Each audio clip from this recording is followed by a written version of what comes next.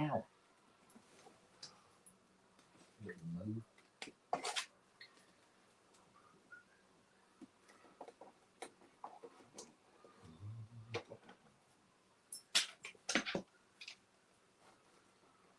Where are you? Ah, you're down in there.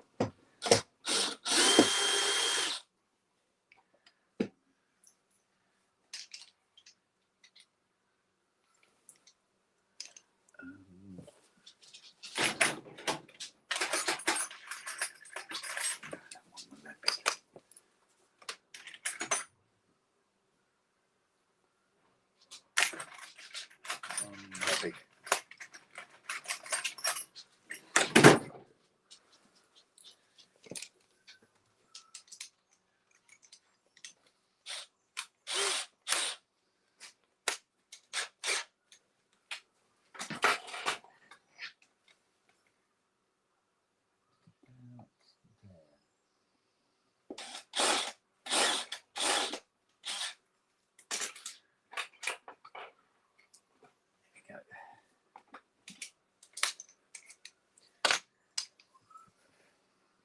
Bit. Where'd I put my bit now? There she is.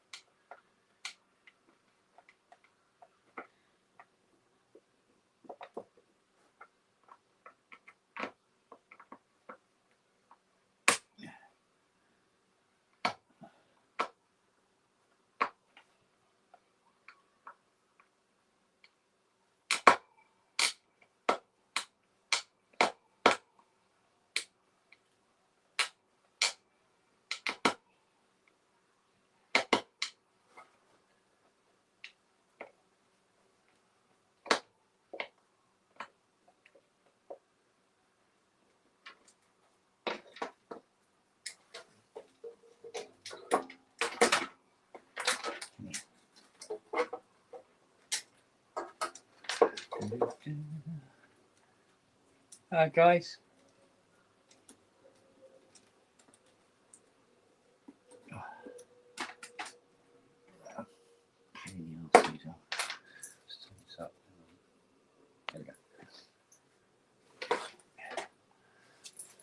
What's new? What's happening? Right. do this side first, I think.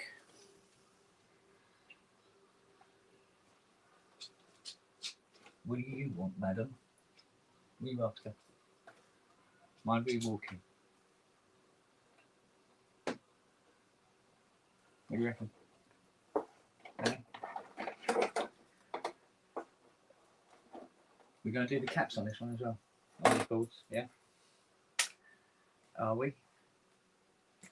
Come on in, you want to come in? Come on in then. Come on. You can sit down if you want. I don't know if that's your thing, of course. Your thing seems to be just getting arse in the way, really, more than anything else, isn't it? Yeah? Yeah? You're more inquisitive. Okay. Well, check it all out then. Are you done? Oh yeah? Is that it?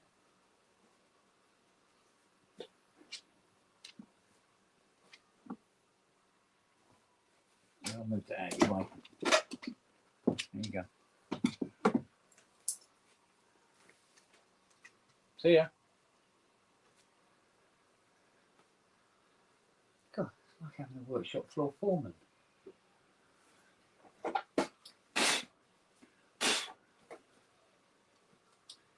This 80 is in really good condition. It's really been looked after beautifully.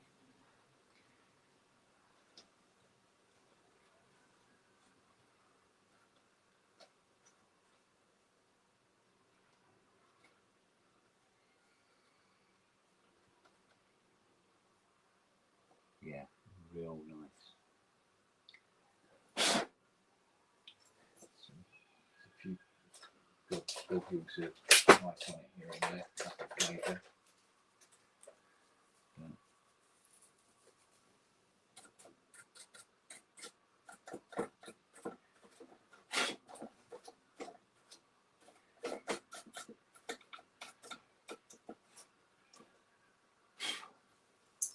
Yeah, nice neck. Very. Right then.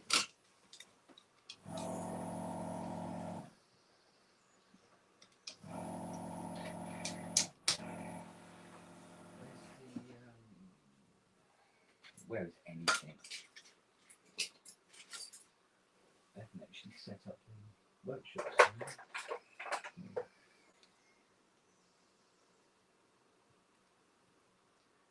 Oh, this is the wrong one, isn't it? This is the other one. Last monkeys. That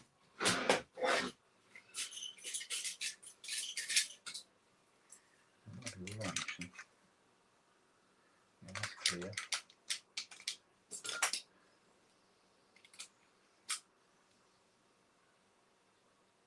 That is not clear.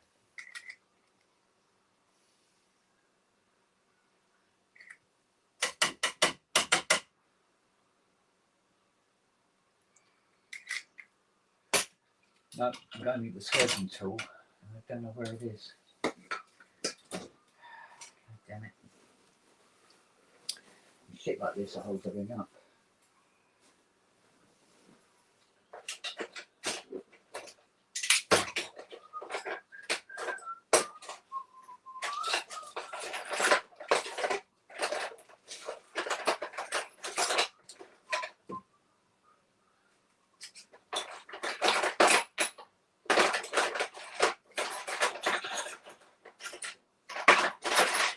I need that anyway.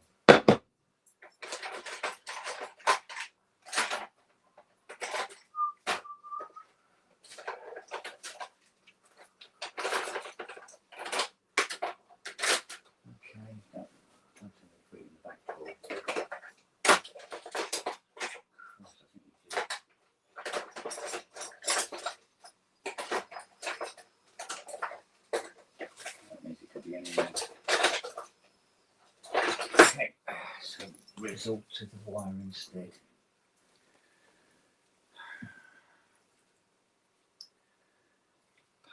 else, but there you go.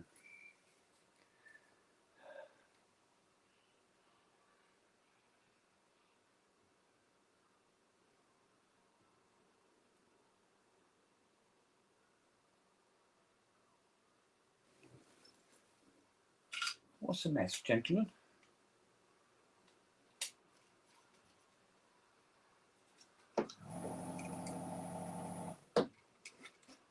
Because if you're referring to my workshop, I agree.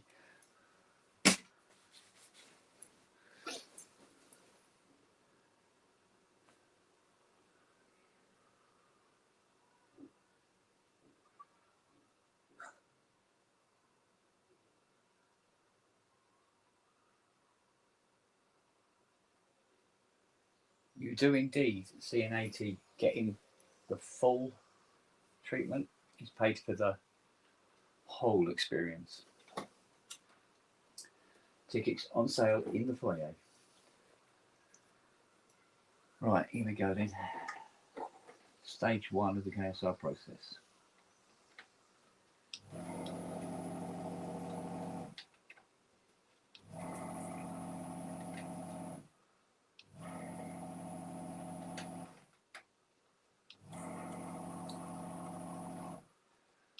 The soldering iron is going to earn its keep this morning, I can tell you that. Well, this afternoon.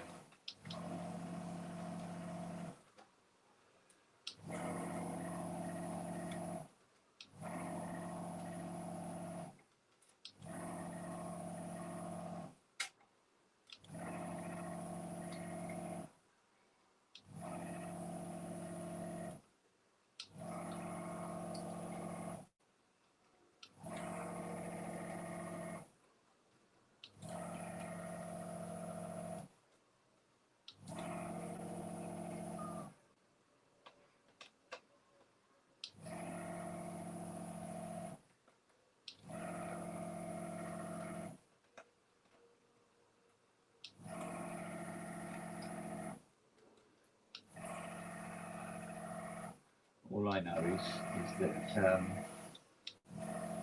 hasn't been turned on in a very long time.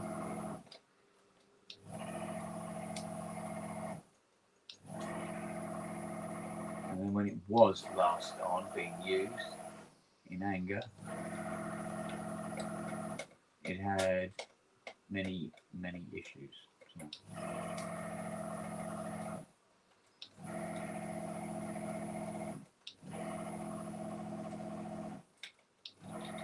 This is why we're starting with the blanket restore, because instead of looking for faults, we're going to hopefully remove all of them in one foul swoop. Well, not all of them, but you know. We don't have to be precious about the ICs because it's old CMOS logic and it would be better off gone anyway. So it's literally killing two birds with one stone.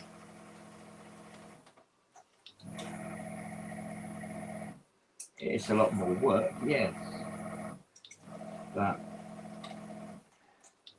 there's no point in repairing something only for something next door to it to fall over due to age and not being used for many years. So, one thing I must do is remove the car keys from my pocket. It fucking hurts. Right, where were we, young man?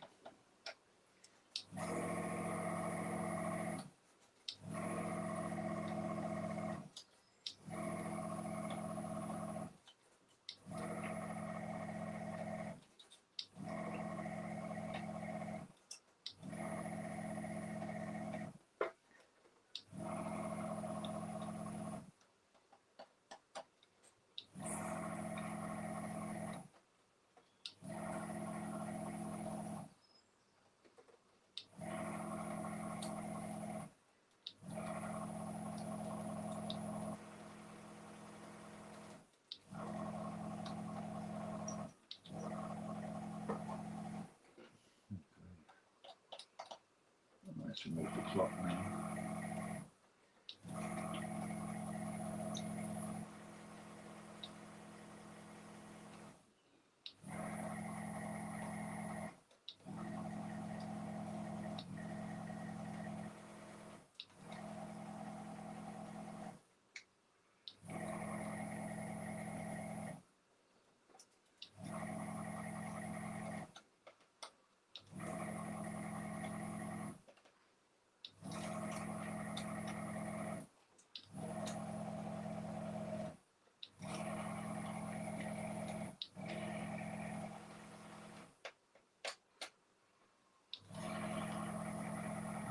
That'll do for starters.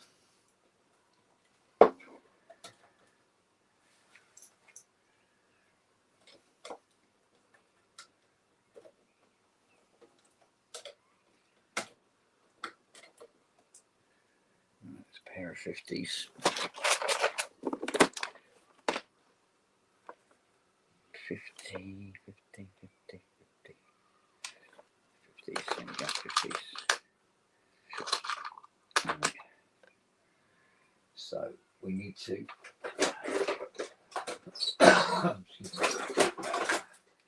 test them before they go in.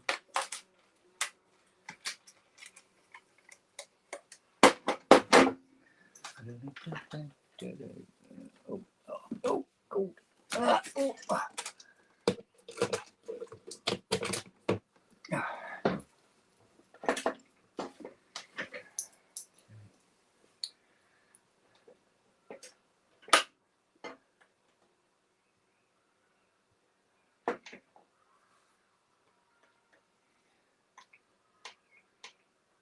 That's a good one. Don't drop it, can you?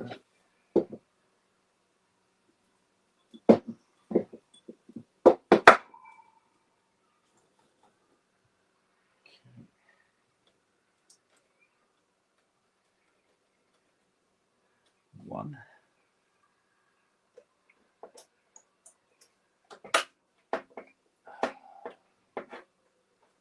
Also passes.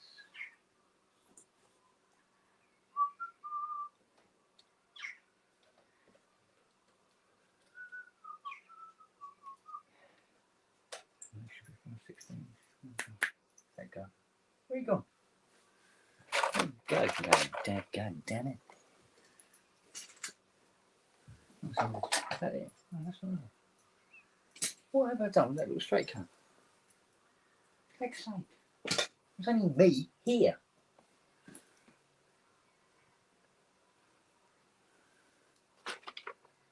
I think you're off, aren't you?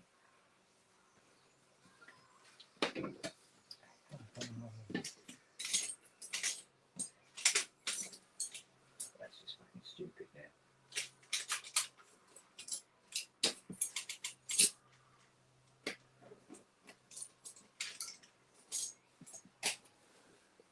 I must have put it down in here somewhere.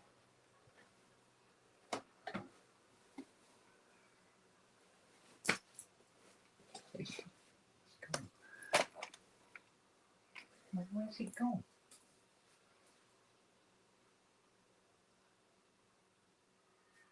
That's mad.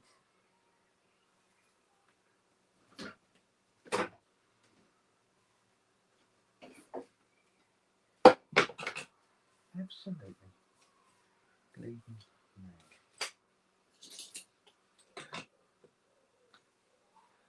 What the fuck?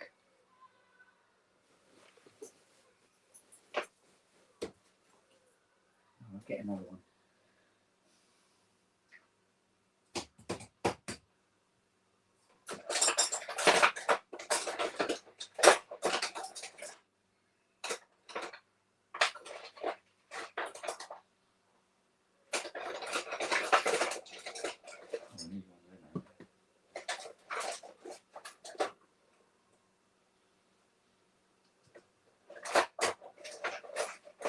Oh, that's nuts.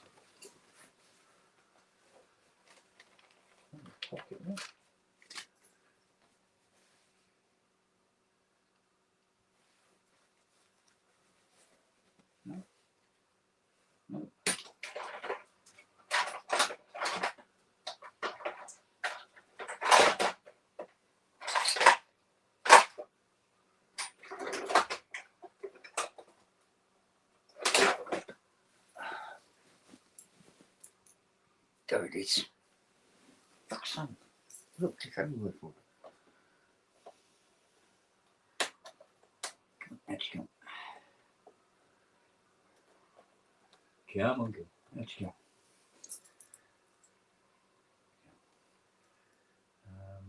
Where are we dumping them?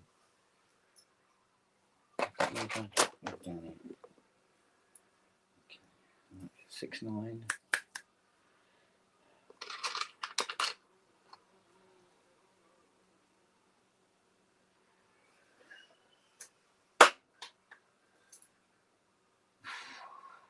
Well, I'm kind of hoping Matt comes in today.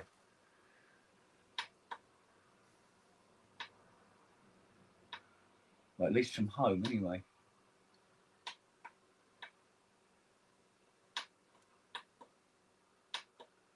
Oh, come on, find it. There you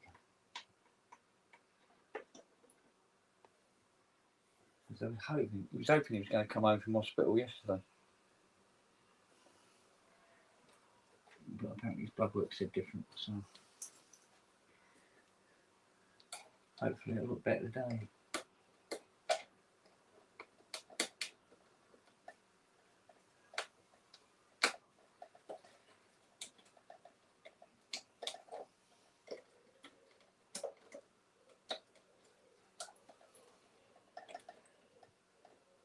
In fairness, though, I mean, a burst appendix is not exactly a minor thing. A grumbling appendix is one thing. The burst one is a whole different ballgame.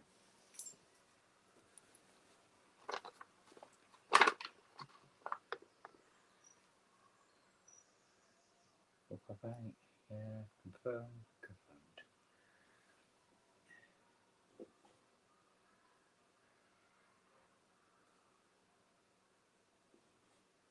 Now we've got to confirm those puppies as well. Because we've been getting a couple of tubes of brand new ICs where some of the ICs aren't actually functioning correctly. Not broken, not functioning correctly, which is kind of a nightmare when it comes to doing diagnostic afterwards. You know, you put 250 ICs into something and go, what's wrong? You don't know which one to look at. So it's best to test them as you go along.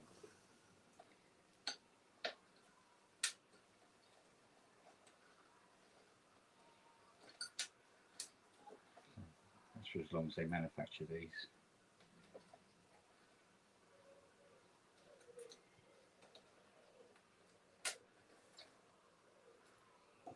When they stop making this stuff, we're not repairing this stuff anymore.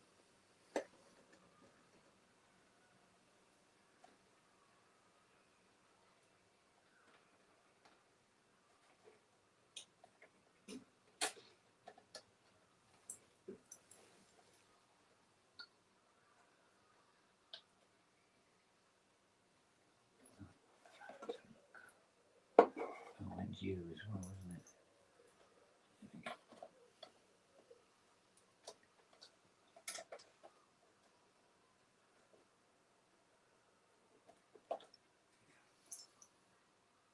Should be 16.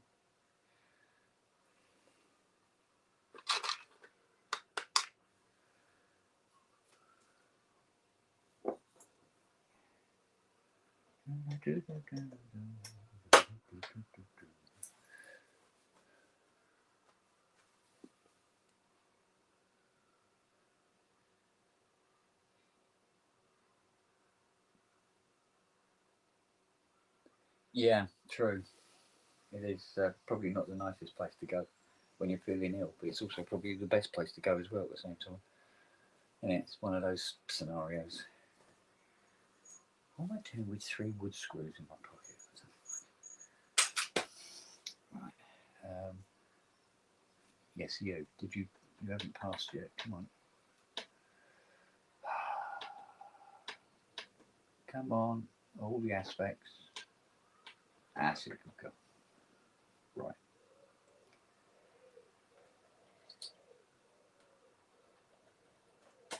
I'm into experimentation is also important, obviously. Right then, let's solder these puppies in before we move on.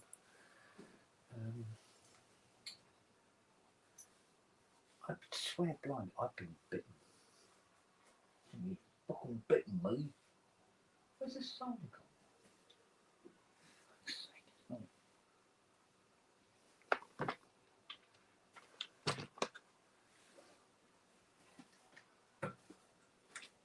I couldn't organise a fucking brothel this morning. I don't know what's going on.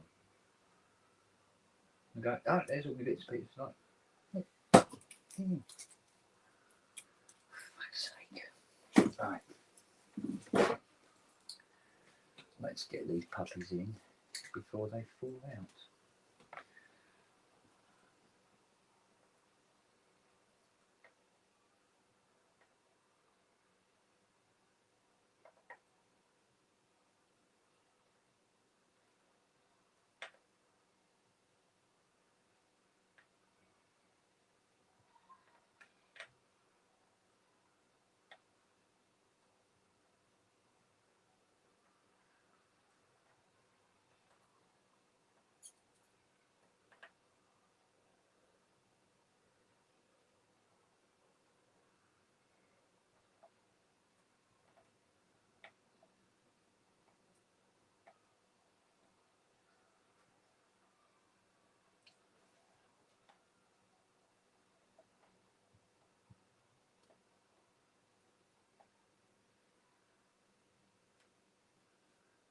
Okay, so far so good.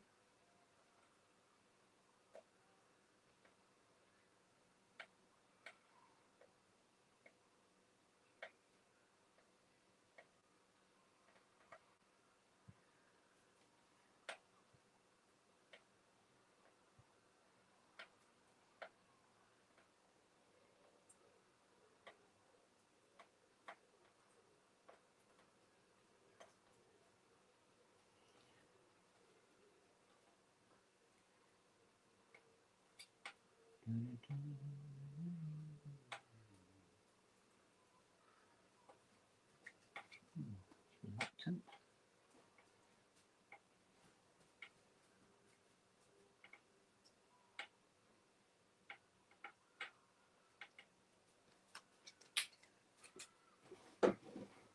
What's up with you?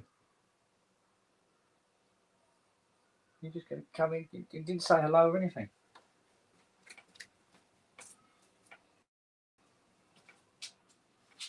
Yeah.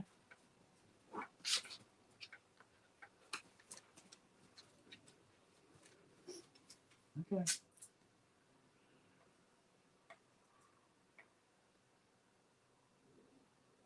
think Siri's got the arse with me. Brushed the coat yesterday. We also had this special dog hoover. Not a fan, I would suggest.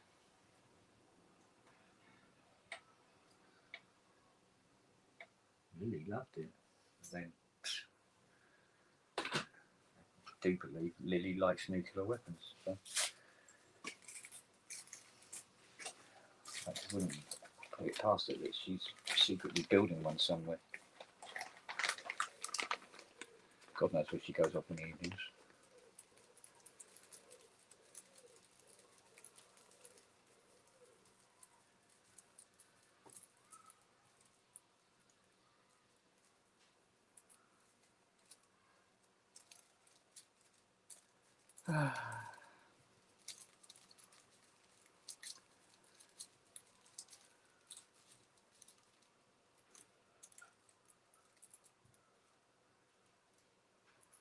Alright, works. Look out yourself, buds.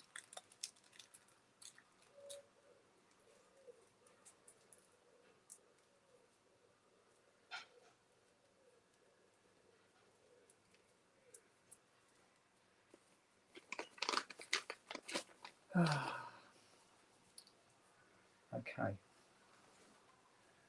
Moving swiftly along. I was going to start fucking about now this morning. There we go. More flame coming out of the lid. Yeah, something's bit me. Right.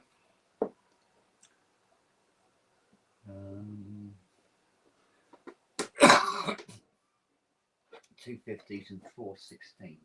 Okay. Let's get them into place then.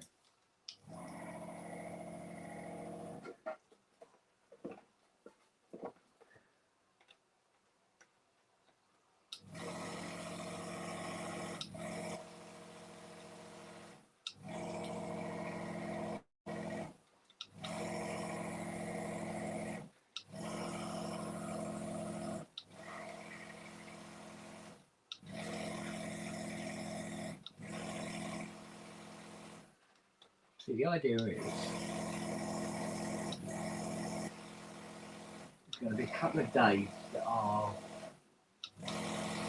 not particularly warm and relatively high, well, not relatively high, but quite a possible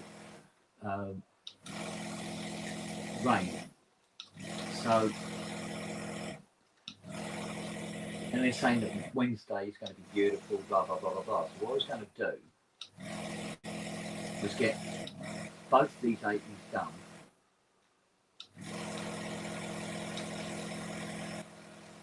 before Wednesday. And then Wednesday and Thursday, which is supposed to be quite nice, so I'm going to get on that Mustang door.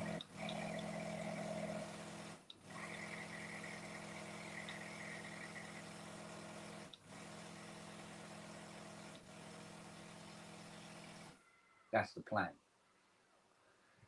You know how plans work out, don't you? So we'll just see.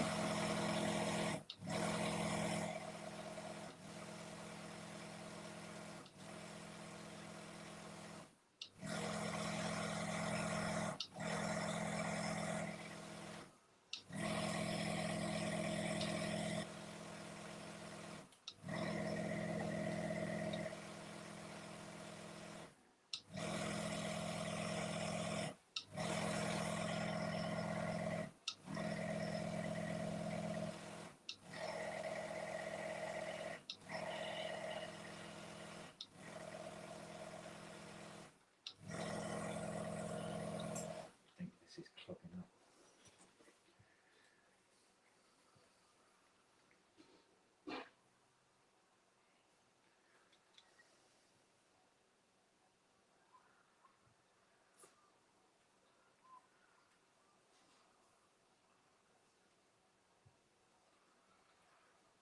up.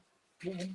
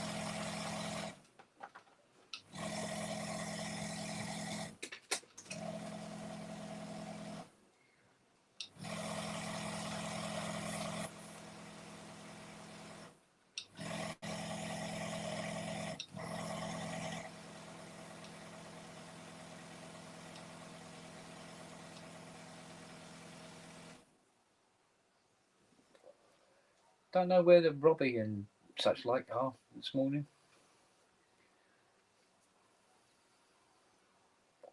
They seem to be otherwise occupied.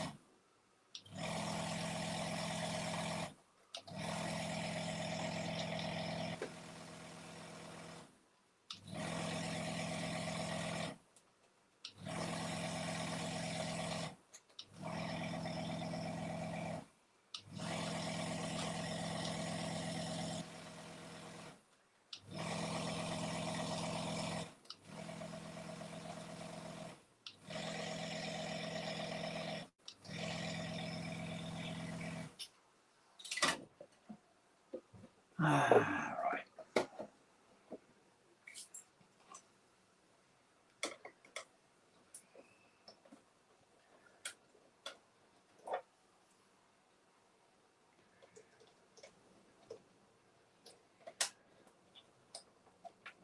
So,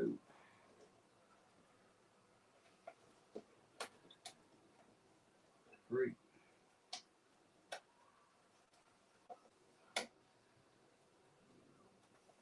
Come on. I'll look at that in a minute.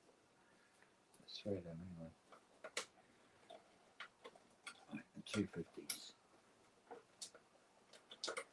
Right, so let's see what's going on with this up top one. Oh, I had them on the side.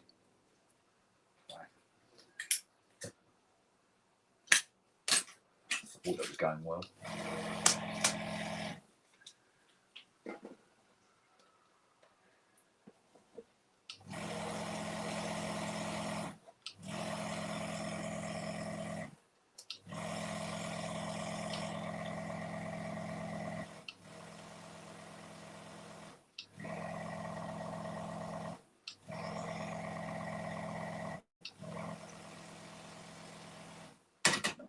The only downside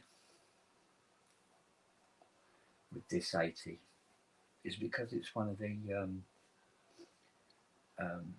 second versions. They have what they call a short leash loom.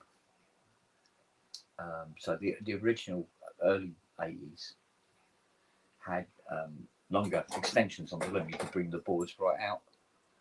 And this is a short leash version, which means you have to work right inside the machine. Does wonders for your back. Not.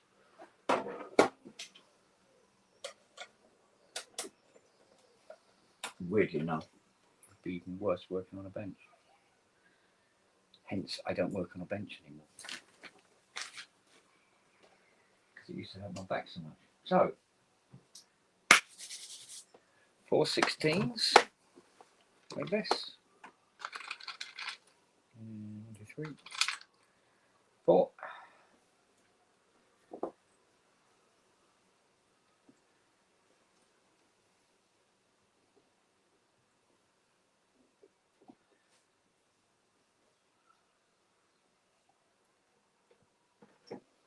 Check them first, obviously.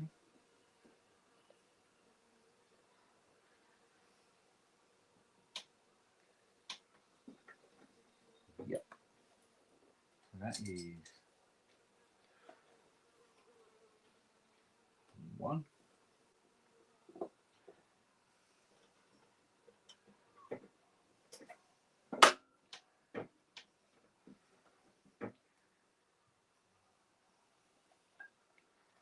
2.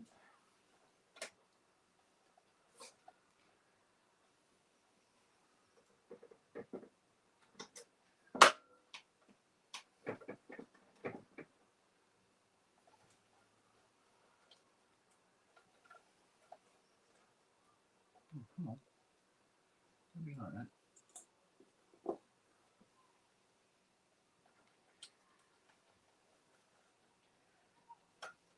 3.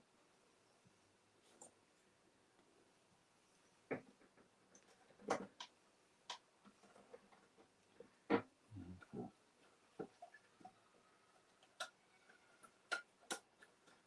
Excellent.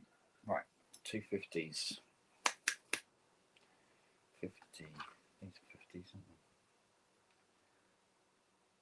Yeah, 50s. And last.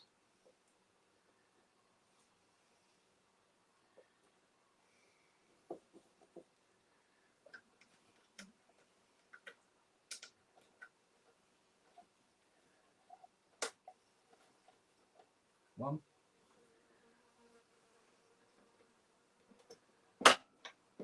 Just thought I didn't check that one, did I?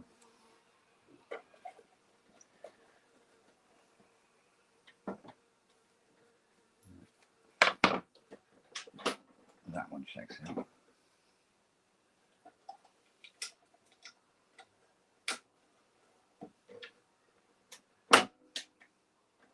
And that one.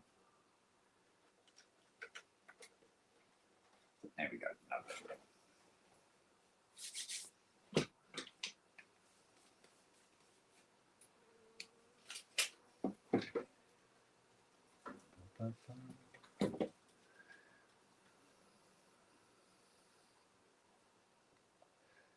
lurking. It's a good way to be, actually.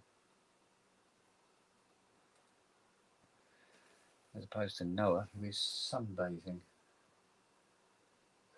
showing off his private parts to the world.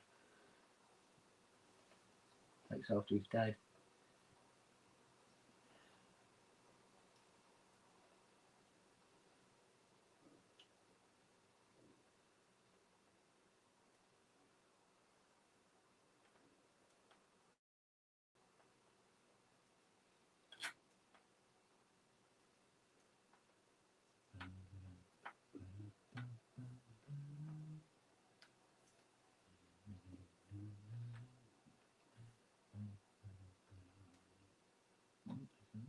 Sharp,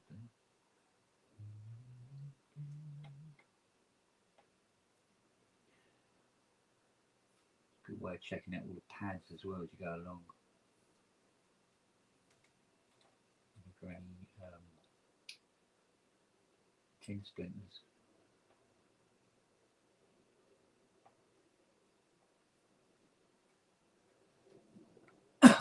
Sometimes the pads can tear and then inadvertently connect to the pad next to it. That's creating all sorts of problems in the logic circuit.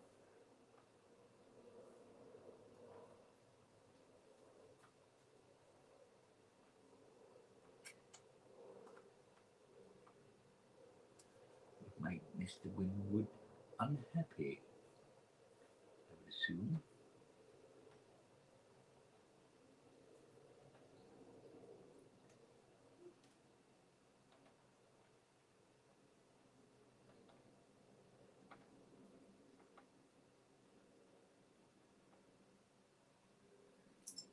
Right. How can I get to these 250s cleanly? I hate these short reach bloody looms. Pain in the arse.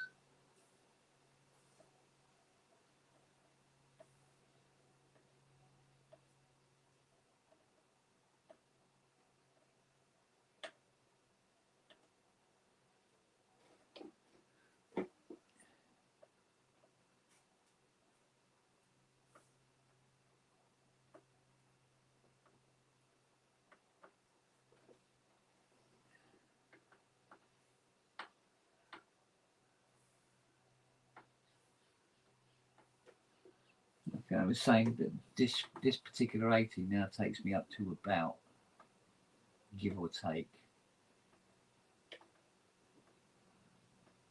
745 80s that have been done. So don't leave many now for me to do.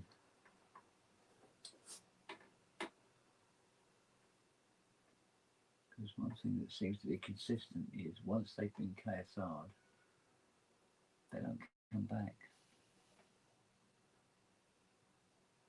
Well, let's face it, that's what they're paying for, isn't it? So unless they do something incredibly stupid with it, which CS80 owners tend not to do, well, apart from Coldplay,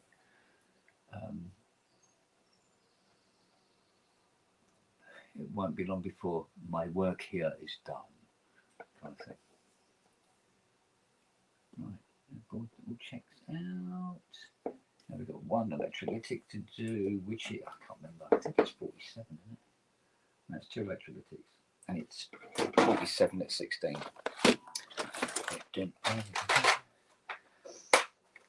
47 at 16, I've got 47 at 10, 47 at 25. Always overrate. There we go.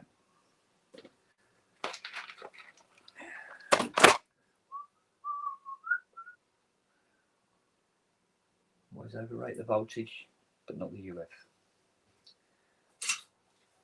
It doesn't sound as clear as it should be.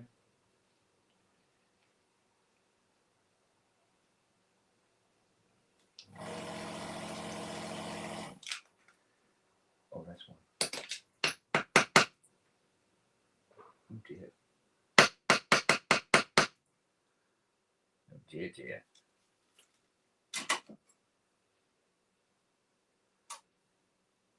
It's solidified across the thing. Cool, bloody up on that. Lump of shit. Goodbye. I think I would be underestimating if I said that that glass tube was hot.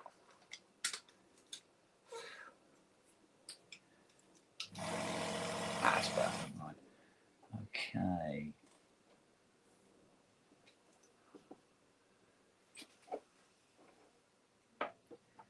You're on a giraffe. What the fucking shit do this?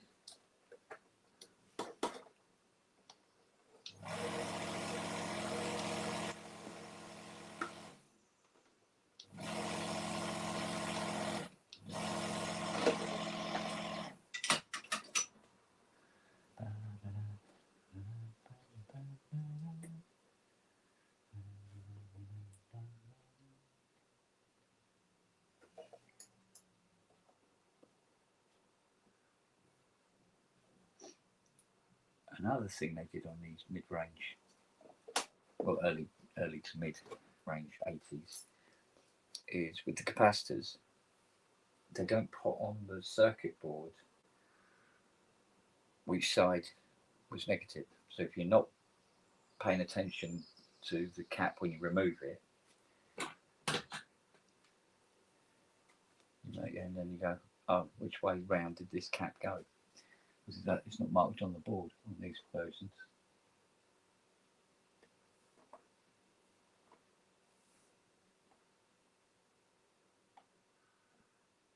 I don't think it's a manufacturing error because they did it to about, what, 200 CS80s before they started putting it back on again.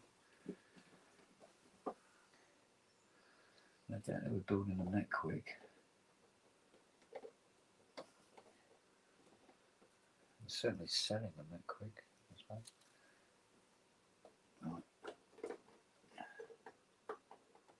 Right. Okay, so that's the Cascord, and she is electronically ready to rock and roll. Just confirm. There's one chip that points the wrong way. Yeah, there we go. Yeah, okay. Happy bunny. Right, sample hold board. This is 416s. We won't swap these out until we know whether they're workers or not, because they're next to impossible to get hold of. And two caps again, which I believe are 47s again. Yep, 47. Okay. Cool. All right, Gundy bollocks. All right, DD, how you doing, like it on? You good? Yeah, it's Monday, isn't it? That's the good thing about being agoraphobic. Every day is not a Monday. Basically, it makes no difference. Every day looks exactly the same as the one previous. So where's the fucking sick note then? I thought this was welcome home, and where is he? Well, he was supposed to be coming home yesterday. Yeah, I know. And then he goes, no, the bloods say no. And I go, yeah. But there's this thing going round. I know Richard's got it. Chest infection and shit and blah, blah, blah. And it's very similar to something that Brooksy's got. All right. So, and I've been hearing from a few people, oh, yeah, and all this business. And Matt said, he goes, there's people all around me coughing and spluttering all over the place. I go, well, if they want you to recover, that's probably the worst place to be. Get out. Here's that cunt. Hey, here you go, look. There you go. I'd rather not. Plants or something. What's going on there? I fucking wish. Looks like I've had them put in my fucking stomach, I tell you. Fucking hell. Mate. 2 hours off coma. Are you? 2 hours off what? Coma. I had a 30-hour wait for my operation. Jesus. I diagnosed it 30 hours. And by then, it had detached, exploded into 4 pieces, and I had to go looking for 2 of them. Oh, I see. Now that Matt's here, you want to show up. Yeah, not nice. Oh, I see. Not nice. No, well, still, you're here. Thank I fuck. Good. Oh. Right, we can breathe a sigh of relief. I'm not going to be on long. Just literally, No. you said, where is he? I thought I'd sit the face on and just say hello. You didn't have to. Well, I did, because I know what your fuckers are like. I don't know. What are we like? what? Well, quite evidently, you're doing an impression of a. Can you give us a clue? Because there's a lot of shit we're into. You're doing an impression of a penis at the moment because you're purple-headed. Do you know what? I'm getting so much pussy now. I bet you are. Except Siri keeps chasing them off, don't you? Whose 80s that, mate? Steve Winwood's. Oh, it is Steve Winwood's. Yeah. Cool. He's having the full bollocks done. People are asking, how does it sound when it fucking explodes? If I did the scream that I did when it went off, you don't want to know. Yeah. Did you sample it? No, I didn't. The fuck?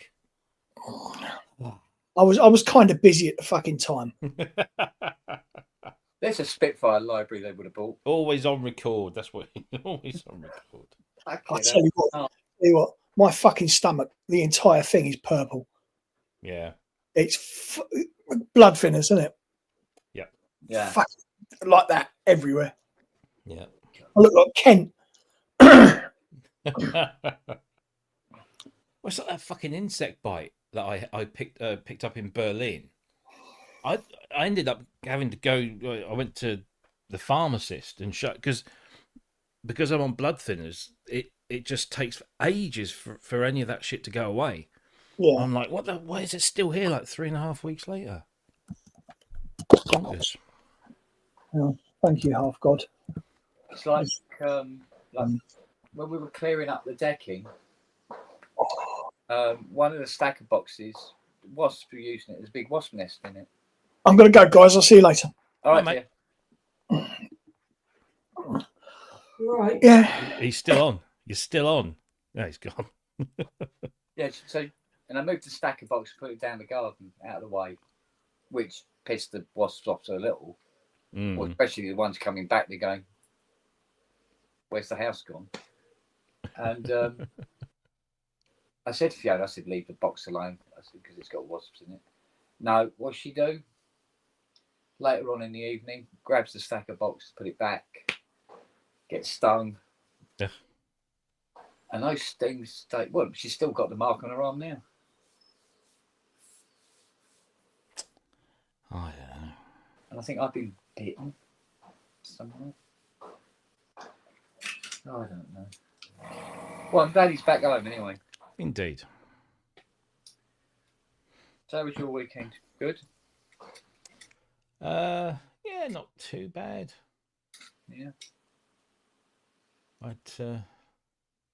We were supposed to go and pick Sophia's car up. Oh, yes, you were saying about this, yeah. But he called up on Thursday. Yes, it will be on the invoice, yeah. Full bollocks done, mate. Yeah, he called up Thursday and said that he'd had the car up on the ramp, right? Just checking it all because he does like a service and everything. And he said basically, I don't like the look of the exhaust, so I'm going to put a new one on for you. Oh, okay, fine, yeah. Which is funny because I checked the MOT history, hoping that we weren't buying something that had got a massive long history of problems. Thankfully, it hasn't. But on the last MOT, so before the one that he's just done, I think it was done about 6 months ago. On the last MOT, one of the advisories was something about the exhaust. It needed to be kept an eye on because it was crumbling or something. I don't know. So when it had its latest MOT, I checked and there were no advisories. So I thought, oh, well, between the last MOT and when this guy got the car to sell, they probably fixed the exhaust. And then he tells me that he doesn't like the look of the exhaust, so he's going to fit a new one. So whoever did the fucking MOT this time, but it all looks okay. So yeah, so it's going to take a bit longer. We've had that where you can literally take a car to one MOT place and they fail it, go and take it to another one, it passes. I know, yeah. So I But mean, who's looking at it on the day, isn't it? yeah. I mean, the thing is, it comes with a warranty, so I guess he's probably thinking if I do this now, I can get it done at cost, and it won't come back to bite me on the arse. Exactly. So I'm happy for him to have at least done it. So Well, that's good. what with work commitments and everything, because Sophia can't drive it yet because she can't drive it on her own because she hasn't passed her test. So I have to go up there along with Jackie or Sophia's boyfriend, so that one of them can drive back with Soph. But she's a happy car owner. She is, and I'm a happy dad because she's been doing the automatic. She's not doing a manual test. Oh, okay. So she's learning automatic. Yeah. And her driving instructor, or I don't know how the conversation came up, but her driving instructor basically said, if you can practice, we may, we can reduce the number of lessons, because she thinks, she says, I think you're there, you're ready to have your test, but of course you can't get a test until October. So she said, have you got an automatic car in the family that you can practice with? And of course, Sophia says, well, yeah, my dad's car's automatic. And she comes in, she says, do you think I could practice in your car? And just like my heckles went up. I thought, you do realise my car's about 3 times as big as the one you've been learning in. It's a completely different experience. And apparently the driving instructor thinks that would actually be better for her. Yeah, I could see that. Yeah. Yeah. Because if it's bigger, she's going to be far more cautious. So if that cautious true. when she's driving the little one. Yeah, true. But now she's got her own car. Now she's got her own car. She can practice in her own car. So, that'll be fun. Well, yeah, and then I went into town yesterday. Went to Bury St Edmunds yesterday, and was bored shitless because Jackie was going like Marks to Spencer's and getting bras and knickers and all that kind of rubbish. Oh, okay. So I went down to my local record store and picked up a couple of pieces, and yeah, because if there was one thing you desperately needed, it's a bit more violent. more records. Yeah. Got this one was quite interesting. I haven't played it all the way through yet, but this is a self-release jobby with a 1 in 300 cover. They only made 300 of these, and they're all handmade. Okay. But it's supposed to be really good electronica type stuff. So I shall have a listen to that. And then because we desperately need some new suitcases, because the ones we've got, I think, I inherited from my first marriage, I think. So they're very old. But they've done a good job. But Jackie says, oh, we need new luggage. But me, ain't cheap, is it? No. Well. Then what is? So I started looking at brands that I remember from when I used to work at Argos. We used to sell loads of luggage, and we'd sell Antler, Constellation. What was the one that began with R? There was one that began with R. I can't remember what it was now. And there was all those kind of, and I started looking at those brands for like a 3-piece case set, like 28, 24, and a 20. Yeah. 500 quid. £500. Well, this is why I'm glad I make a project. Yeah. Well, I went onto Amazon, and there's loads of these 5-piece kits. You get 28, a 24, a 20, a backpack, a wash bag, and all this 150 quid. Jeez. I mean, they're all made in China, probably at the same factory. But they've got TSA locks, they've got wheels, all the gubbins. So in for a penny, I've bought a set of those. They'll turn up today. See how long they last.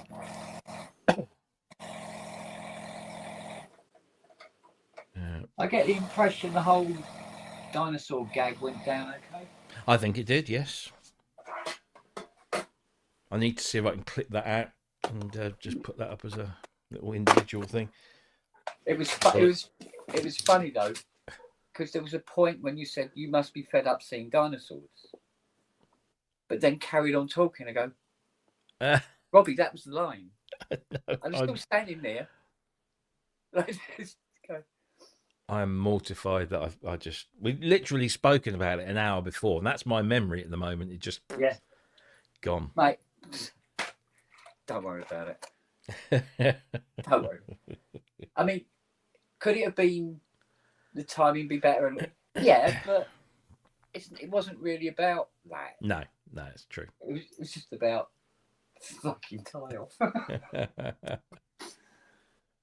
Oh dear. But it's good for a giggle. Well, it was good for exactly so. But what I didn't want it to do was detract from the show for too long. Yeah.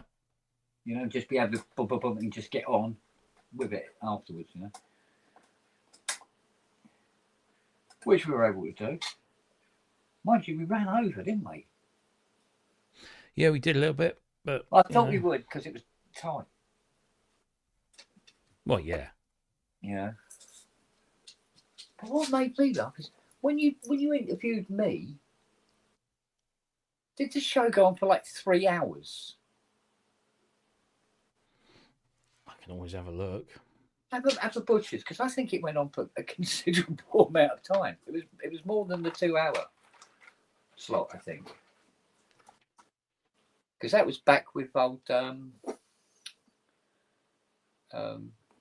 what's his mush? Oh God. Chris. Yeah. Back in the day. Indeed. I haven't seen the hide and the hair of him since. Nope. I don't know what the hell was. Somebody, I think, it was on Jamie's show when he had his little panel. And one of the guys on there is Tim Grogan. Yeah. Who did that thing with Chris and I can't remember the other guy. Called, was it Through Port Collective or something? And that stopped after like 6 months. And it's say, like you say, Chris has not been seen since, so to speak. And wow. Yeah, he was Tim. I think Jamie asked him about it, and he said no. It just kind of, he was a bit vague, and so I don't know, if anything untoward happened, but I don't know. Yes, Kent Spong, episode 64, 3 hours 11 minutes of a 2 hour show. Of a 2 hour show. Fucker, hell. I know, right?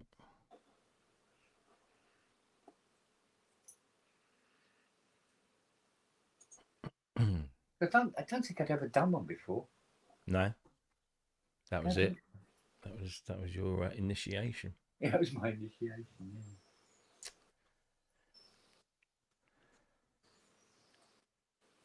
Yeah, Matt says he texted Chris not a long while ago and hasn't heard a thing. Oh. I know that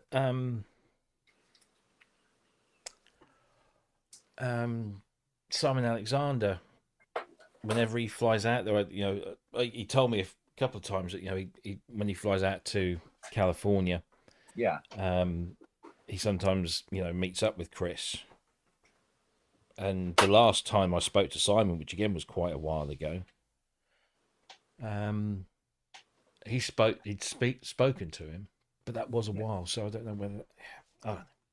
Everyone's got their own reasons, and but it's like Ben leaving, wasn't it? Yeah, well, I don't know.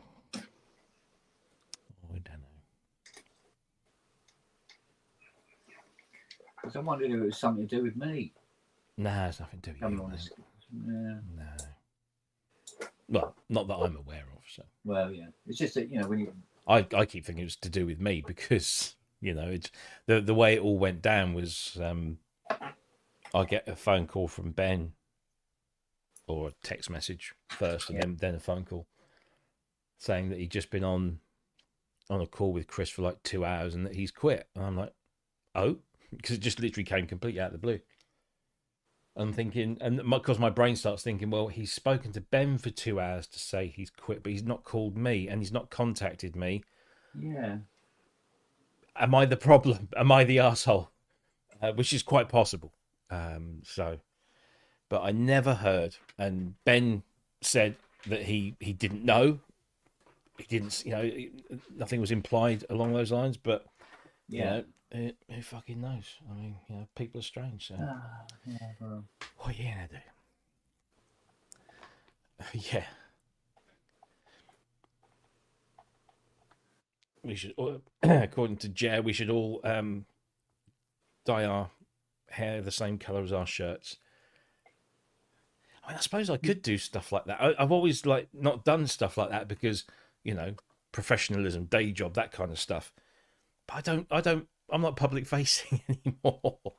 So, yeah. I must admit, although, you know, like I said, that, you know, Fiona thought that dyeing her hair might be a bit of a, you know, bit of a pain in the arse sort of thing. And she was a bit conscious of it. And I said, look, well, if I dye my hair as well, would you feel better about it? And she went, yeah. I went, okay, let's do it. And I'll be honest with you, I had no problem with it at all. And I'll tell you why. The reason was, I was so fed up with the grey. Yeah. Yourself. I got fucking do something different, you know? Be quite honest. If I've never tried shaving my entire head. Yeah. So I don't know what I look like without any hair. I imagine it won't be good.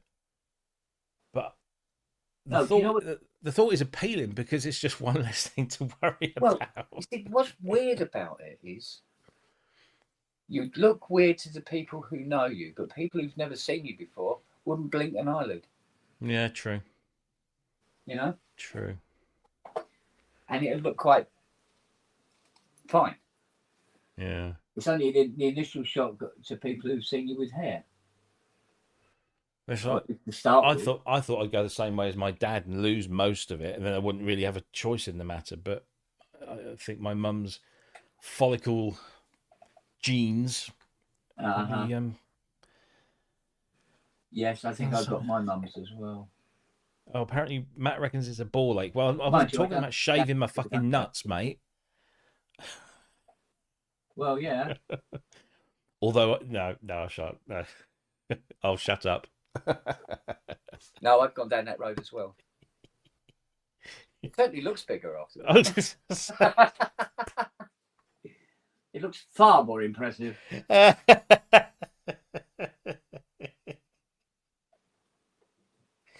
Oh dear. Oh dear. Oh look, talking of people that need to shave their heads. All right. Yeah, not bad. You? Yeah. Hello, and welcome Hello. to PSA. Yeah. It's a big PSN post hours. Yeah.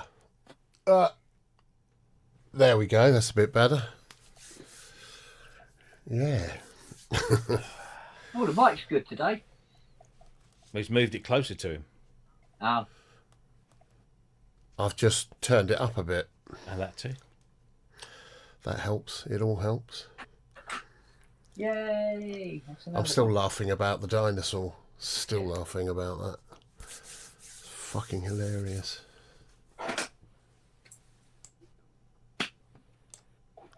I was kind of hoping that Ty was going to make a bigger thing out of the whole, oh, I'm so fed up at looking at dinosaurs, you know, blah, blah, blah.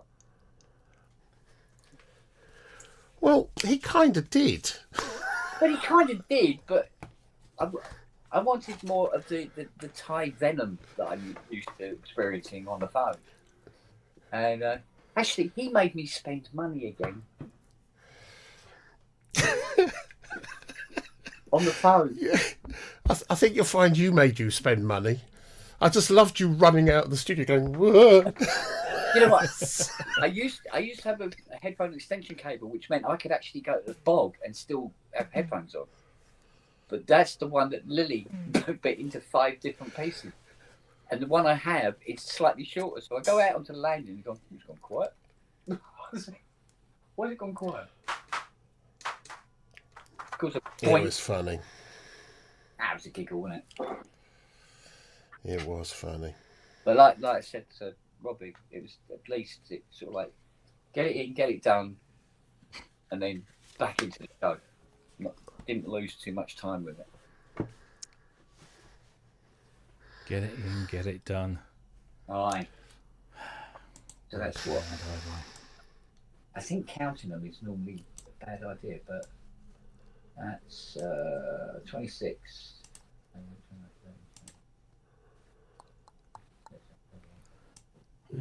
Oh, that's why I'm not hearing shit. That's better. Oh, I've still got 54 more ICs to swap out. Can you hear that? Yeah, something. Probably. Hang on. No, I know what it is. Hang on. What's your stuff? Oh. Doo, doo, doo. Doo, doo, doo. Doo, doo.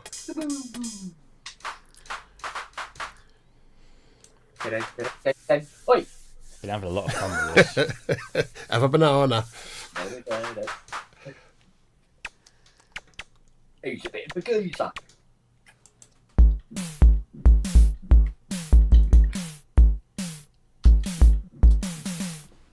Oh, Mickey, you're so fine. Where is it? Is this one?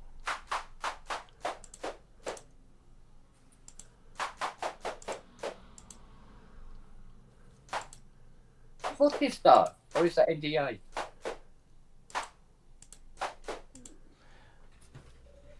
What is this? Oh, That thing I was telling you about. I thought you didn't do modular. It's not. That's rather nice. It looks it. That's that new drum synth. Get requests. Blue Monday, please. Oh, is that the one that's still in dev that you're helping to? It's almost finished, but this is the prototype, and it got sent here. And I'm sat thinking, this is a lot of, because it's a proper old school drum synth. Yeah. And it's so much fun just to mess around with just little drum sounds. And then I found a little, it is a bug. It's not, there's no software in this, but it is a little problem with one of the modules. And I provided all my images and evidence and audio bits and bobs, and he's like, yeah, I know what that is. So once that's done, and I think he's got somebody building the case, because this case is like a temporary MDF sort of thing. Then he's going to start the Kickstarter. And, It looks very Simon-esque, which is, and it sounds very Simmons-like. I mean, just the. Let's just try.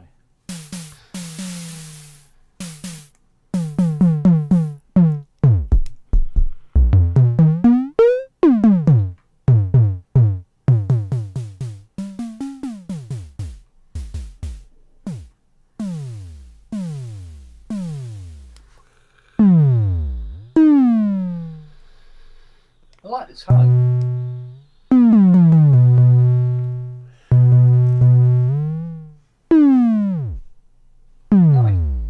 It's nice. Oh, good luck with him.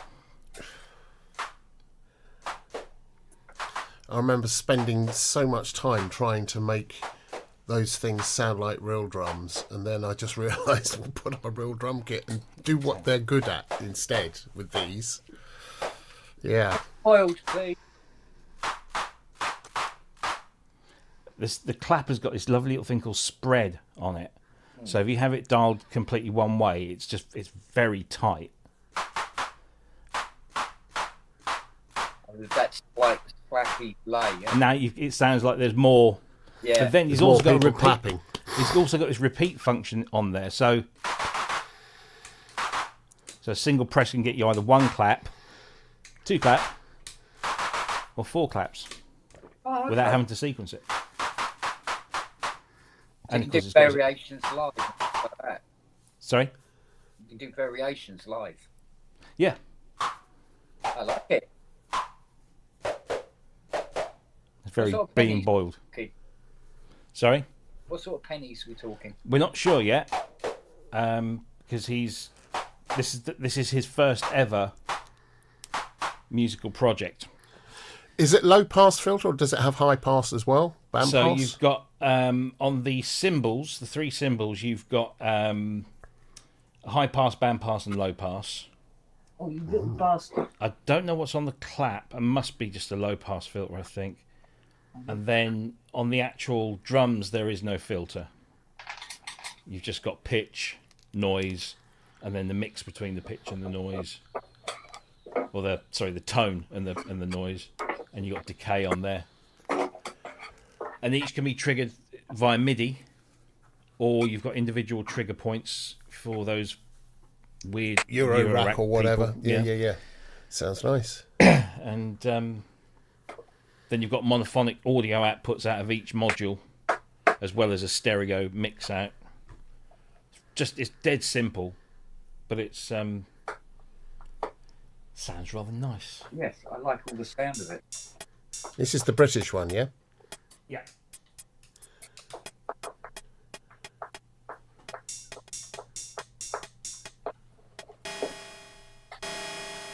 Is this the one that doesn't come with the sequencer?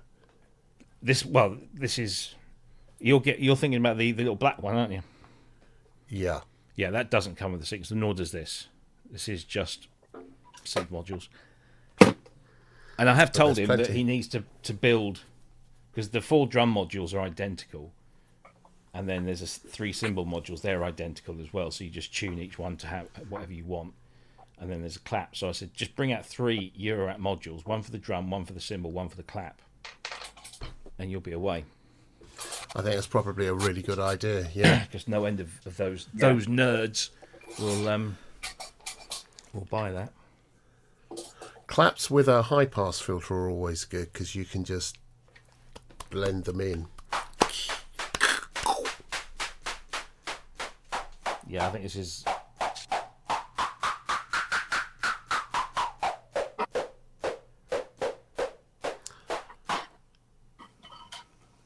Sounds almost like it's band pass. Yeah.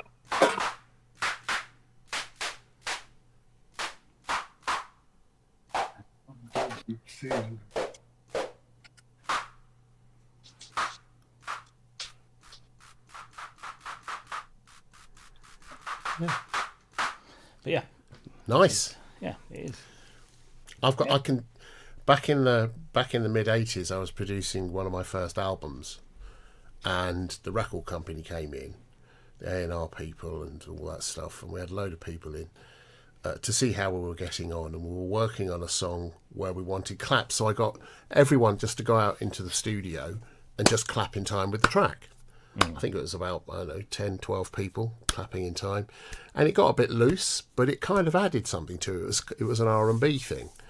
And after they all left, I was listening to it and I thought, well, all we need is one of those. And so I made stuff really complicated because I was an arse at the time.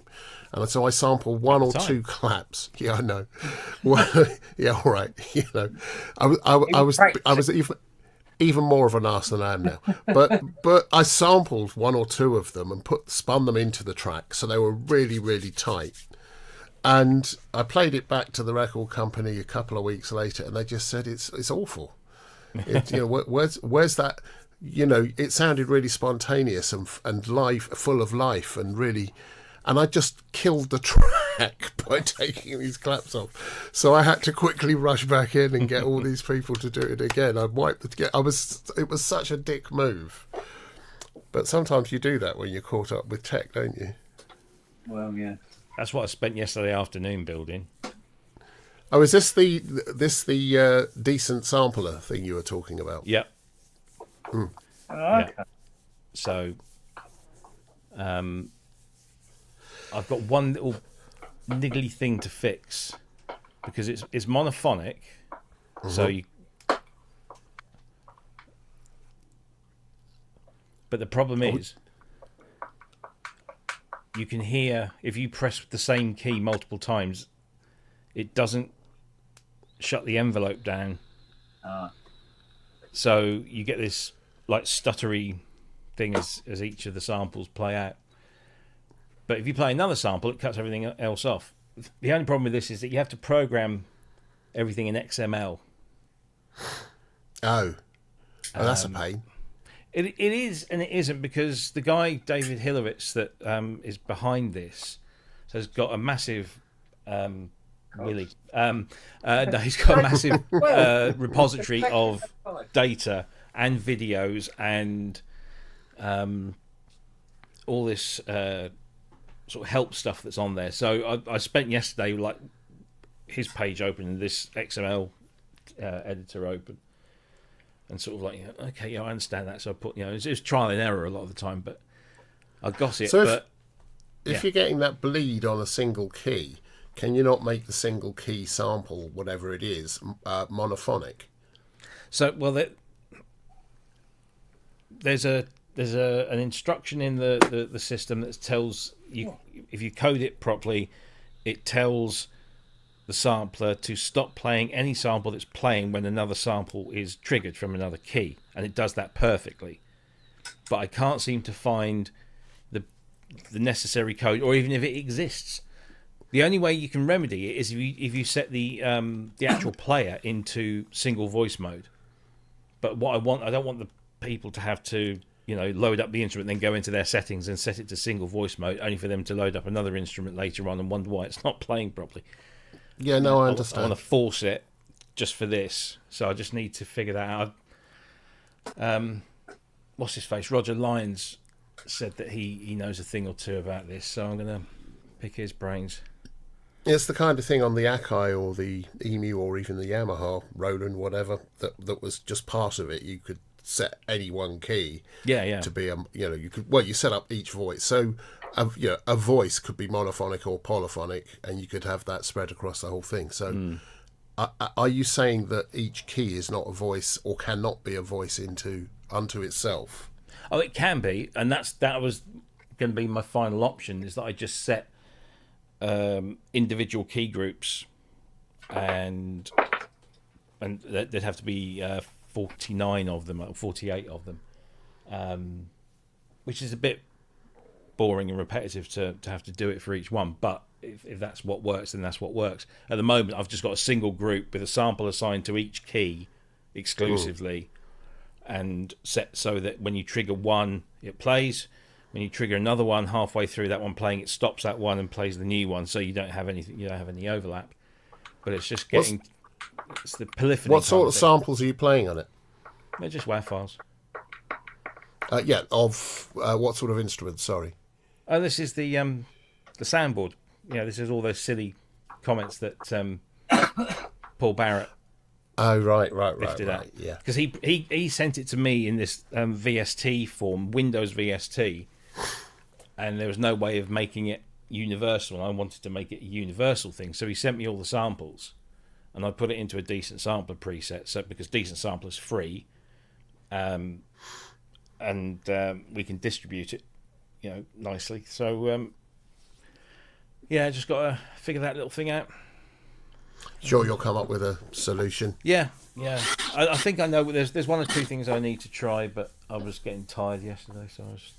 Yeah. But it's almost there, and then we'll stick that out. I think what we'll do is we'll maybe stick that out for our Patreon and YouTube channel members for the first, month or so, and then afterwards we'll make it freely available to anyone that wants it. Yeah. Or maybe we can come up with a way of getting some sort of competition or something together. But, I don't know. We'll figure something out. But yeah, no, Steve, I can't use the black box because I can't send everyone a black box that wants to use it. I could for personal use, absolutely.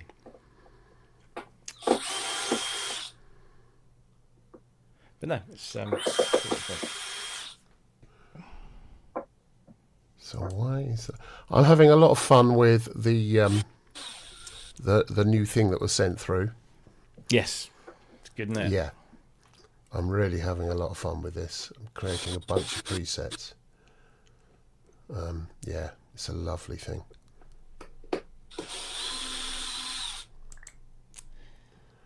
So device, active output channel.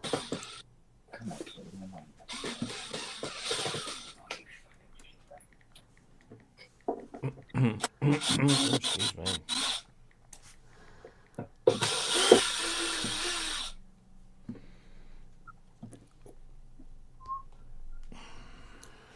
You hearing that? Nope. Okay. That's because I've got my old interface in. But No, ASIO it doesn't, but it could. Maybe I should actually. I should put the water wanker sample in there. You're doing Hand of Lenin. Oh, there is one in there. Yeah. Oh, cool. I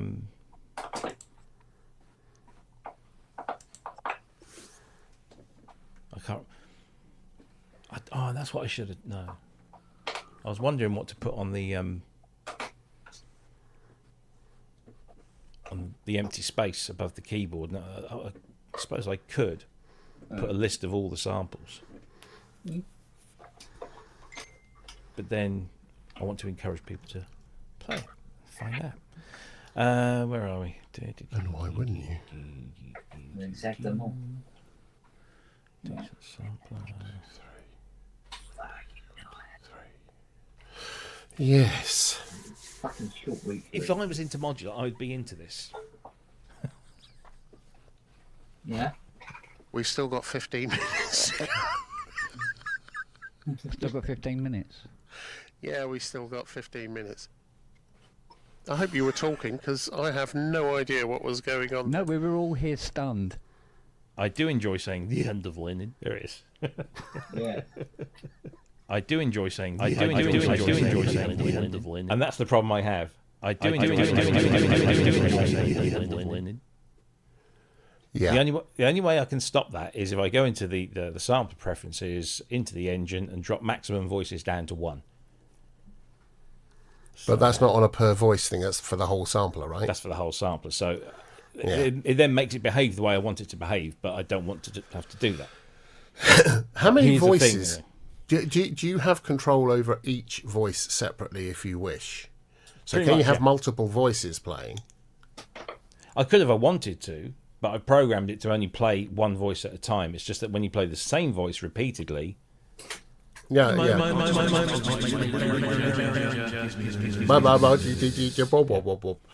Quite a good effect, actually. I know. I've probably chosen the wrong time in my life to hone soldering skills. I can't believe Paul sat down and picked all of these out and then edited them into these little files. Yeah. It's Snip, rather snip, special. bump, done. Crazy. Snip, snip, bump, done. Crazy. This is the doctor talking about Matt's operation. Snip, snip, bump, done. Crazy. Well, it would have been if he hadn't fucking exploded. Anyway. Yeah. No, it's too big. As the actor said to the bishop. That's very good. All right, here we go. Fucking hell. There's some Kent classics in here somewhere. See if I can make some music. If I was into We've still got 50. In a way, I'm glad Robbie's. I wasn't going to be happy until I had a CS80. I wasn't going to be happy until I had a CS80. let's get controversial. In a way, I'm glad Robbie's not here because Robbie will watch this back going, no, it's amazing, it's brilliant, and it's fantastic, and everything that this company produces is amazing and brilliant and fantastic, and it's not.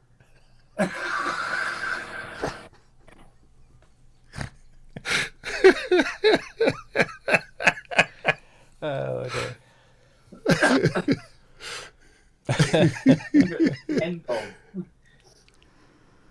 Oh dear.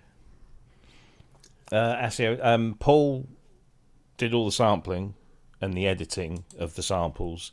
and then bundled it up into a little VST plugin, but it was a Windows only VST, and we wanted to make it available to a wider audience. So he sent me all the samples, and I've built the decent sampler plugin, the decent sampler preset. Sorry, because it's more widely available. It's actually a really good. Once you start looking into this decent sampler, it is, as the name implies, quite decent.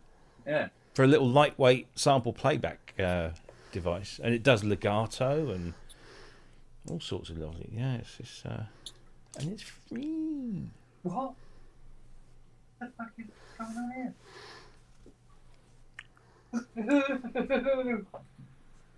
No. Oh shit! I cut it. Ow! That's not hot. Oh dear. What the fuck is going on? And it does MPE as well. Ooh.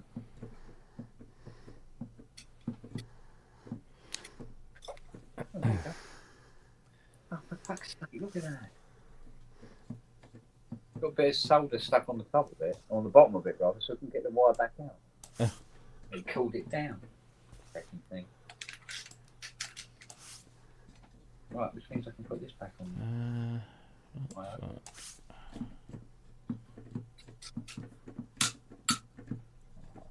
Yeah, put it back up.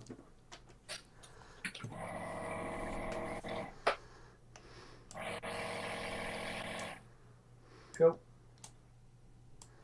Right, start at the top or start at the bottom? It's up to you.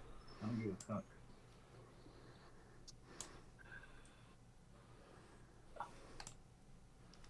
Top.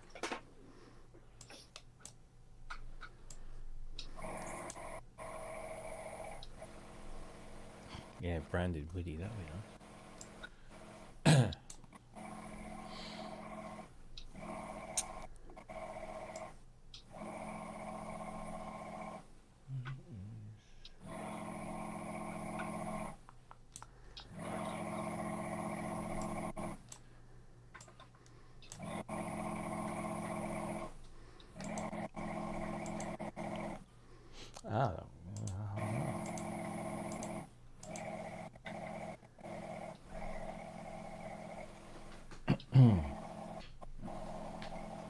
I've just had one of the best sample library designers in the world, in my opinion, just say, I'll be glad to help. Hey!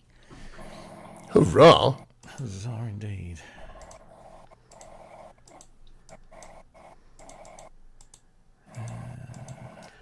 What the flipping heck? Well, I hope Manny and Co are okay. Why wouldn't they be? Because look, most of Los Angeles is a fucking war zone at the moment. No, not most of it, just a little part of it around. Oh, it's spreading apparently. Nah. Yeah, it's all downtown.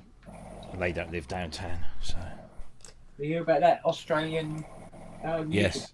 getting Yeah. shot with a rubber bullet? Back of the leg. Yeah. Back of the leg.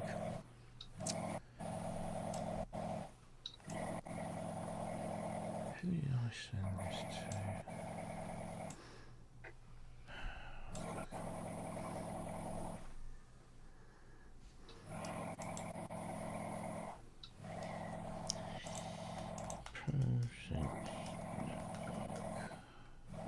Com.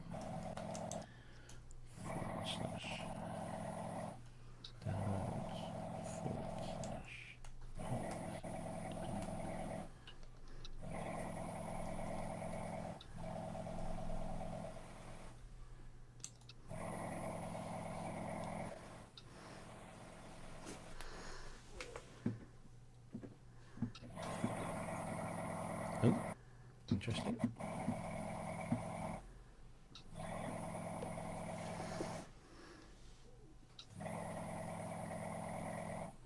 Oh, you dickhead.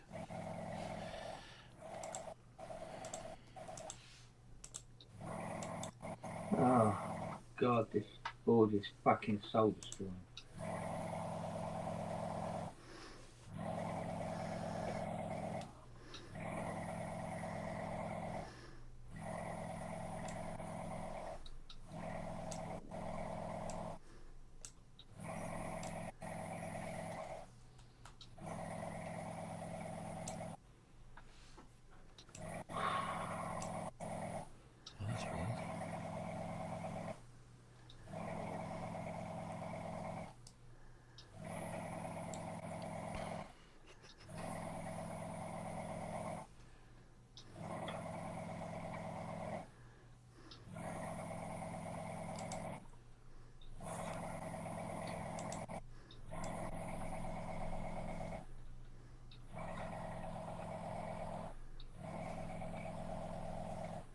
I'll be glad when this board's done.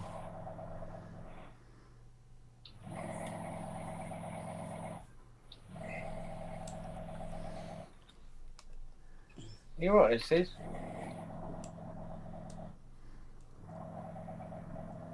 I keep you awake.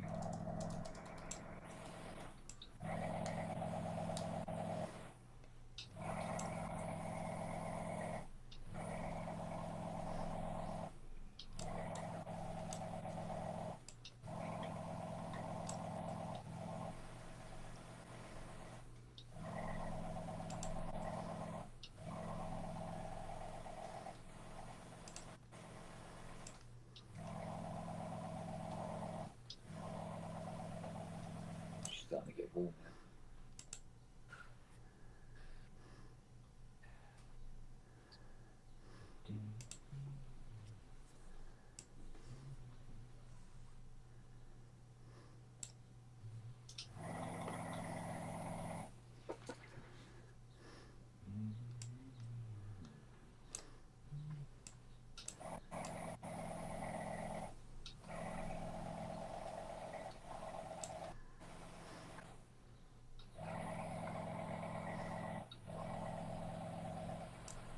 That's cool.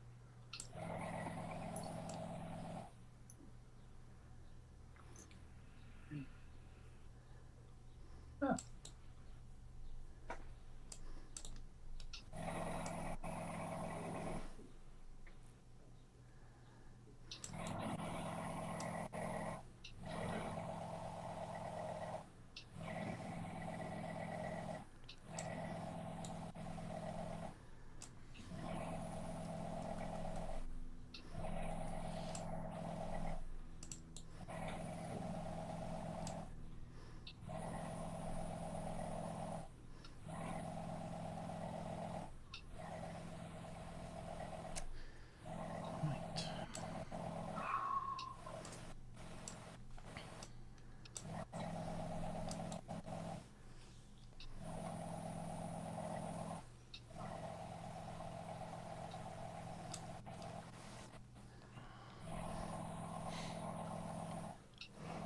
Ay, ay, ay.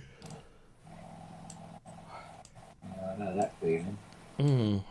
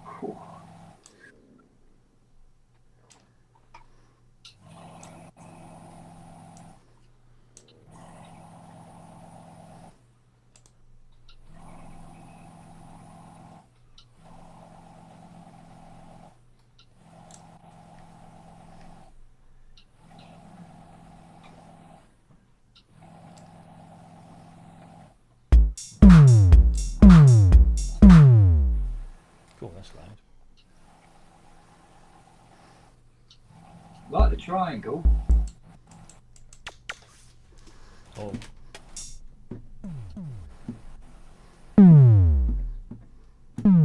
Why's my snare?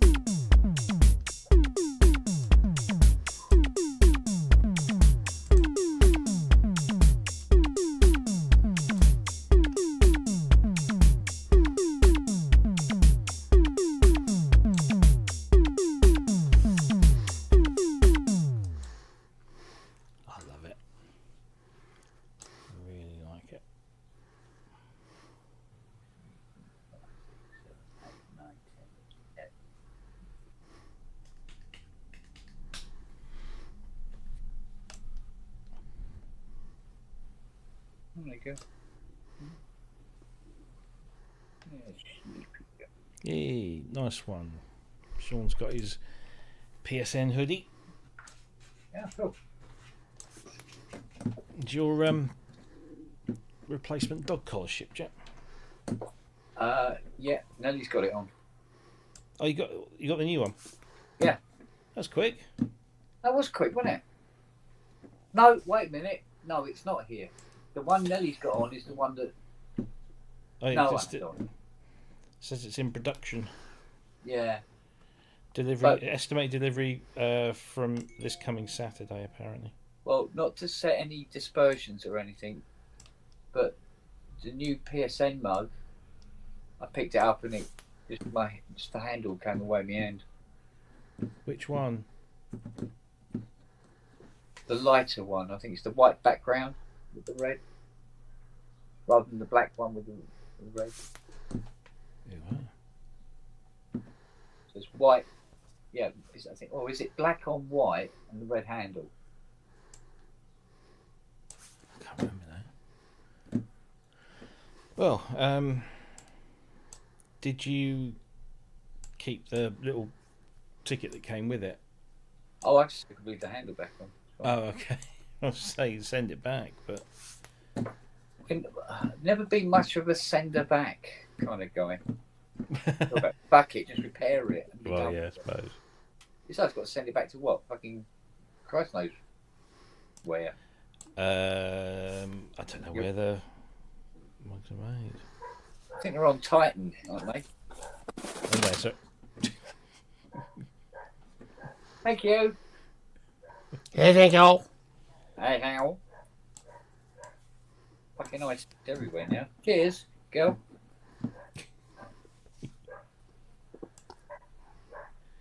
Good somebody, yeah. We go.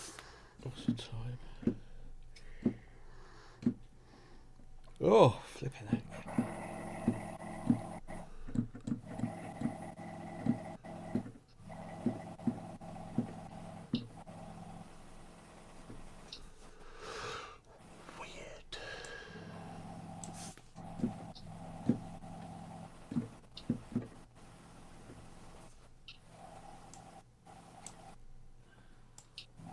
So I have a guy who messaged me a week or so ago now. And he would like to invite me to spend an all expenses paid holiday on Lake Como and do a KSR on his CS80 for him, and to name my price. Right.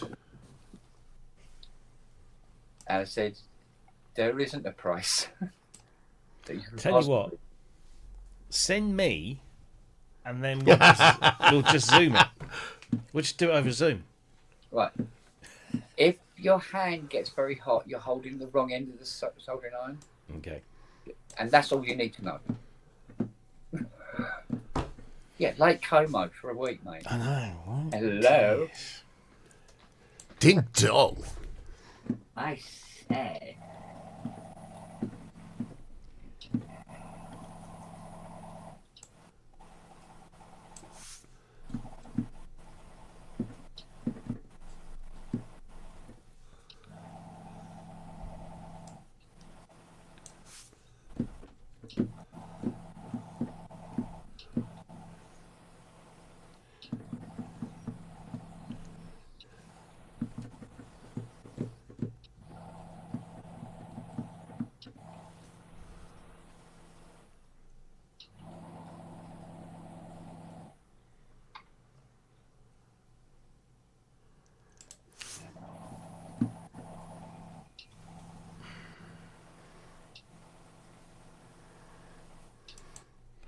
What episode was it? When I was away at Super Booth, that Andy Brooks did his live Synthspirations. That was the Super Booth one. Yeah. Yeah. Okay. So what was that? 265, 266, something like that. I'm going to snip that out and post it. That was good. Yeah.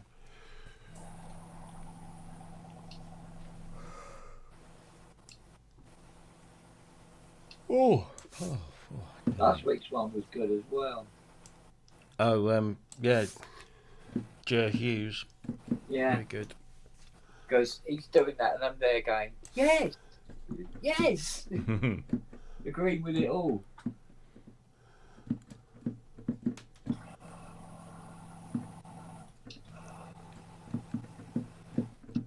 Here we go.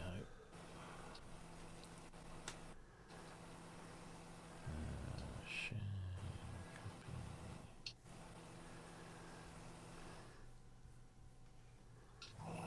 Oh, actually, I'd have to log out. That's no good. Let's try this.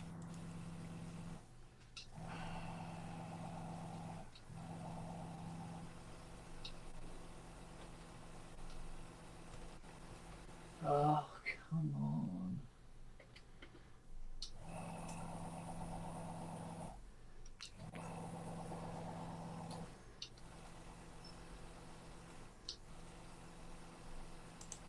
Come on, this solder is getting so fucking hot.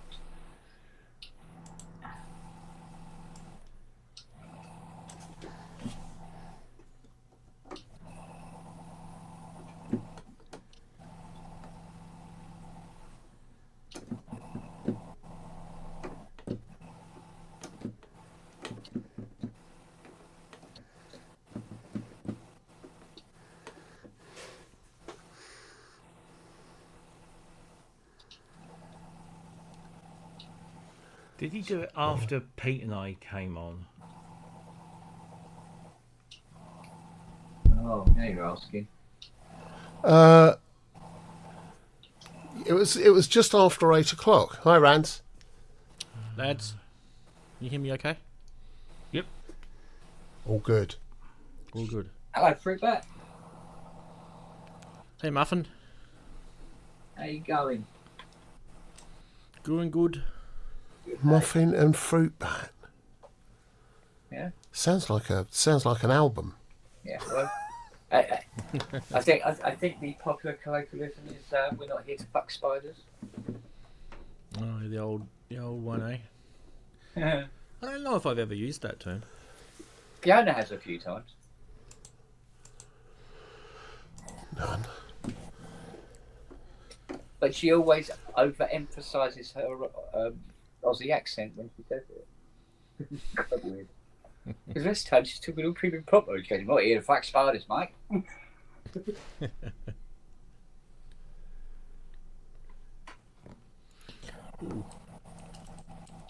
Are you sure it was the Super Booth one? Because I can't find it in there. Unless No, it was- is the answer. Ah. It's the only possible answer to that. Could it be? It was. It actually. Do you know what? I think it was the Record record store store day. Yeah. That's when it was. Yeah. Ah.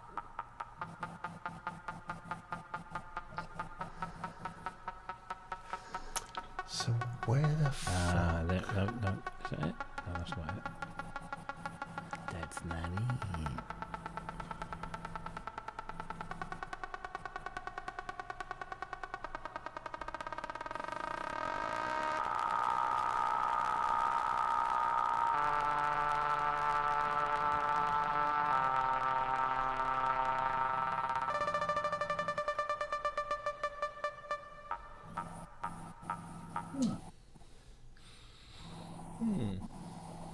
Intriguing.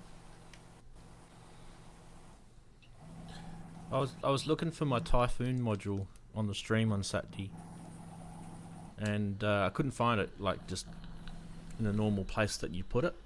Uh-huh. And I tore this whole studio apart to try and find it.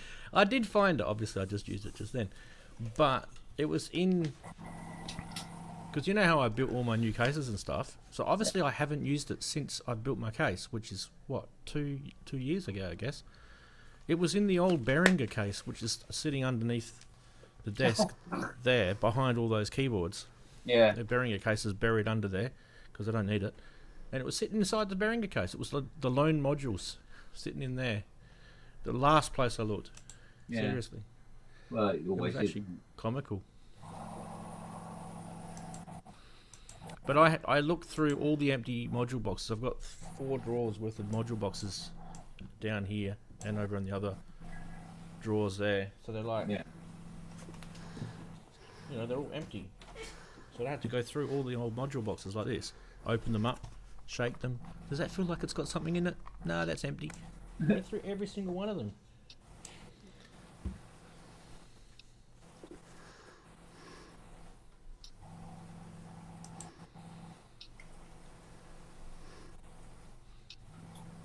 What are you guys up to? Looks like you're I'm in just deep trying thought. to grab a video clip of from one of the shows. No, I found the show. I can do that. Oh, Longhurst is doing.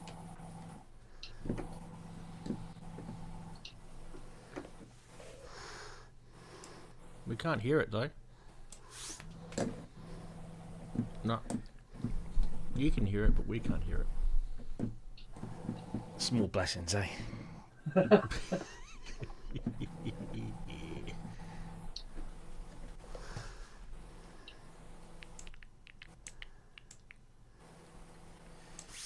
Right, got it. That's that.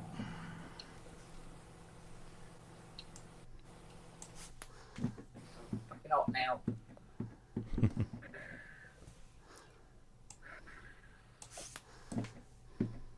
Right, 1, 2, 3, 4, 5, 6 more to go.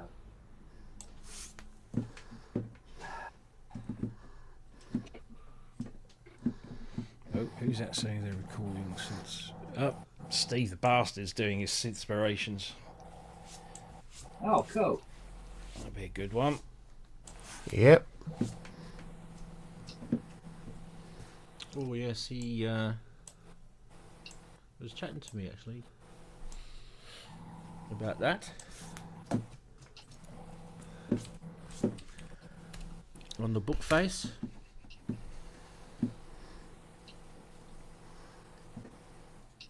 Yeah, this week's one was good.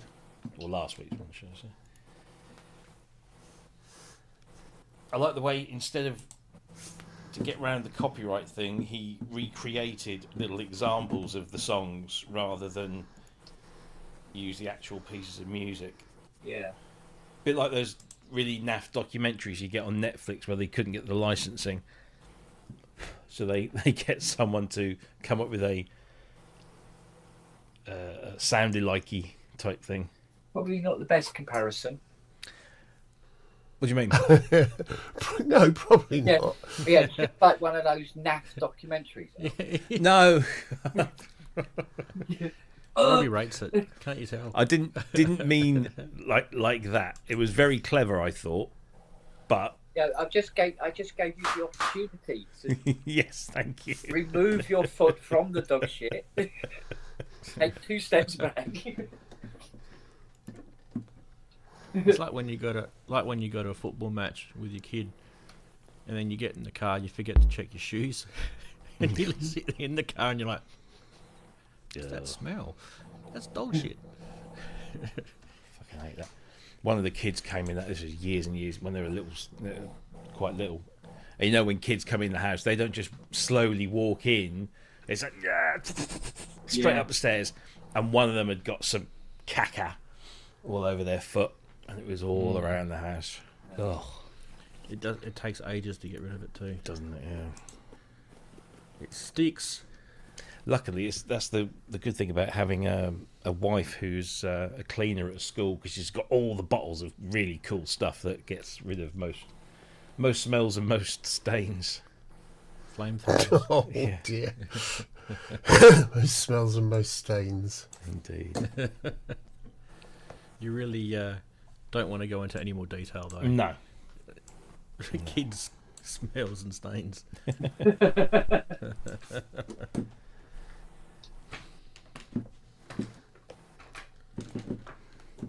Oh, why did I open Facebook up? Close. Go.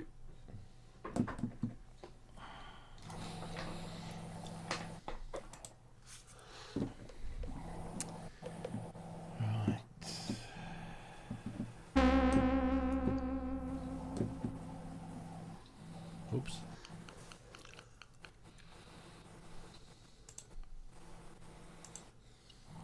Right, Supercritical have confirmed they're going to be on in about 8 weeks. Yeah. And yeah, got a couple more to fit in as well.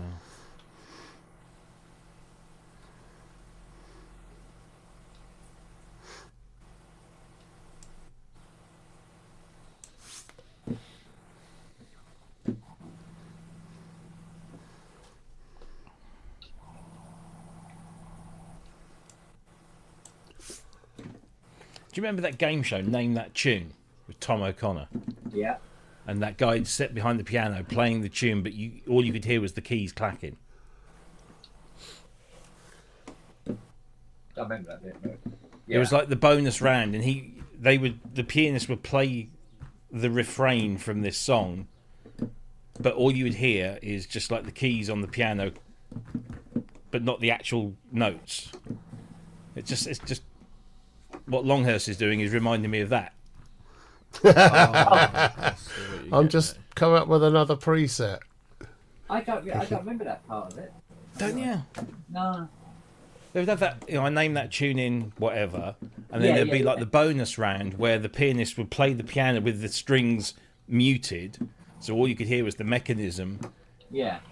And it was just like the bonus round, and you'd got extra points or whatever it was. I can't remember. It was that. I mean, it's the freaking 70s. So Yeah, it's a long time ago. Yeah. Tom O'Connor with a dicky bow like this, wasn't it? He had a giant velvet dicky bow with the shirt with the frills down. Yeah. Glad you said bow after that. Otherwise. Tom O'Connor was a funny man. Yeah, but he stayed funny. Where you had people like Jim Davidson, who started off funny, and then it just got not funny. Then he became a cunt. Yeah. Yeah. Say it how it is. Don't hold back. Yeah. Yeah. Well, why hold back? Doesn't achieve anything. People have an entitlement to know if they're a cunt. Well, there should be some sort of like colour chart for it.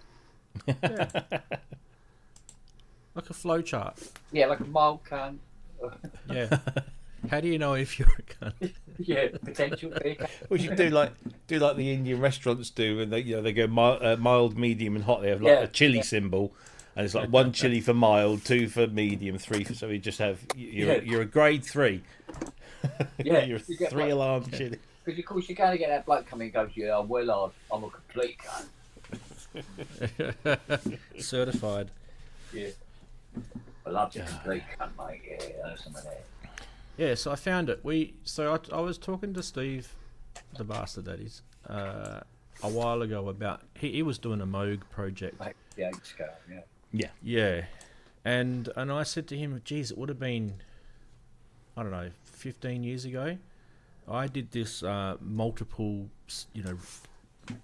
track recording using all the Moog synth that I've got here, and I did Air and G.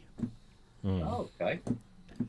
And it's going to sound nowhere near as good as Wendy's, but give you guys a little snippet. I've actually found the old Ableton project. If it works. Let's see if we can go. Here you go.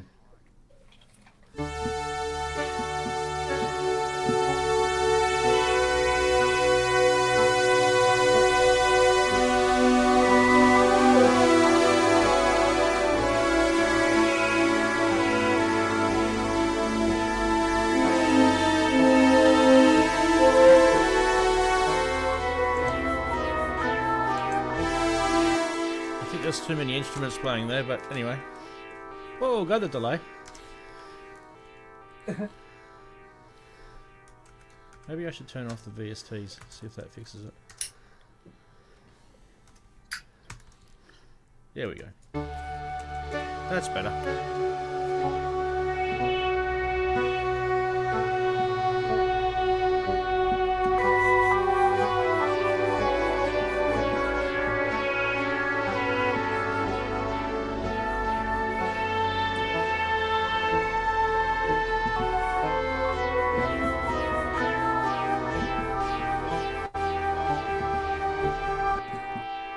Go the mini Moogs.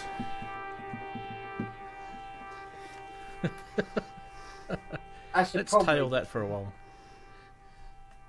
The problem with the mini is, if you start using more than one mini, I don't think they've made a recorder that can cope. Yeah, you have to really use the filter a lot and change the dynamics of each of the sounds. Otherwise, they just all get all muddled. There's a sub 37. There's a slim fatty, a mini, and what was it? There was another Moog in there. What was it?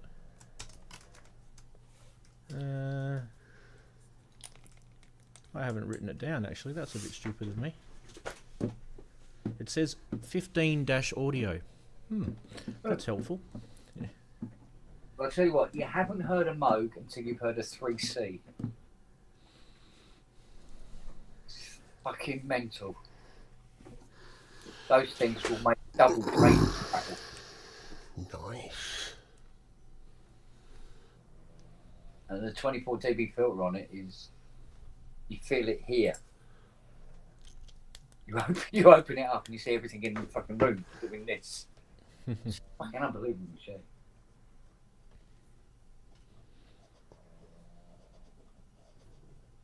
But the price.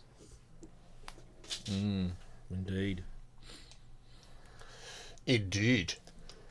Let's go Tell you around what, looking at all that ARP stuff the other day, right? Yeah. Doesn't it make you think how friggin' cool it would have been to be in the 70s? Go into a music store and have... well, I mean, I was around too, but... Yeah, but in Just- a it position just to brings grab you some of back. that shit. Yeah, You know, right on just friggin' awesome. right Right when they're heyday. right at the beginning, you know. Oh, I don't mind. I don't mind when they were sort of... I reckon... ARP Quadra Day. Because that's what, late 70s, early 80s, isn't it? Like ARP Quadra. So... I'd be happy to sort of insert myself back then again, go back in a time machine. I was still around, so insert myself back in then. I would have been a happy little camper playing with all that stuff. It's like I I suppose you'd call it. Well, it wasn't a demo video. It was a video for the customer. Because I'd restored his Quadra. And I started playing sounds on it, making up little sounds, and just, basically playing the Quadra. And even I couldn't believe the sounds that were coming from. Because I always remembered them as being sort of like a bit weak, but then not the case at all. Well, it Really depends on beautiful who's playing them, because some Yeah. people just don't gel with certain synths and they can't get a good sound out of them. It's just the user. Yeah. And other people can do really well. And I found it with some synths. Blanche's bloody gorgeous on it. You know, and it had aftertouch. Well, the Omni. Oh, is it the Omni 2? I don't know which one I like better. I'm still trying to decide. I'm probably leaning towards the Omni 2 because technically they did fix things in it. Technically. Well. Weird. Yeah, but sometimes you get a machine where they fix things and something's lost. Well, there's definitely things that were lost between the two.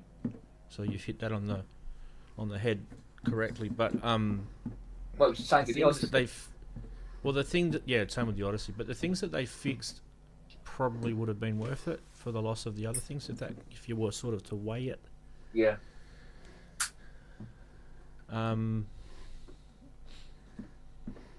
Yeah, It's like the white faced Odyssey always sounded better than the black and gold, and the black and gold sounded better than the black and orange, which is a bit controversial, I suppose. But you did then get proportional pitch and all that after, and they were a bit more stable. But the white face had the sound. So why? You know, I've always wondered, because Odysseys have the sync oscillator sync in them, right? Mm. And I know that there was a hack that you could do for the 2600 to get the sync going on that. It required, some electronics at the back. Yeah. And then you'd have to put a switch in and through your panel and all that sort of. It was a hack, right? Yeah. But I've always wondered if Behringer did actually copy that so that you could actually hack the Behringer one and put sync on theirs. No idea. I mean, it's hard to know, isn't it? Because it's all Yeah. SMC. But I did see a little bit of video this morning. You know, you get those little Facebooky videos pop up now and again. And I clicked on it, and it was somebody with a camera, and they were filming 2 Behringer synths. And I don't know if these are brand new or not, or just come out. But one of them is a 16 voice Jupiter 8. Yep. And the other one's a 16 voice Prophet 5. Yep. Which is a bit So of a Prophet 16. It's a Prophet 16, isn't it? Yeah. So, Yeah. But they look identical. They even got the the Yeah, Jupiter yeah. 8's got the aluminium end sheets. Have they been out long? Is that new? Or They're not what? out. They're not out yet. The JP. I don't know what they're calling it. They're calling it. I have to. Go back to my notes. JT16. Yeah, that's it. and- JT16. JT16, right? Yeah. Yeah. But it's got all the colours, Yeah, the Pro layout, 16 or and something. everything. Is Yeah, it well, might be Pro 16. a blind person could see it was a fucking Jupiter 8. It won't be anything like a Jupiter 8. It'll just be some pale resemblance to it. Yeah. I mean, you're gonna. But when you consider the price of a Jupiter 8, No, I know, but you're gonna absolutely lose your shit when you find out what sort of oscillators they're putting it, because I know you're pretty big on what a Jupiter 8 has, as opposed to other Jupiters and other Roland synths, even for that matter. The Jupiter 8 had some special oscillators in it. yeah. JT16. Is it JT-16? Yeah, I think so. Yeah. They, So when they did we put talk about 3340s in it or something. January 2024 was when we first told them about it, and that was NAMM 2024, and then they announced it again this year at NAMM. What did I say this year? Let me just refresh my memory. What did they say? Oh, why do I have to scroll so much? Come on. Here we go. So, the Behringer Pro 16 and the JT16 were all announced on the Behringer Facebook page around about NAMM time. And yeah, they look... Oh, and that's right, Robbie. I remember you having a big laugh about the BX1. That was all at the same time, right? Yeah. There were 3 synths announced. And if I can share the photos somehow, I'd share them with you guys. So they had a half-working BX1 on the stand, but the JT and the Pro were both unconnected and unpowered. Robbie, I'll give you a link to my blog article, and if you scroll down, like a fair way, probably a bit over halfway, you'll see a title that says Behringer BX1 Pro 16 and JT16. There's 3 pictures on it. You can show them. 4019s. Look at that. Look at that. It's 4019. They do actually look quite nice, though. I have to admit. They've done a Yeah, pretty they good look job. the part. They've just copied. I mean, obviously they've just copied, but which they do a good job of copying. Oh, yeah.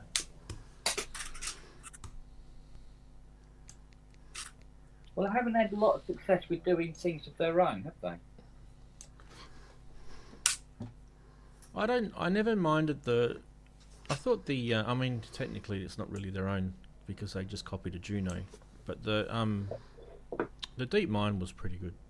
Yeah, but that's still got my mate's fucking design ripped off in it, hasn't it? Yeah, Um, and the Neutron was pretty good. The Neutron was pretty good. I mean, that's basically just a Curtis, though, isn't it? Yeah, I they're still them. have their BST just to remind myself of how shit it is.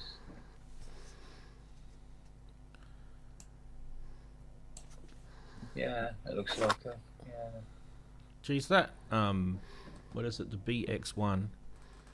That's going to be super interesting if they really do that, and just how well they do that. Yeah. You can Yeah, press Selena pause on was that. spot on, but then Top Selena left-hand was corner. probably Yeah. the easiest one to actually copy, to be honest with you, Steve. Yeah. I think even Fiona could have made a Selena one. Just using eggs and flour. I mean, they've got an opportunity. Pro 16, right? Let's just pick on that for a minute. So it's a profit with 16, 16 voices, and if they do it properly and they implement it properly, you're going to end up with 2 8-voice, synths that you could then make 2-part multi-timbral, right? Yeah. Or if you really wanted to, you could stretch it to 4 8s. But sorry, 8s. Yeah, 4 4s. Sorry. Ooh. Feedback. That wasn't me. Stupid dog. Where's that Turn from? the mic on the laptop. Oh, Oh, the dog knocked it. Yeah. So it causes a loopback. Yeah. But I mean, like I said, they've got an opportunity to do something good with the extra voices, and there's reasons why a lot of the greats never made them with so many voices, because it was just an absolute biatch to control. I mean, it was hard enough. Well, they were limited by that CPU power. Anyway, weren't they? Yeah.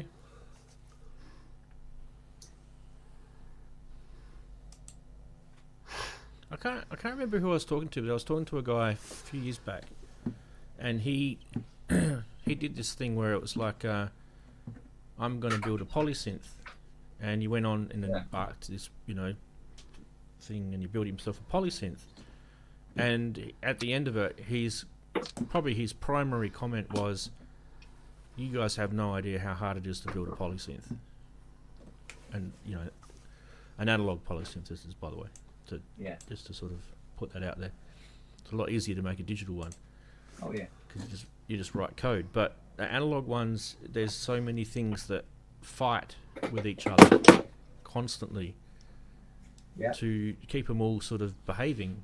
And then you've got to make design decisions. Like you've got to make a design decision about whether you want them to have true polyphony, where each voice has its own envelope, has its own VCA, has its own filter. You got to make all these sort of design choices through it, and then if you do decide to do that, then you are fraught with trouble implementing those.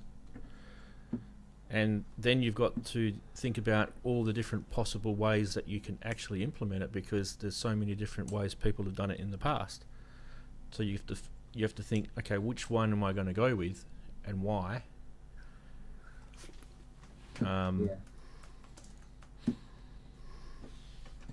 Well, this is why the anime ended up the way it did, because I couldn't make up my mind between the 4 filter types. So I thought, fuck it, level 4 then, for each voice.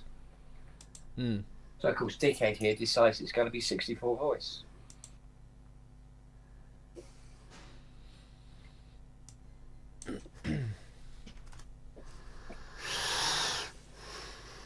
which technically killed the project in the end. Yeah. 1, 2, 3, 4, 13. Putron.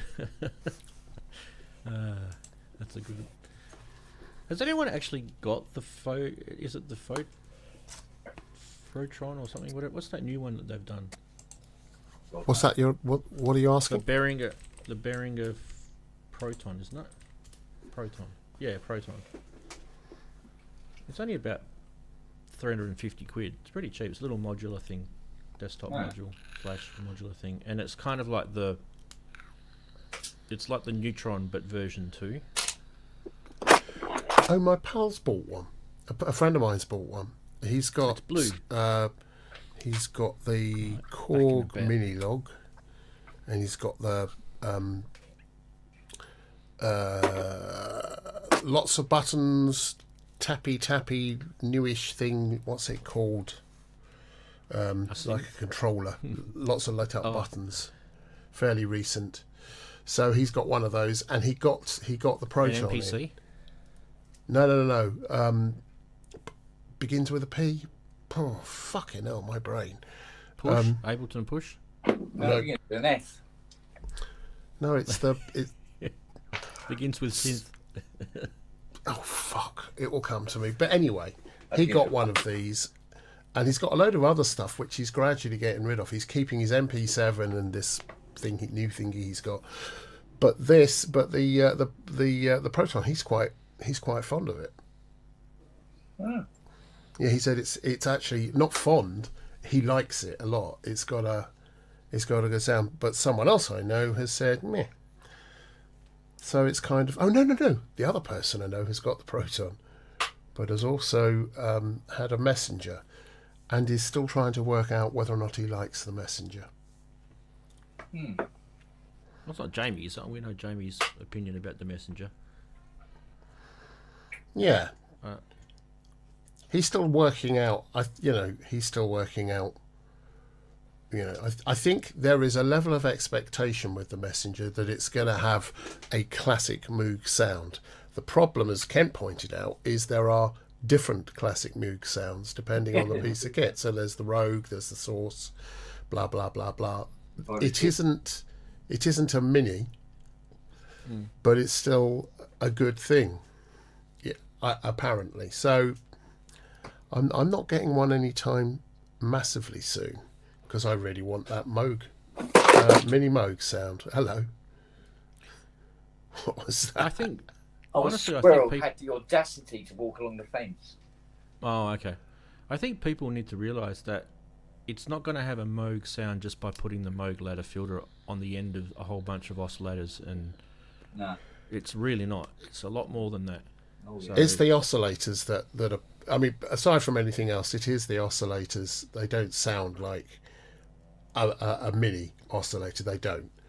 But do they sound like a good oscillator? Does it have a lot of modulation options? Does it do a lot of other stuff well?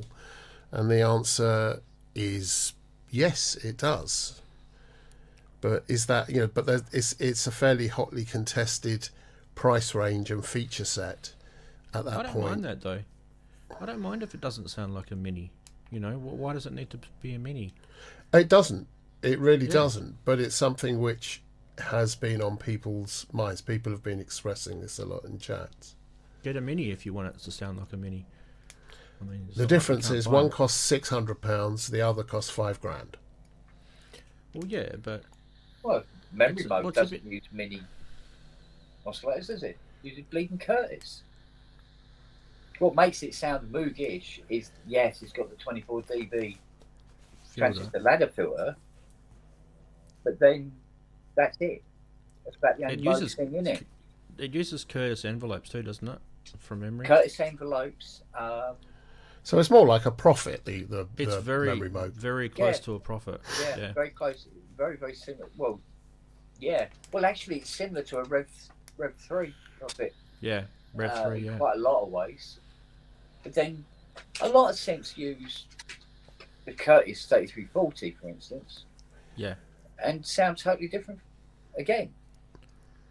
So Well, that's- they should be hanging up on the oscillators to be honest. That's what the we're going back to the Proton, right? The Neutron, which was the predecessor, well, you can still get it, has 3340 oscillators in it.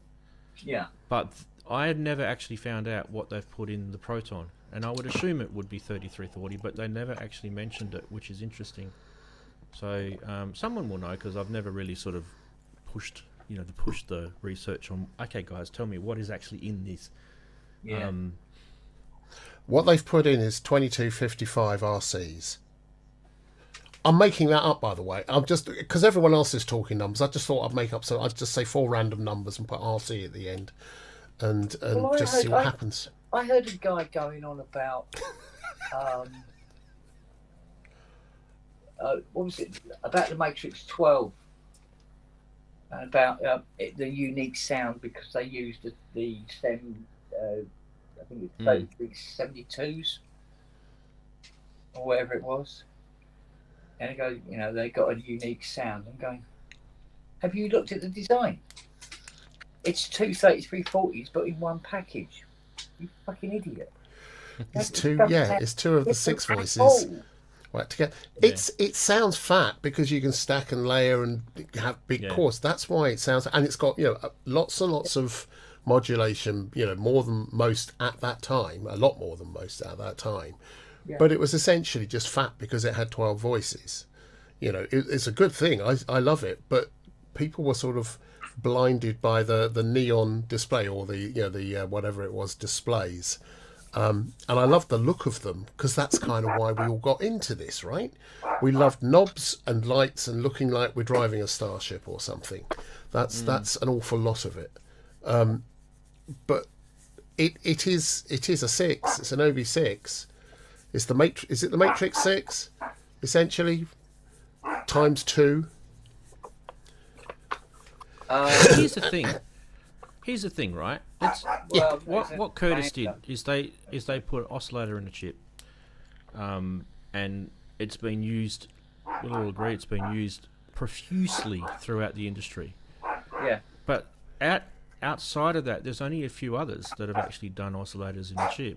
And I'm not talking about digital, I'm talking about analog, right? Yeah. But I actually remember reading an article about how they went and designed it in the first place, and they literally looked at the old-fashioned way oscillators were designed, right, as proper through-hole circuits. And they went, okay, well, we can put that on a silicon die. We can put that circuit on a silicon die. Yep, we can put... And literally it was kind of like Lego blocks. And they got to the point where... in their early prototypes, they had trouble getting it to work, and there was, definitely different versions of the chips and things like that. But eventually, got to the point, at what we would all now know as the 3340, and it was pretty reasonable product. There's some issues with them, which still makes me scratch my head why people still use them today.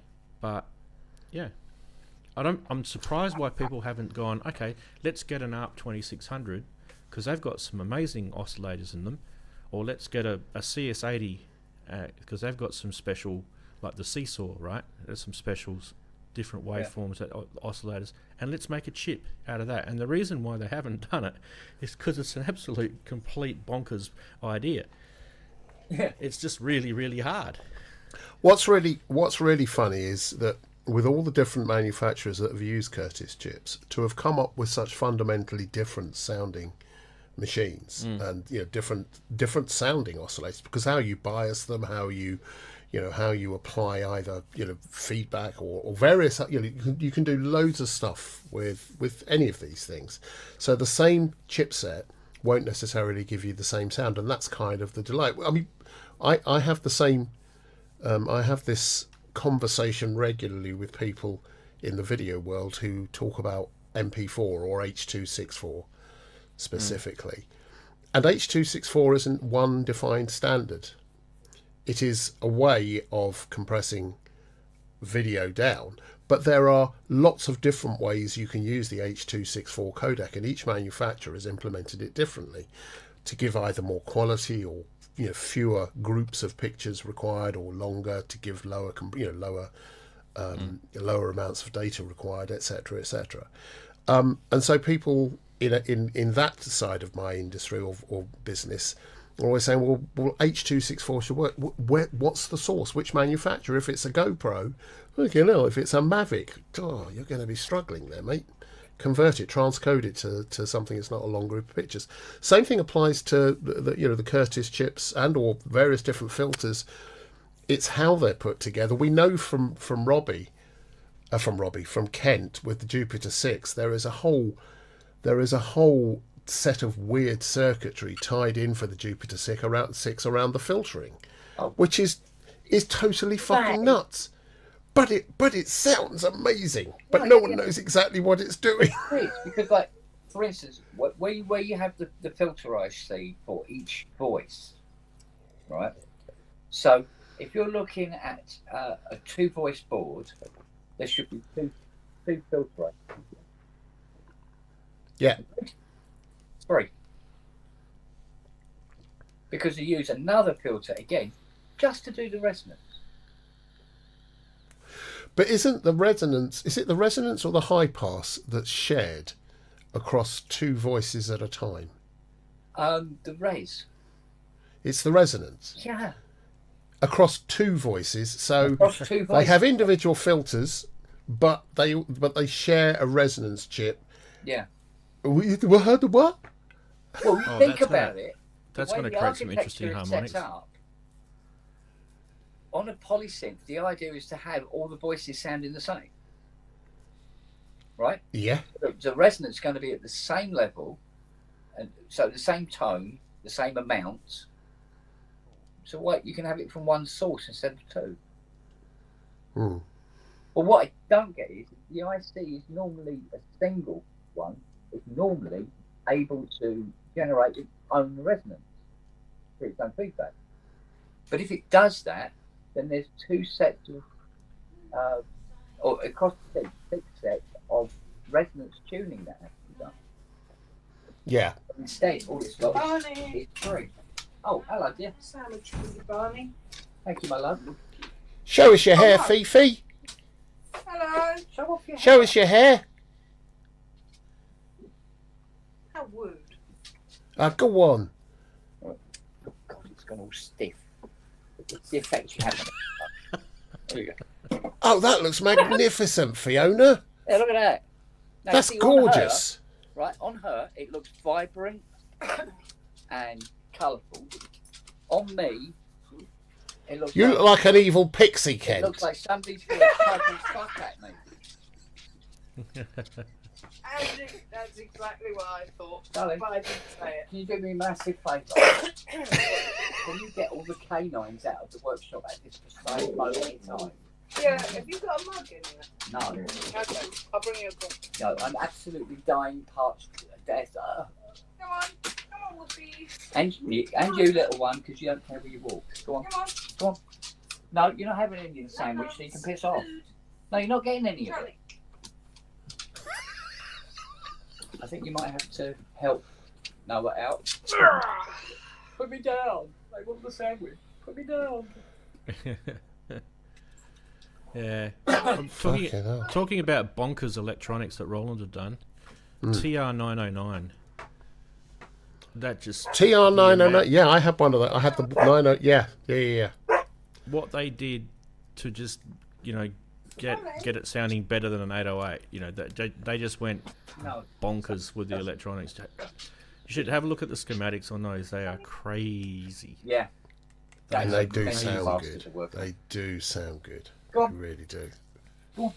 They are. They are a nasty thing to work on, but they do sound good. But what year are we talking about? Jupiter 6? Is it kind of TR909? Is it a similar sort of time? I wonder if similar engineers later. worked on those two. Jupiter Later, is it? 6, Like, I think that was 84, 80, Oh, okay. 83, 84. 84, 80, 85. 80, yeah, 83, 84, Yeah. something like that. Yeah. 84. Yeah. I remember that there were patches that I could do on the Jupiter 8 when it was, had been serviced or near new, which was using the resonance to get that sort of choral, that vocal thing out of the Jupiter 8 polyphonically, and it would track and it would be beautiful. But if older ones didn't tend to do it. It lost the tuning and it would start squeaking According and doing all to- sorts of things. The according to Jupiter 6 Wikipedia- was never able to do the same thing. Same time. Yeah. Yeah. According to Mind you, Wikipedia, there's I two could be wrong, revisions of Jupiter 8. but Jupiter Electronically. 6 was made at the same time as the TR-909. So I wouldn't be surprised if the bonkers engineers that were working on the 909 were working on the Jupiter 6. It wouldn't surprise I me. wouldn't be surprised. I mean, it's around the same time, so... See, if you want to talk about VCO cores here, and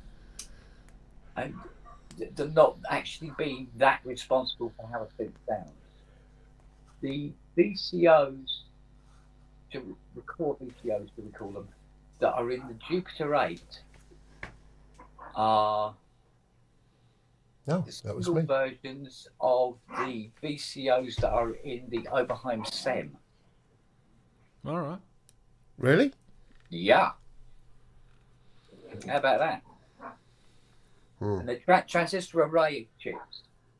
You have the 3046 and 3086. Right. And the difference is there's basically there's more transistors in the 86 than there is in the 46, right? These are also the VCOs that go into the multi-mode. Exactly the same. Yeah. And Yeah. yet, you take all those machines, Completely different. violently different. Sound, yeah. Prodigy.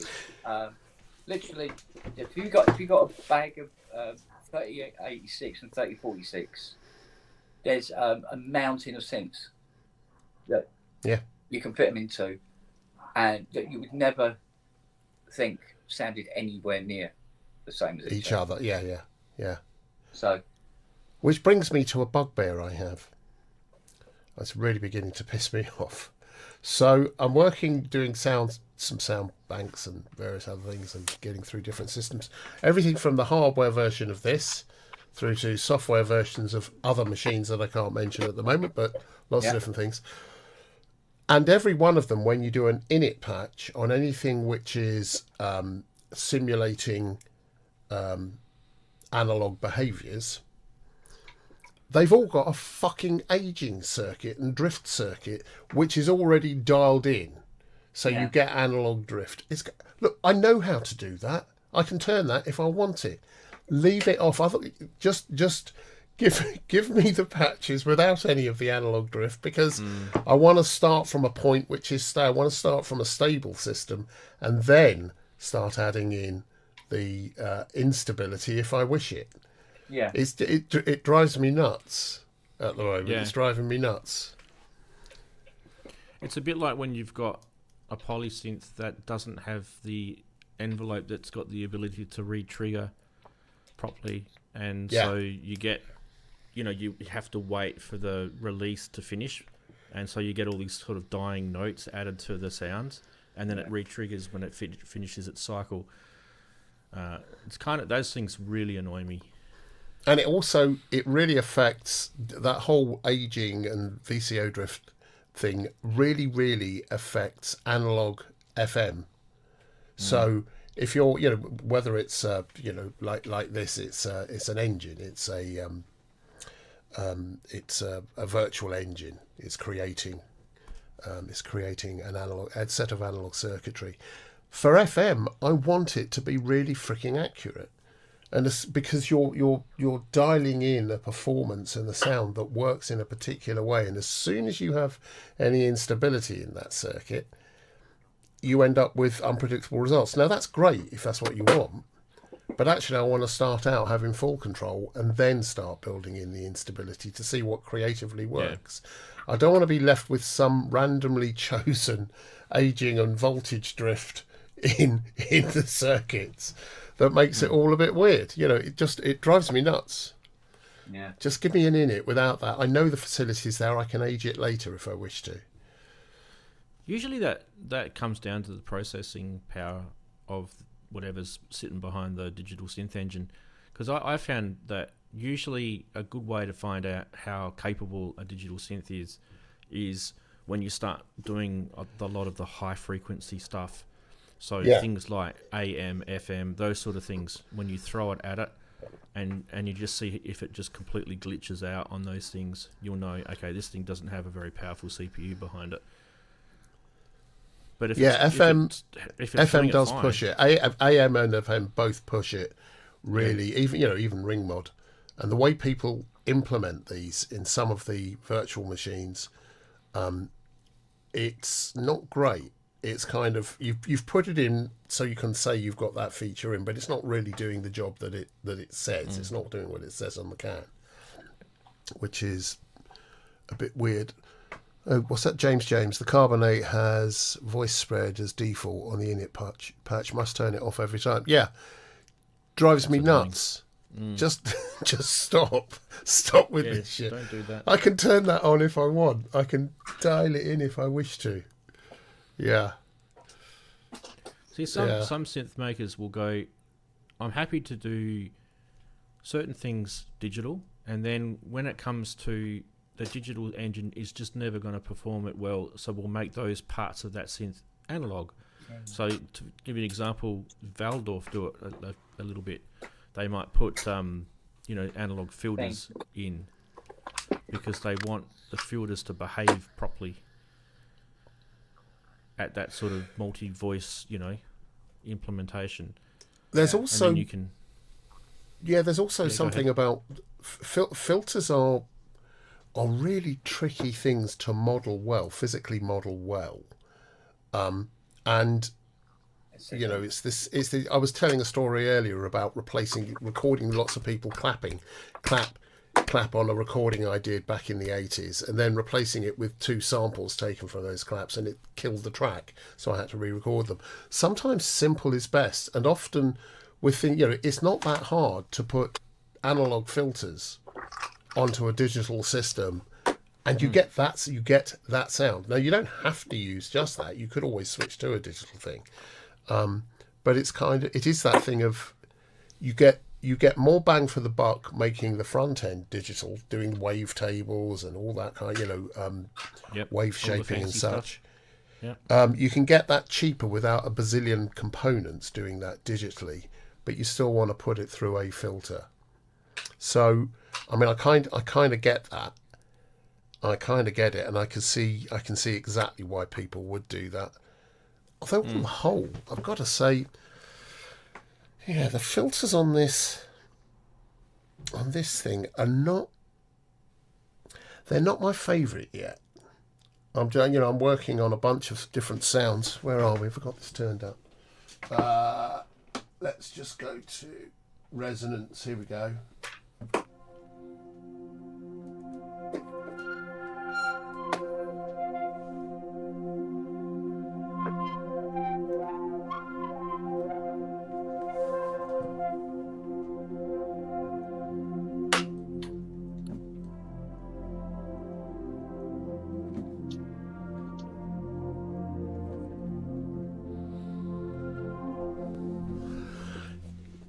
It's taken an age to craft it, so I'm just getting that hint of resonance, passing through the. Yeah, you're getting the that's something which Roland do really well.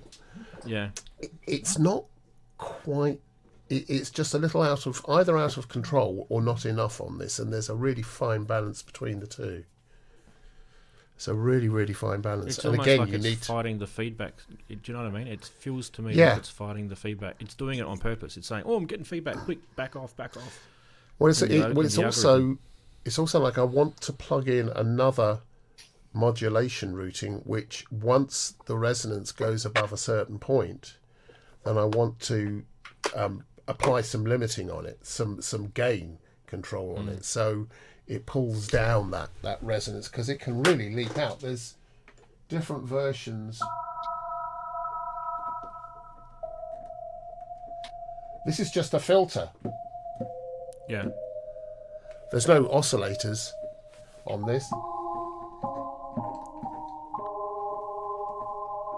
Yeah. And this one,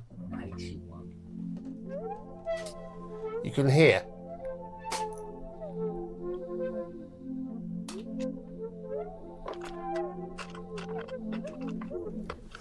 It just feels a bit too.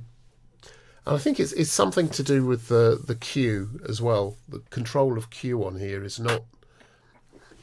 It's not great, to say the least. It's not great. Right. Resonance, yeah. Filter, yeah. Q, no. Yeah. Which is a shame, because that's the bit you want, just to smooth all that out or to accentuate it even more. Yeah, it's almost like it's treating the signal path at some point. You know, like I said before, it might be watching its clipping side, or it might be watching its feedback side, and then it's going, okay, back that off, or it's taming it. It's possible. It doesn't seem to be backing it off, though. What it seems to be doing is letting it sort of ramp through. That you can get distortion in this. You know, the ANX engine, you can distort it really easily. Really, but don't really forget, that's a easily. different algorithm, though. So you got to be careful, because with Yamaha, as you know, they've got their digital synths with all the different things in it, but they're actually using, it's like it's loading a different piece of software, and that software will behave differently to their other models in there. That's, you know, it's quite interesting actually how they work. Oh, it is interesting. I mean, there's a lot of different filters on here. I hope they're going to do an update. You know, with the update with OS 3 when it comes out for the hardware. I hope that they're going to do something with the Q on the filters, just to give you a bit more control on it, because that's what it feels like. Still lovely. I mean, I'm loving the this AN1. The AN1X engine itself is remarkable for its age. It's such a good. Well, that's analog entirely modeling FM, engine. isn't it? I think. Is that right, Kent? The AN1X is FM. Asking the wrong It's person. an analog modeling. But I think it's using FM to do the modelling. I might be thinking of something else, but I thought that's what it was. I thought it was just analog modeling. I don't know how they're doing it. It's DSP based, I know that much. Virtual analog. I don't really know if it goes into it much, but yeah. So they're just generating. They're generating the oscillators. It's like a traditional virtual analog engine itself, but the way they've implemented it is actually clever in the day anyway. Does it say anything about FM in here? I mean, obviously it does FM, but that's different.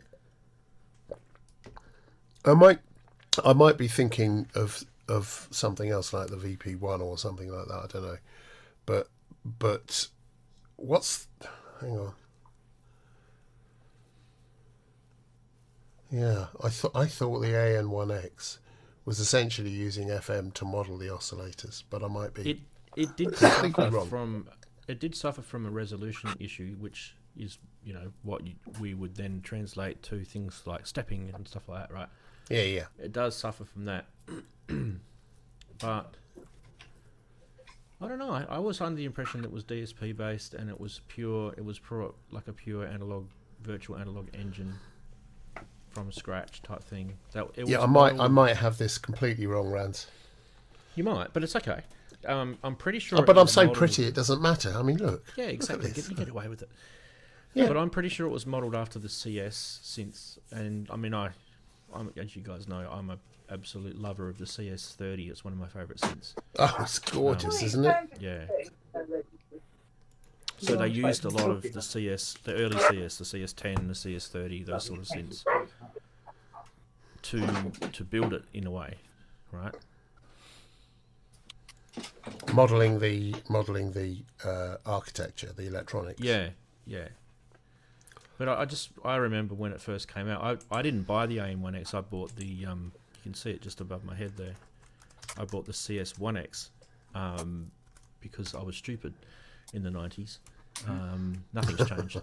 But later on, I got a mini version of the AN1X, which is called the AN200. It's like a little groove box, and it's got one PG. What do they call it? PG 158 AN1X or whatever it is, the card it's in it, and it's got 5 voices. So if you get an AN1X, it's got 10 voices, which means it's got 2 of the cards inside it. Right. I've just had a look. The AM1X does use FM. to model the oscillators. There you go. Yeah. Where did you find that? I just did a quick search. Does the AM1X use FM to model the oscillators? Was that from makemesoundcorrect.com? No, this is an AI overview and Wikipedia Let me Google that for and you. various others. Blah blah blah blah blah. Yeah. What Andrew doesn't realise is someone's hacked his computer, and every time he Googles something, it just tells him what he wants to know. Well, yeah, there is that, and you have to sort of ignore the initial answer and then look down. But I'm sure Robbie has said this many times in the past that You probably has. AM1X is I didn't actually essentially know an that, FM. so there you go. That's cool. But I still am probably wrong because I smell. What can I tell you? Well, I mean, That's what it knows it's for. when you think about it, you can generate a lot of different waveforms from sine waves. So I makes remember. sense.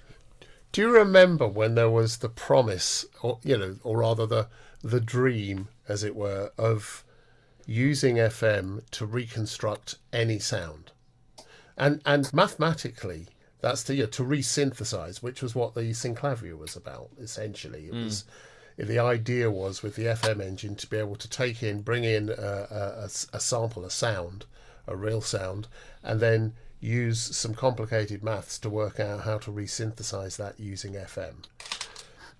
That was the goal, and mathematically that's still something that is possible. Huh. But no one's done a really good job with it yet. But it's still something. FM is so unexplored still to this day. It's such a brilliant concept. I mean, the potential was there, is kind of what you're saying. Potential but was always there. The reality is that it might be very, very extremely difficult to, to achieve certain sounds with FM. Because there's a certain amount of chaos in this, there is, or rather not chaos, it's a hugely complicated, an FM system, sound system, oscillator, if you will, is hugely complex in how everything affects everything else.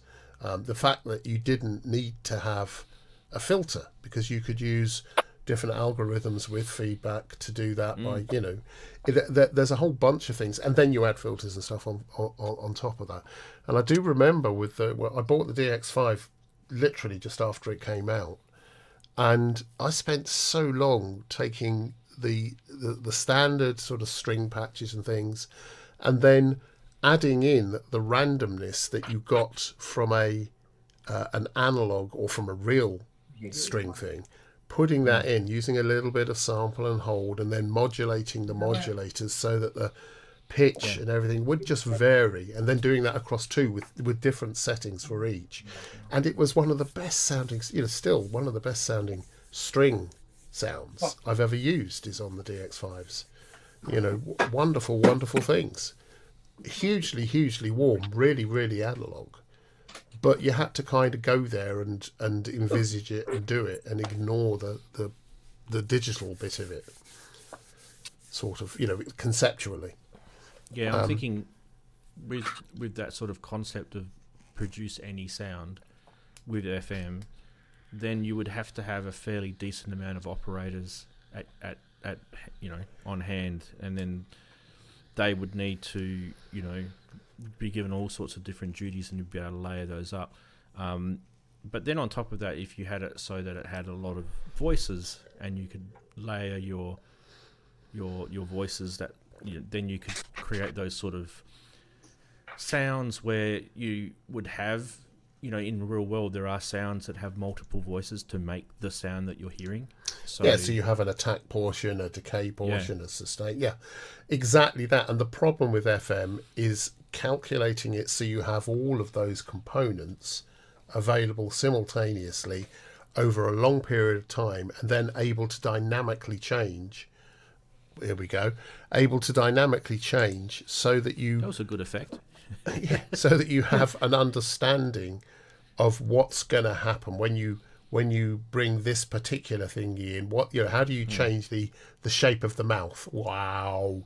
Which model do you use for that, and what else is it affecting, and do you need a separate bunch of operators just to do that, and a different algorithm just to do that. And then, yeah, you're right. I mean, that's why I always wanted. I've never had one. I've always wanted a synclavier for the 18 operator FM on it. Well, it's 18 voice. I think it's two. They're all. So you get 16 voices, and they're all 2 voice operator. Or is it 18? Is it 18? I can't remember now. It's been a long time since I looked at it. But it just struck me that you could, using separate collections of FM algos across different things, you could set up some really, really complicated stuff. And I never felt it was dug into deeply enough. But maybe that's what the C15 has done. Well, I remember someone telling me a while back that a good project for someone who really thinks that they're good at FM programming is to make a vocoder. Yeah. Because that's going to challenge you. I mean, you can do it, but it's going to challenge you.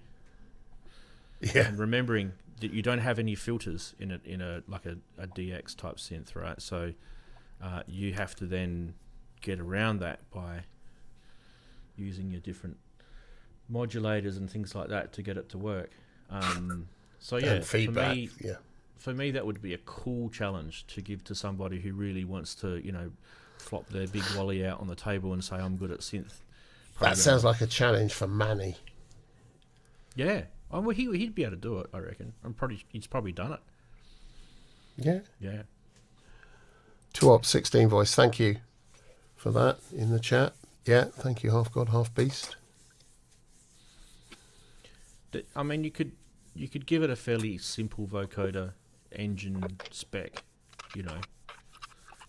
Don't do the 16 frequency Moog Behemoth one as their first challenge. That might be a bit nasty. Although, Kent could get his Kraftwerk one out. I love gone back. vocoding. I do have a 16-channel Moog one here.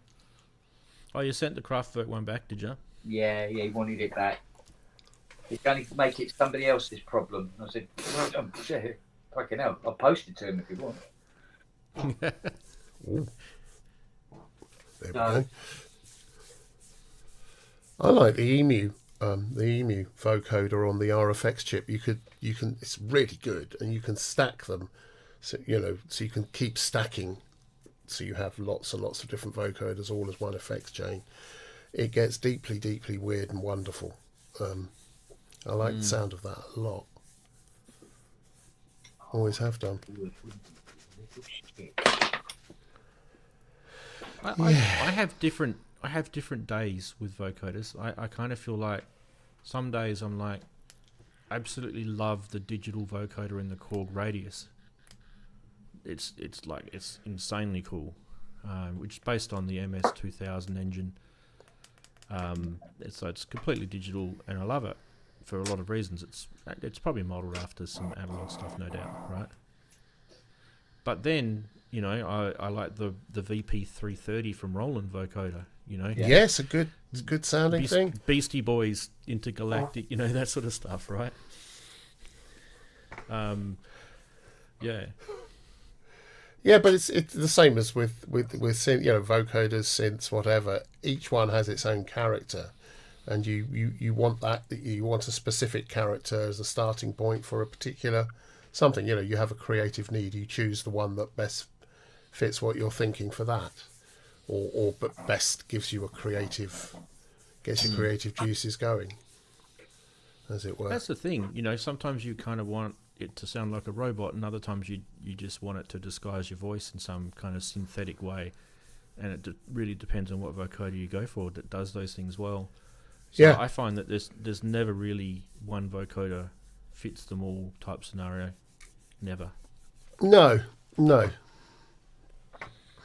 But that's also part of the toolkit you have. It's a bit like, some people will always have a Hammond, an electric piano, a mini Moog, a Prophet 5 or a CS80 and and a CP80 or whatever. That's their sort of basic toolkit, and they'll have a particular vocoder they will use with that as well. It's probably going to be the VP330 or something like that. Possibly, So yeah. each toolkit has a different. It's about the sound, how those sounds all work together when you've got them up as your basic toolkit to start creating something. I think I spend the longest time before I do any kind of writing just thinking about the kit I've got and what's going to be what I'm going to use before I start writing, so that I can just get to the sounds I'm thinking of quickly, and I have the power to do that. That's why I won't get rid of the. I'm really loath to get rid of the Novation Supernova. Yeah, it's a great little Supernova synth, 2. It's a stunning synth. It really is. Yep. Another good VA engine. Yeah, developed. great VA engine. Yeah. Really, really good. I know we got a lot of stick for the sound of it. Blah, blah, blah. I just love it. I'm using it for live stuff and quickly pulling together sound design using it. It's brilliant. And I've got a custom OS for it, so that kind of helps as well.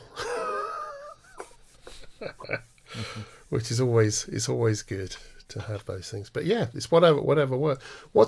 So you like the Korg vocoder and you like the Roland. Have you used any of the big old big old I've used the Moog. Yep. And there was one day I got to play with the Sennheiser vocoder as well, but I only played with it for about 30 minutes and then I had to go type thing. But that was pretty cool. I've never played with one of those. Yeah. Never played with one. They're really interesting. Really interesting. Completely had no idea at the time, because I was young, what the hell the guy was doing to make it sound so good. But yeah, it looked cool. Now the ones I've got here, I've got a couple of analog vocoders, and most of my vocoders are digital, and I think they do a pretty good job. So by the time well, so much of a vocoder is also about the carrier, the sound you're then vocoding. So I often will tend to use really rich, really dense strings to bring it up through, because you just end up with this real richness.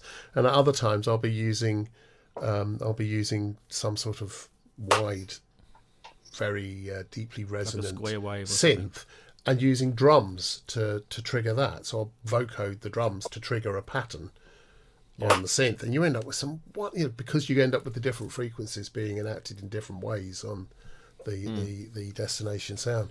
You end up with some fantastic grooves.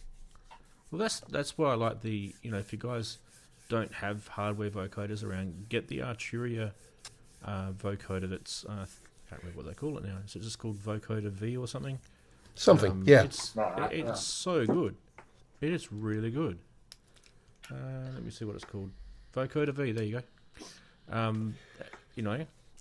I think it's modelled mainly after the Moog one. I think to look at it visually, it kind of does look like one. But Robbie will probably know more about it than me. But in terms of playing with one, if you kind of want to sort of get your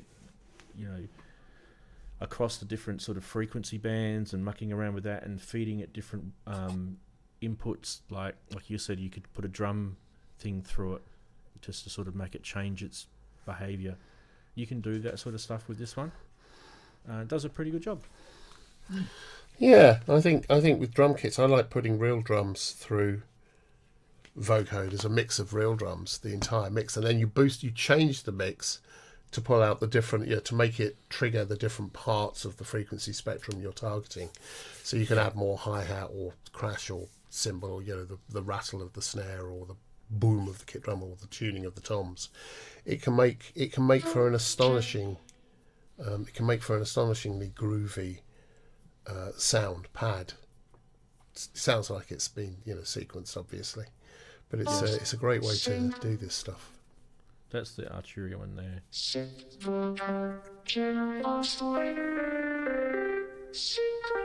That's what you'd expect, right? But then you don't have to have it so that it's doing voices. You can have it so that it's like doing drums, like.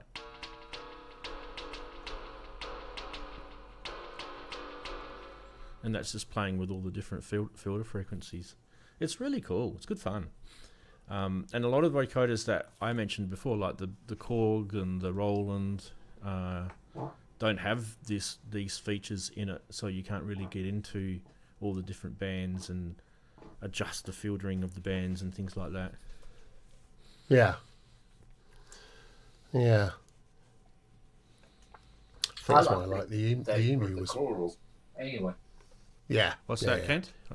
I love the BP30 for a choral. Yeah. Yeah, I do too. It's just got a nice presence about it, doesn't it? Sits well really well in a mix. I must pull my one out, sitting in the cupboard, up in the studio.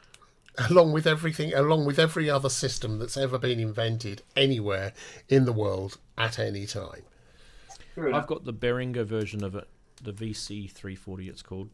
Yeah. And it's really good. They've done a good job of it. I don't know. You could probably pick the differences if you really wanted to, but no one's really going to be bothered. Yeah, but the thing about the original 330 is there's a few components in that are absolute rocking horse shit now. Yeah, you won't be able to get People them. would be better off Yeah. not using her and go and get the Behringer one. Yeah. Regardless of whether they're close or not, you know. Well, it's not going to be. You're not going to get the cigar, but you're going to get within Kui, and when you put it in the mix with other stuff, you're not going to notice it. I've got to go and pick my missus up from her hairdressing appointment, so I will see you later. All right, buddy. Catch you later. Yeah, cheers, Rans. We'll catch up soon, Kent. I keep on meaning to for all of this stuff. Yeah, see you in a while. Bye. See you guys. Ah. Oh.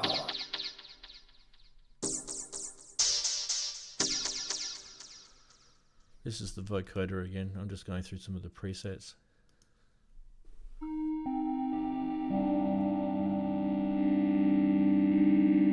There we go, that feedback sound you like.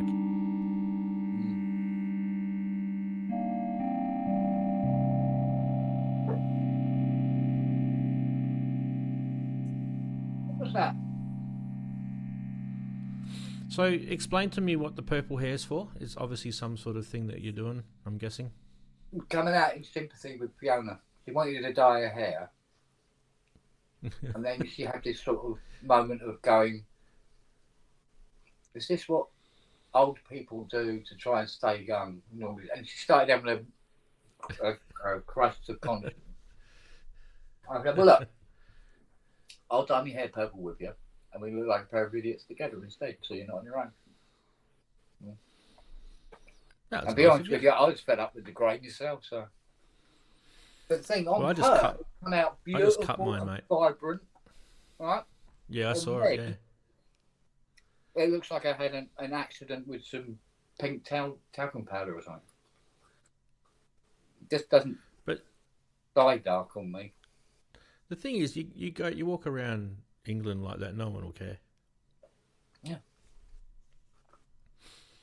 More importantly, no one's going to care. I don't.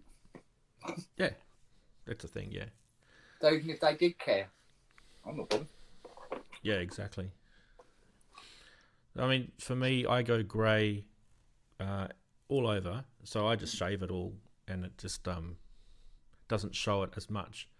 But if I let it grow, it's kind of really what you can see with my beard, right? It gets really white on the sides, like completely white, and there's just a little bit of my original hair color on top.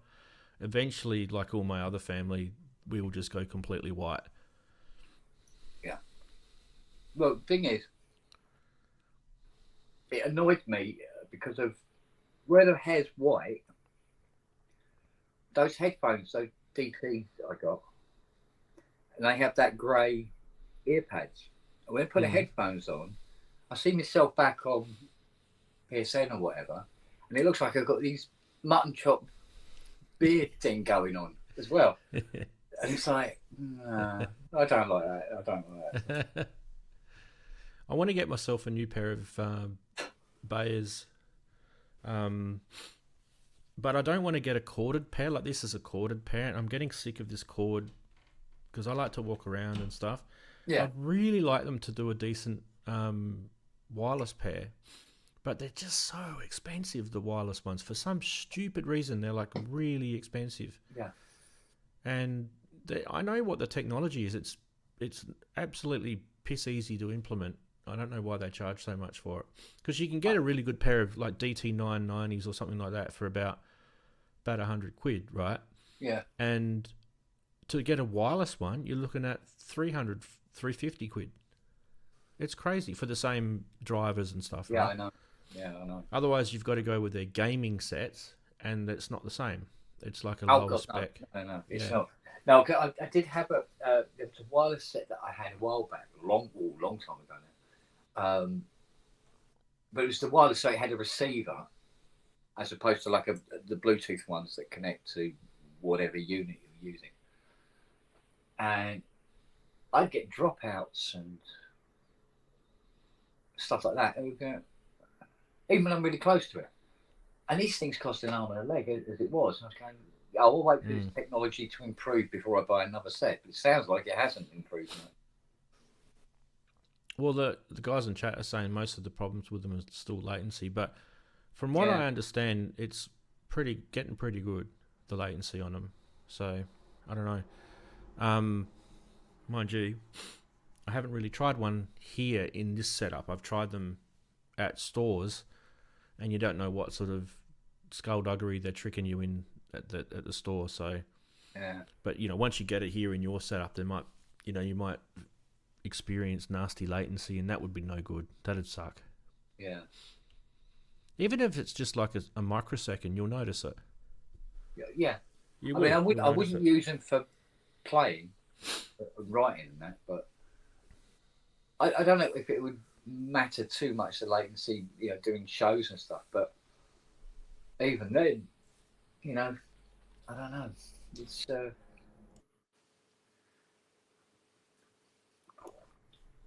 they say they're dreadfully expensive, but maybe So my they're quite good. headphones that I've got now, these are Sennheisers. Yeah. They're pretty good. They actually sound really nice. What Sennheisers are they? 440s Pros or something like that. Oh yeah, because I had 600, and they've done in that marble effect. Yep. And Lily Etten. There's absolutely nothing left of them, and nothing left at all. Must have been tasty. It, oh, Bit of plastic and earwax.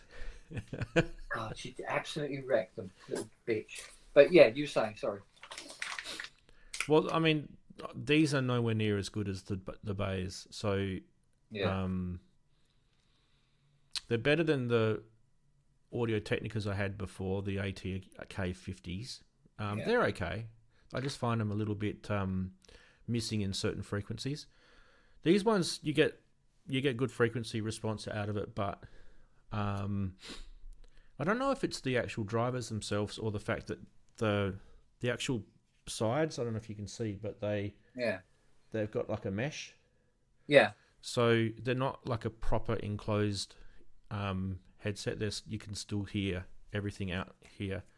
And I don't know if that causes a problem with the little speakers, how they vibrate inside the headset or not. But I don't know. I'm not sure if it's that or just maybe they're just not as good. You get people getting echo because Robbie told me to get some close back ones because my Sennheiser ones. He said, if I turned my head slightly, I was pointing at something or whatever. He said he could hear the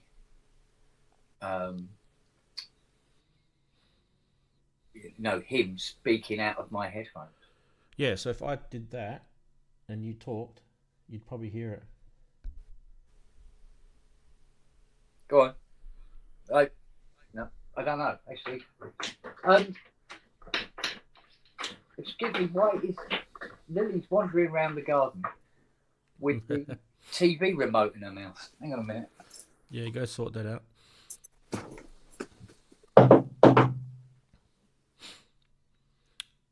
Yeah, the DT770s are good. I ended up getting the 990s. I don't know whether the 1990s or the 770s were any different, really.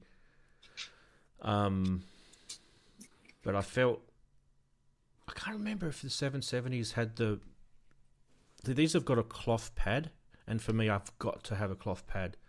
I don't want the fake leather pads, or even leather pads for that matter, because in Australia we get quite warm weather, and you just get all sweaty around the side of your face, and it's just not a nice feeling. So the cloth pads will absorb the sweat, which kind of sucks. It's a bit gross, but at least you don't feel like the headphones are floating on the side of your head. You can replace the pads though.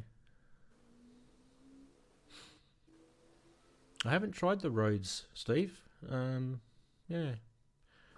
I mean, could give them a go, but I mean, look, if you've had Behrs before and you're happy with them, go back to Behrs.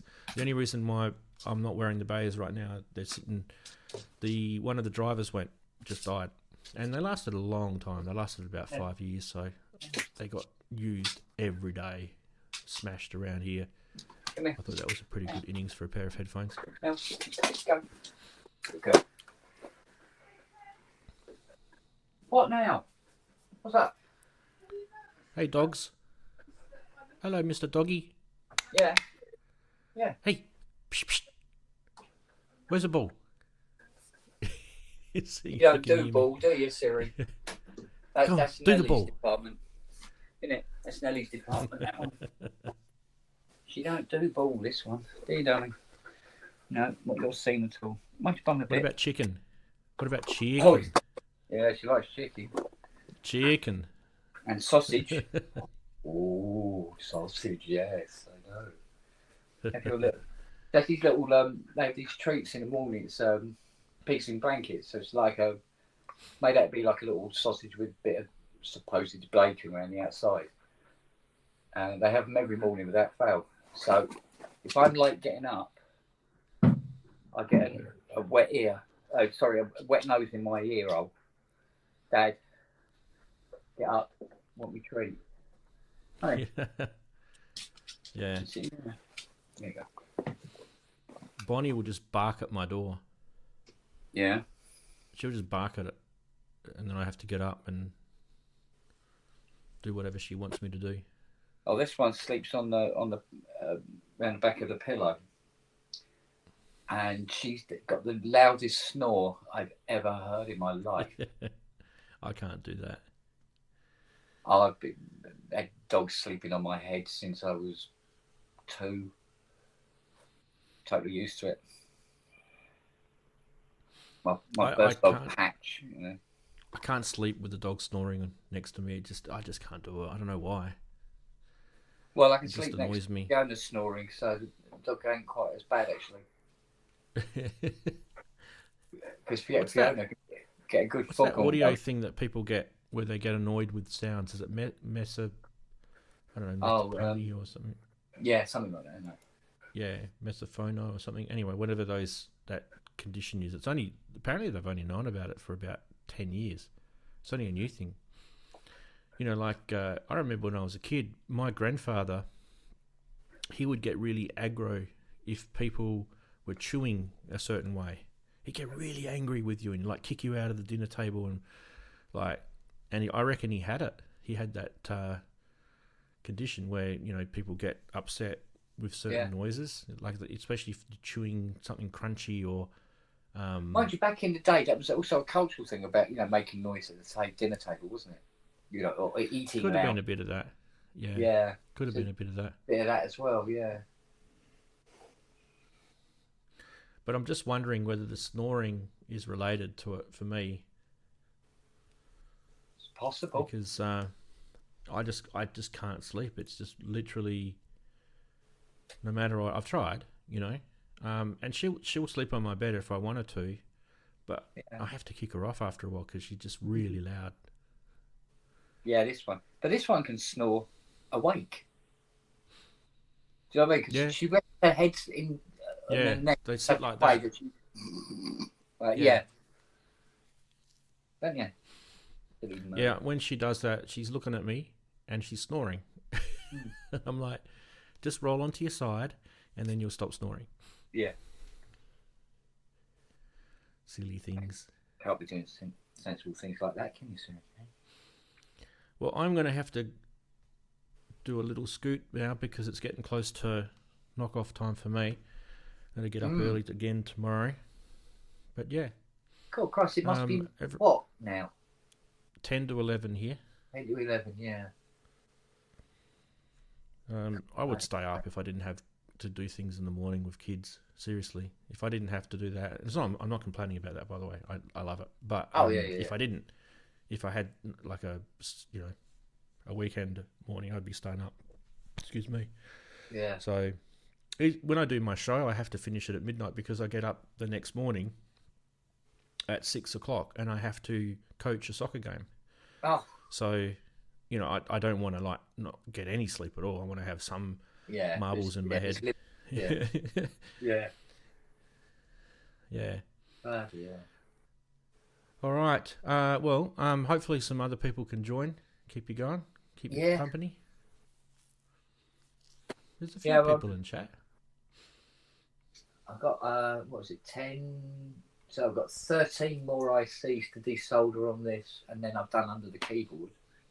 Just a power supply and under the keyboard, and then I can move on to the rack. Yay!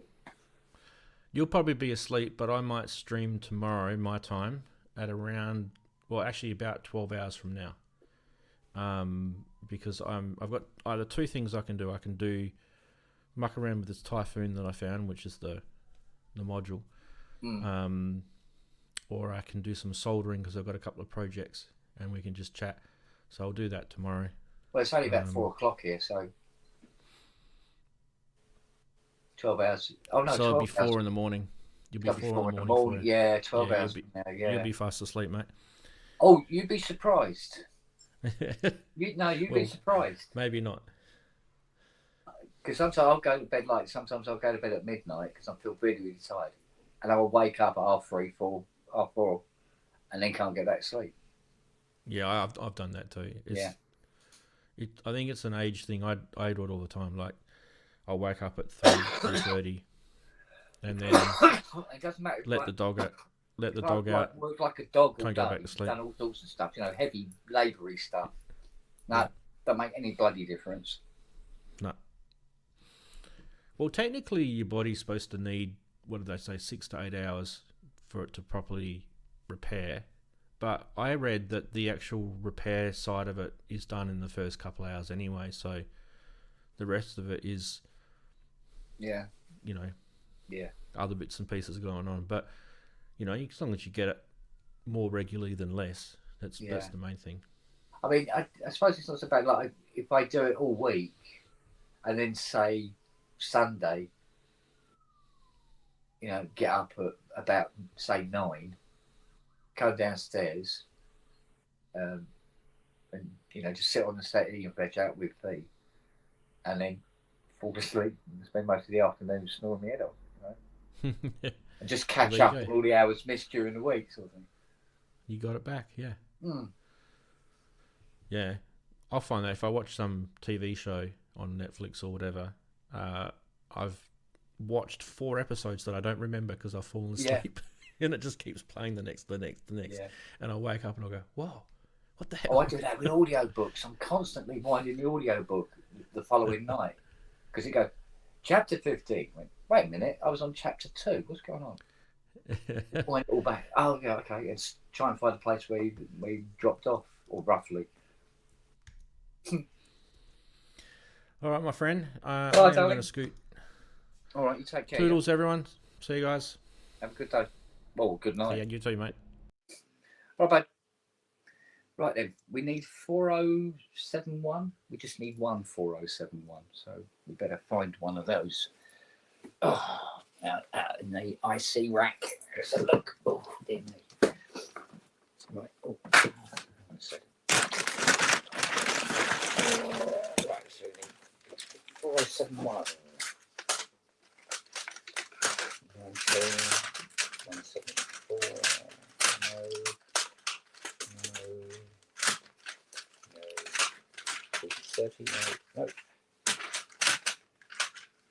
we go, 4071.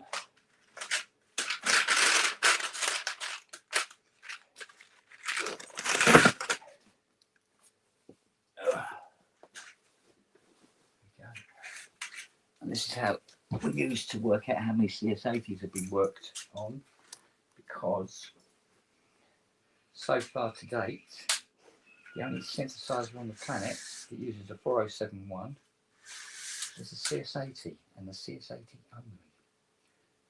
None of the other CS80s use the 4071 either. Right.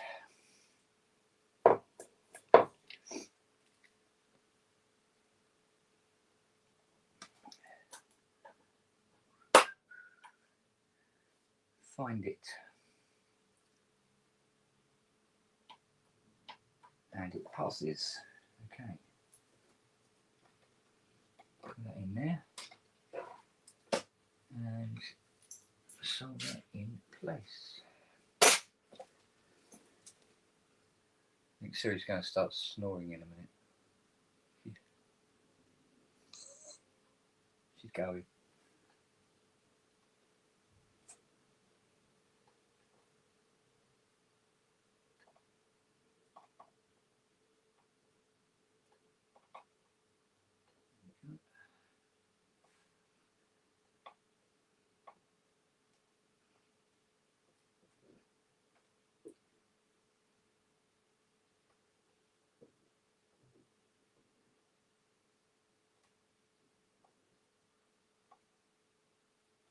There we go. That's the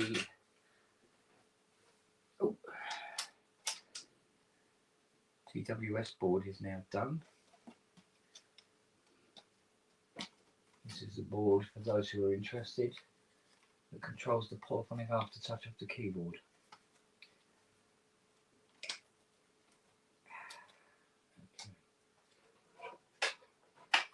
Okay. Now,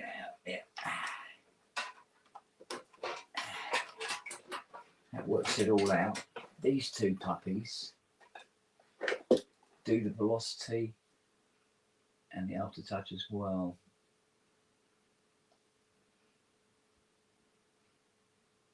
Now, these boards see very, very little action, but the ICs come out anyway. Because they do get a little bit scraggly. And the caps play a very, very minimal part. So we don't replace it with these, because it's just not worth it.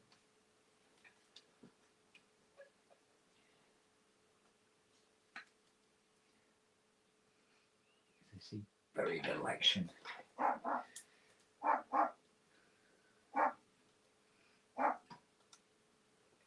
Now we're barking at nothing again. That's what Luck's doing. Right, let's desolder these puppies now then.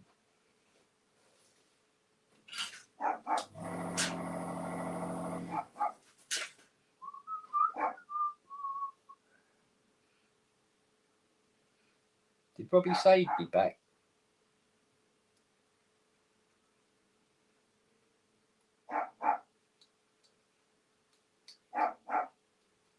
I didn't even hear him go, to be honest.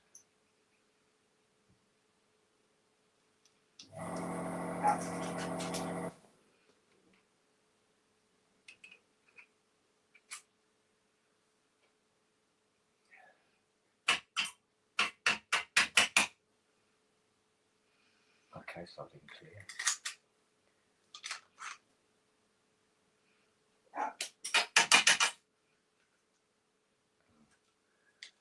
Doing this again.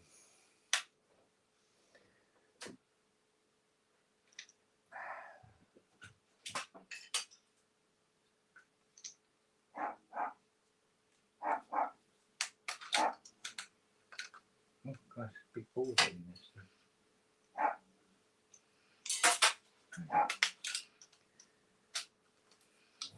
There you go. That sounds clear now.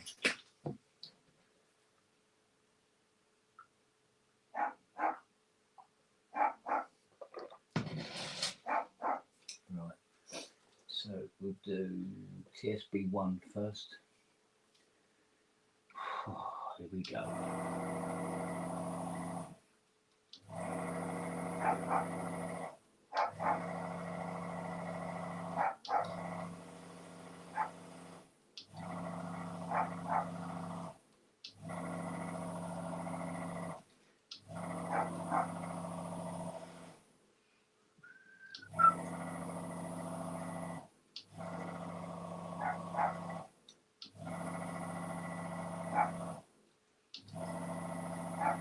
I must admit, I never get bored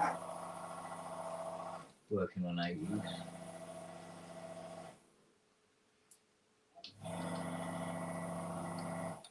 Weirdly enough.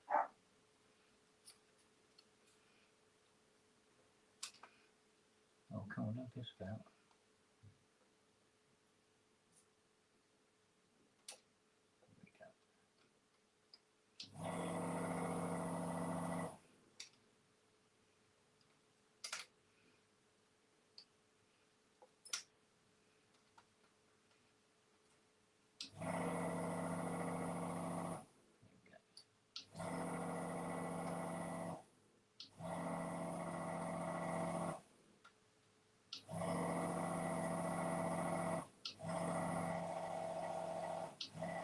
I wonder what tracks this one's been used on in the past.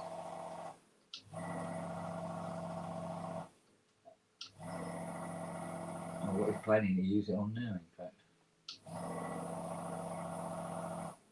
There must be a reason why they've suddenly pulled this out. And it all up and kicking again.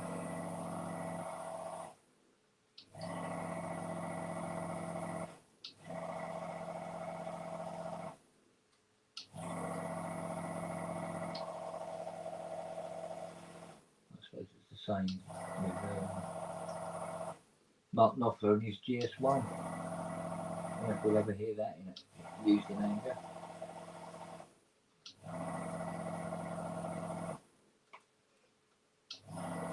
Wanted though, because it sounds bloody gorgeous now. Now she's been properly restored.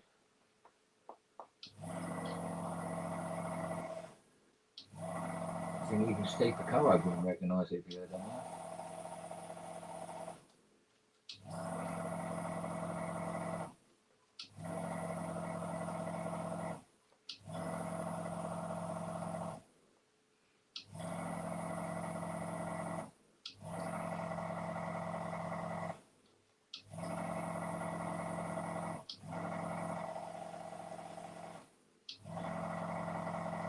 I'm getting issues.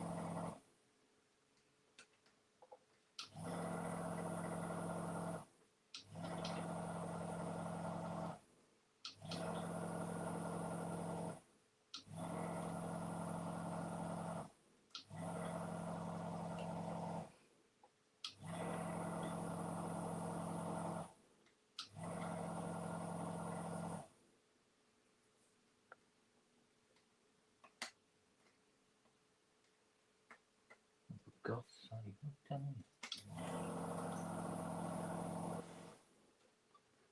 Crossed them over. Bloody hell. Oh, you arsehole. Makes it fucking difficult. God, I wish I didn't do this.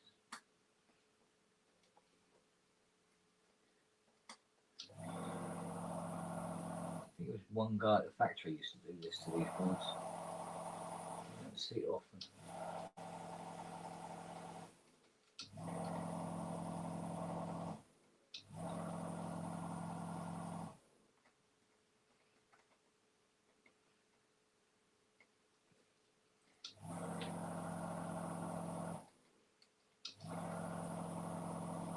Actually, I would like to meet the guy that used to build these boards and do this to them. So I could punch him in the face.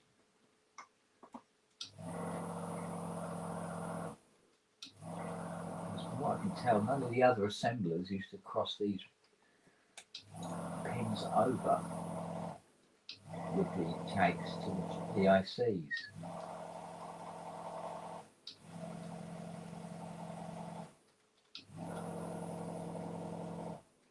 About 180 in 20 that I've come across has this technique on these boards.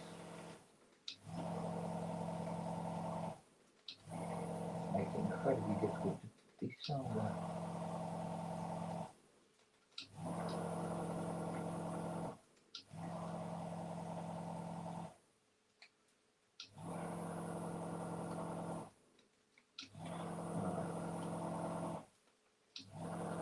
One more. There we go.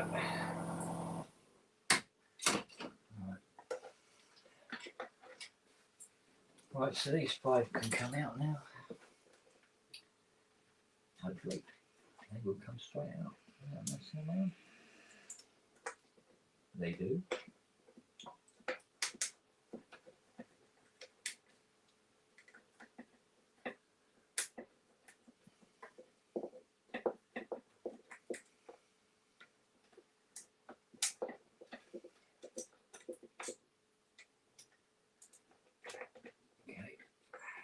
Actually, good girl. That's 5 gone. Right, 51s.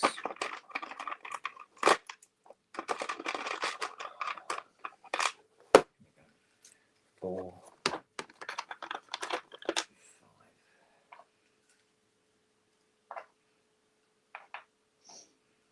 Use a plastic housed ones rather than tubed.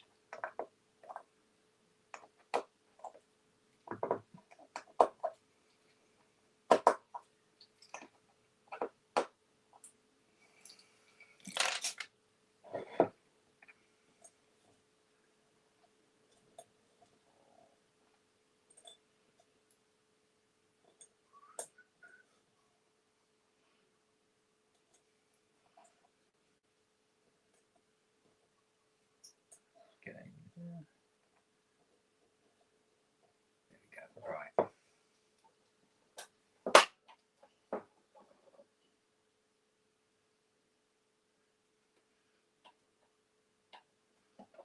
Okay, cool. That's 1.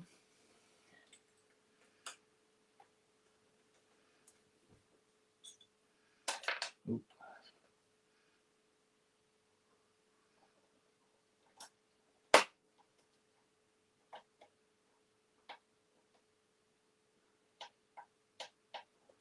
Cool. That's 2.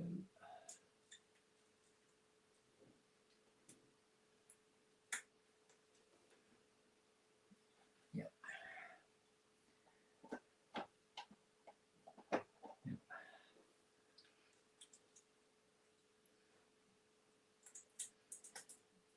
3.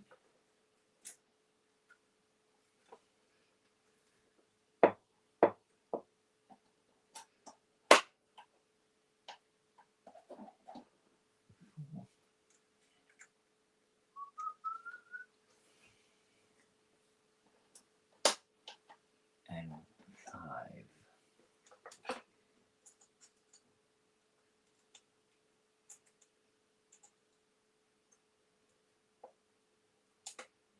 Come on. There you go. Cool. Or what?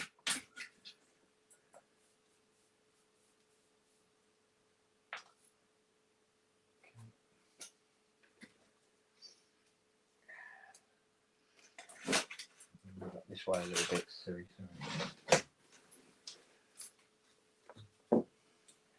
Right. Let's get these puppies in.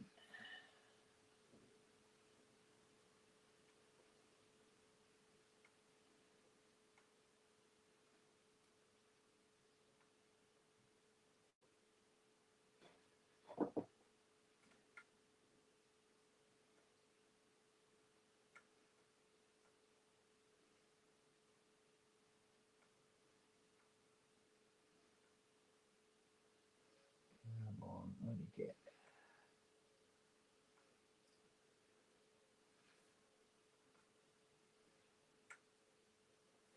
Okay.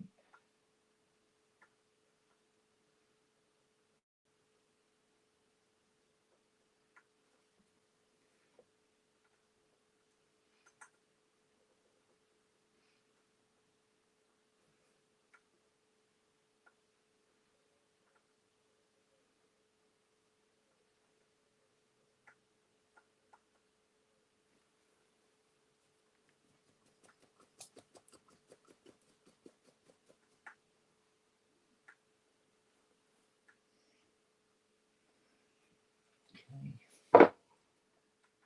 This one.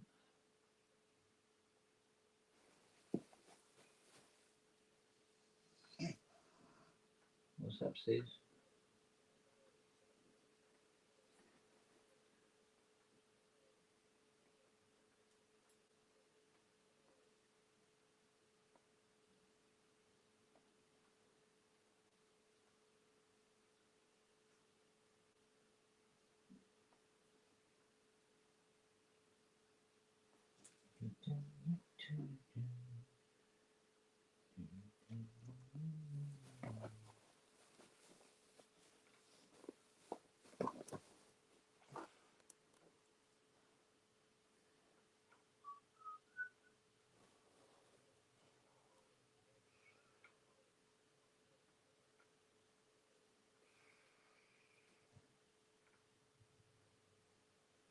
Okay.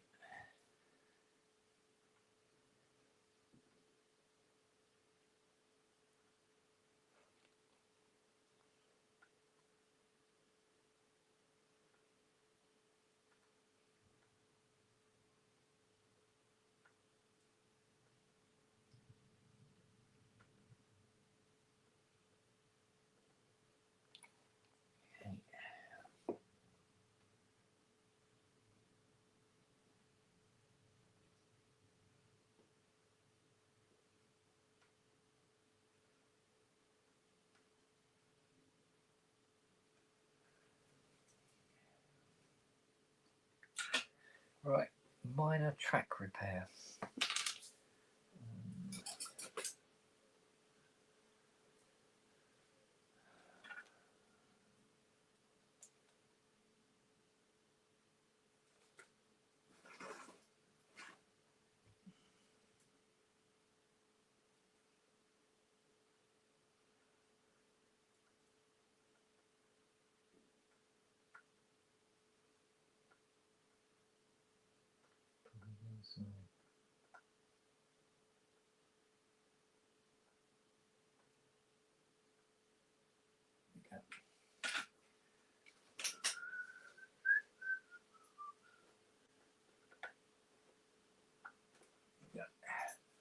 Drop plate. Right, so just leaves the 3 dual op amps to do. And that board's done as well.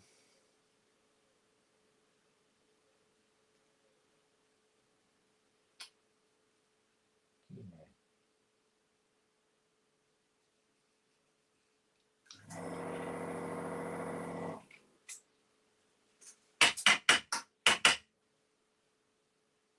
Cool.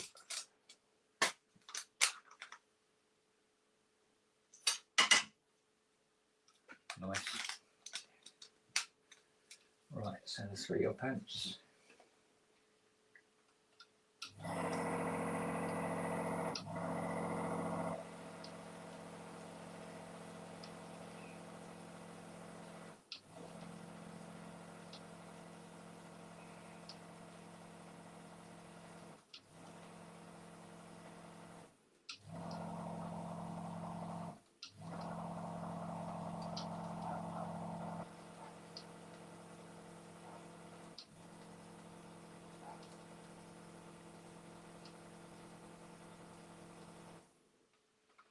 That don't take as long, thank God.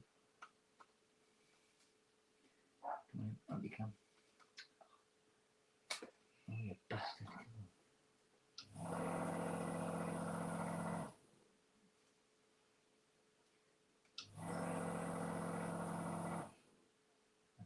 Get away with that.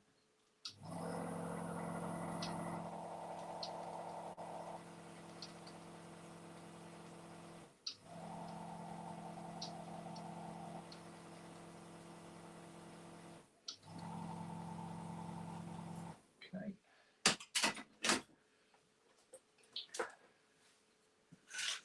Put these op amps out.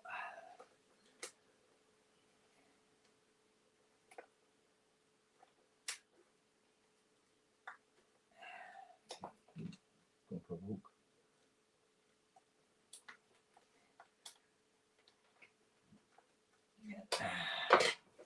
Come back, little one.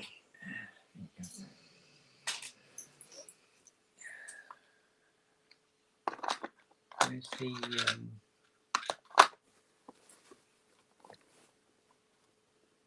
oh, we'll have to use. Oh, okay, we're going to have to use a tube one. Okay, whatever.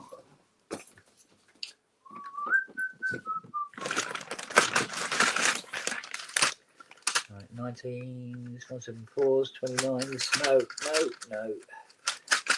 16s. No sockets. No 401s. No. Keep looking. 17. No.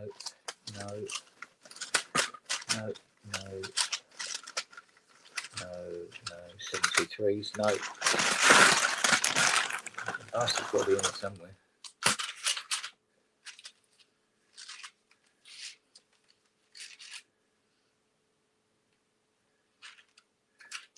TLO 71s, the same but not. No.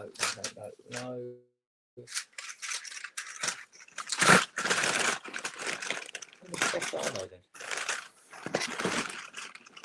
The fuckers must be in there somewhere.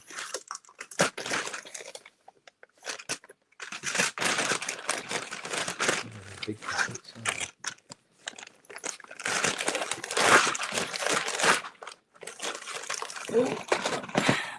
See them across the camera. Oh.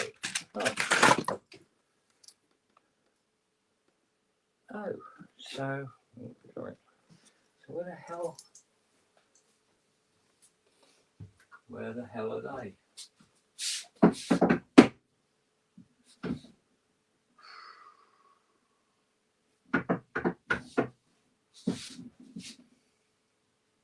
That can't be right. I should have.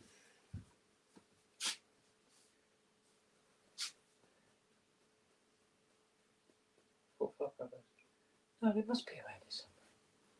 I should have buckets of them. Yeah, you can lay there wagging your tail at me. If you're of any use, right, you'd be up looking as well, wouldn't you? Hmm? Not just staring at me. What the hell's in here?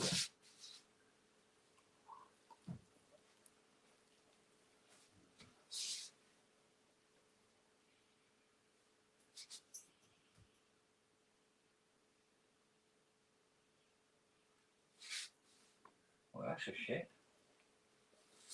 I'm going to have to check that box again. I'm going to have to pull the box right out.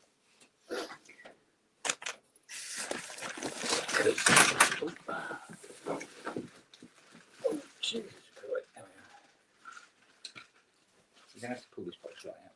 Sorry. It's no good, darling. Oh. What I'm going to have to do is proper. Alright. And you can help. Alright, have a look. No.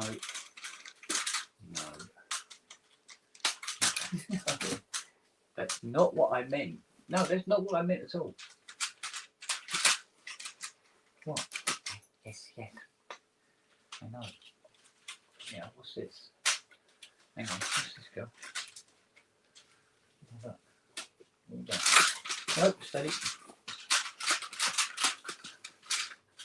No, that's not them. Well, 15, 29. No, that's not them. That's not them. I'll tell you what, it's going to be a really short day if I haven't got any. What are you doing, John? 72? No. No, no. No, no. No, no. Hello.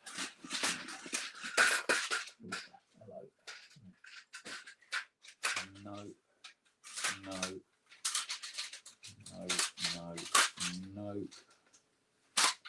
no, no, no, no. This isn't looking good, is it? No, no. Are these one alright? Oh, 1 and 2. No, 1 and 2, isn't it? No, no, no. Put that here.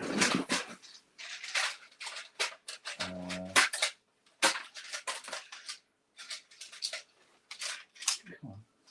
We should have 4, 5, 5, 8 coming out of the wazoo.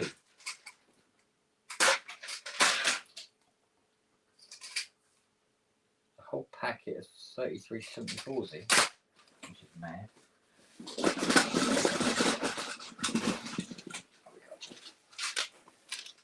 No, we're getting down to dregs here.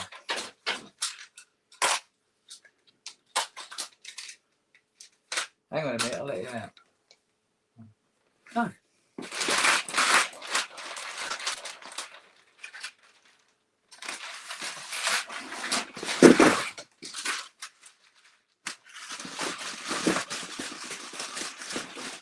That is absolutely insane.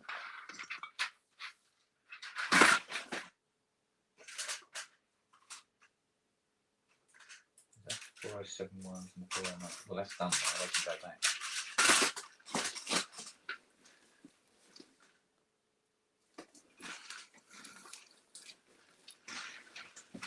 Back up.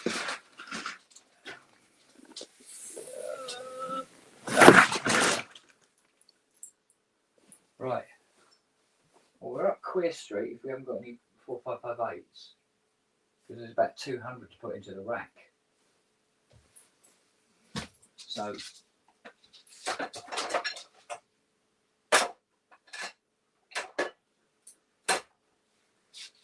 as they say in outer Mongolia, where the fuck are they?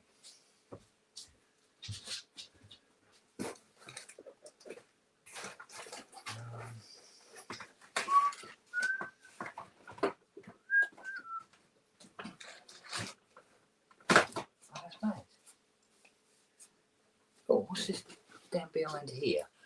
What's all this?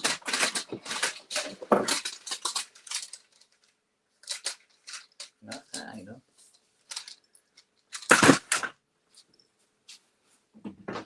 There you go, darling.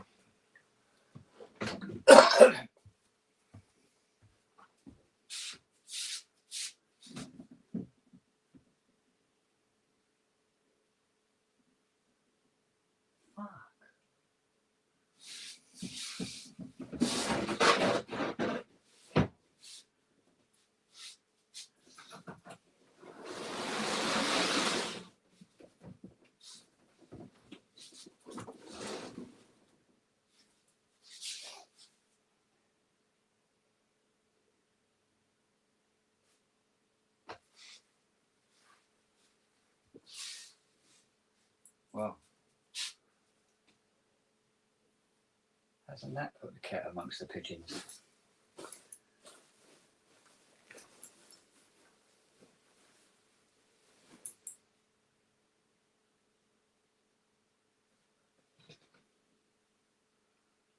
Fucking hell.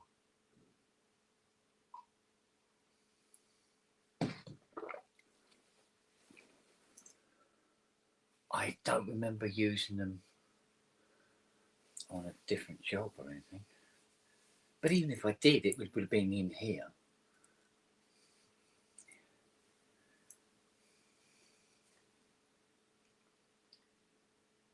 It can't be right. No, it's not right. and I buy them in a batch of 1,000. If I was getting low, I would have noticed, surely. Would I?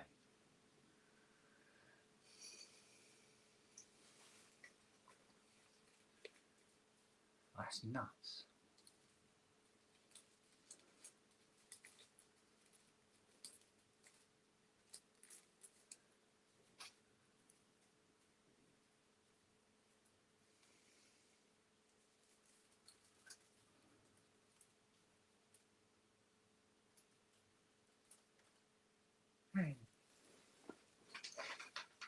That's not making any sense whatsoever.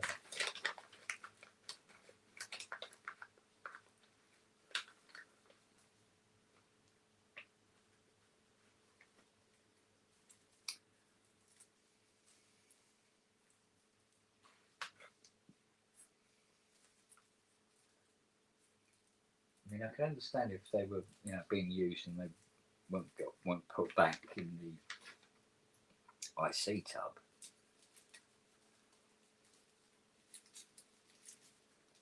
But they'd still be, relatively visible somewhere in the workshop. Big long plastic tubes like that. They're hard to hide. So I don't know.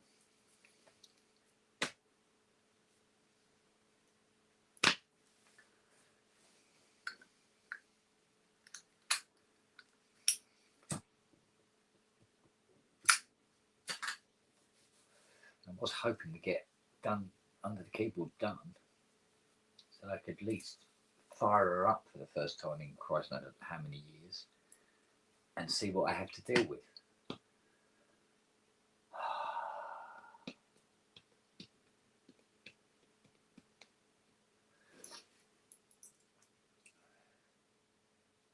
But not without the dual op amps.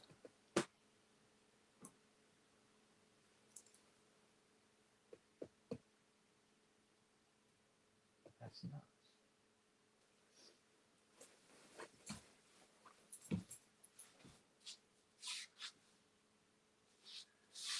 It's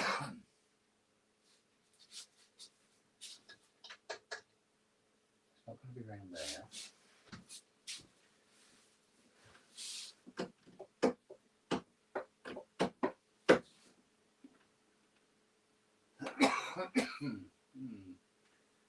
Interesting.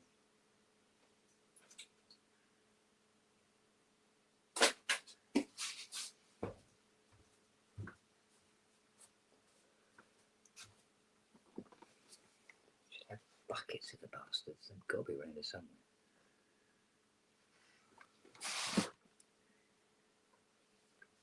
Oh, what's that down there? Wait a minute. Just got to move the CS a bit. What's this?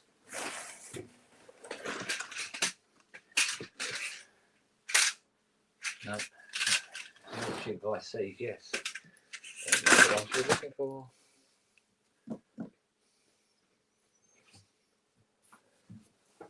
Might have some of the other kits. What have we got in here? No. Absolutely bloody not.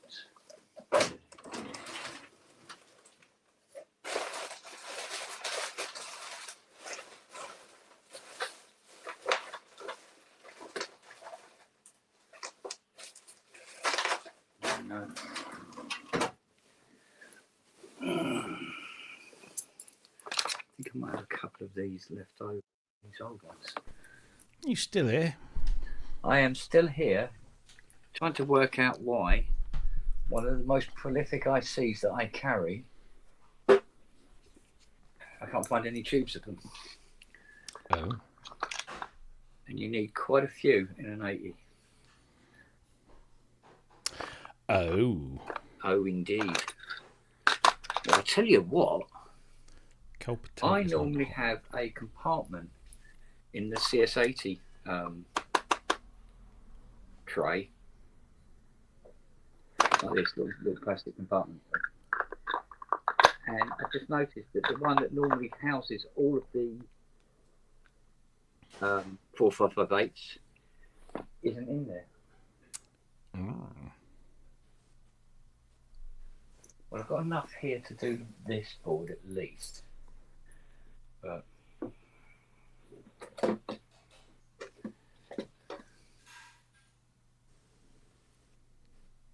because I buy absolutely tubes and tubes and tubes of the bastards, because they appear in nearly every synth. Yeah. Stop, you know what I mean?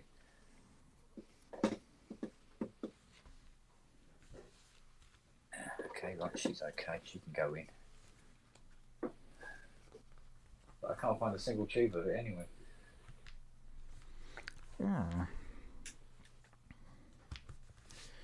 We know that thing I was talking about with the soundboard sampler instrument that I put together. Yeah.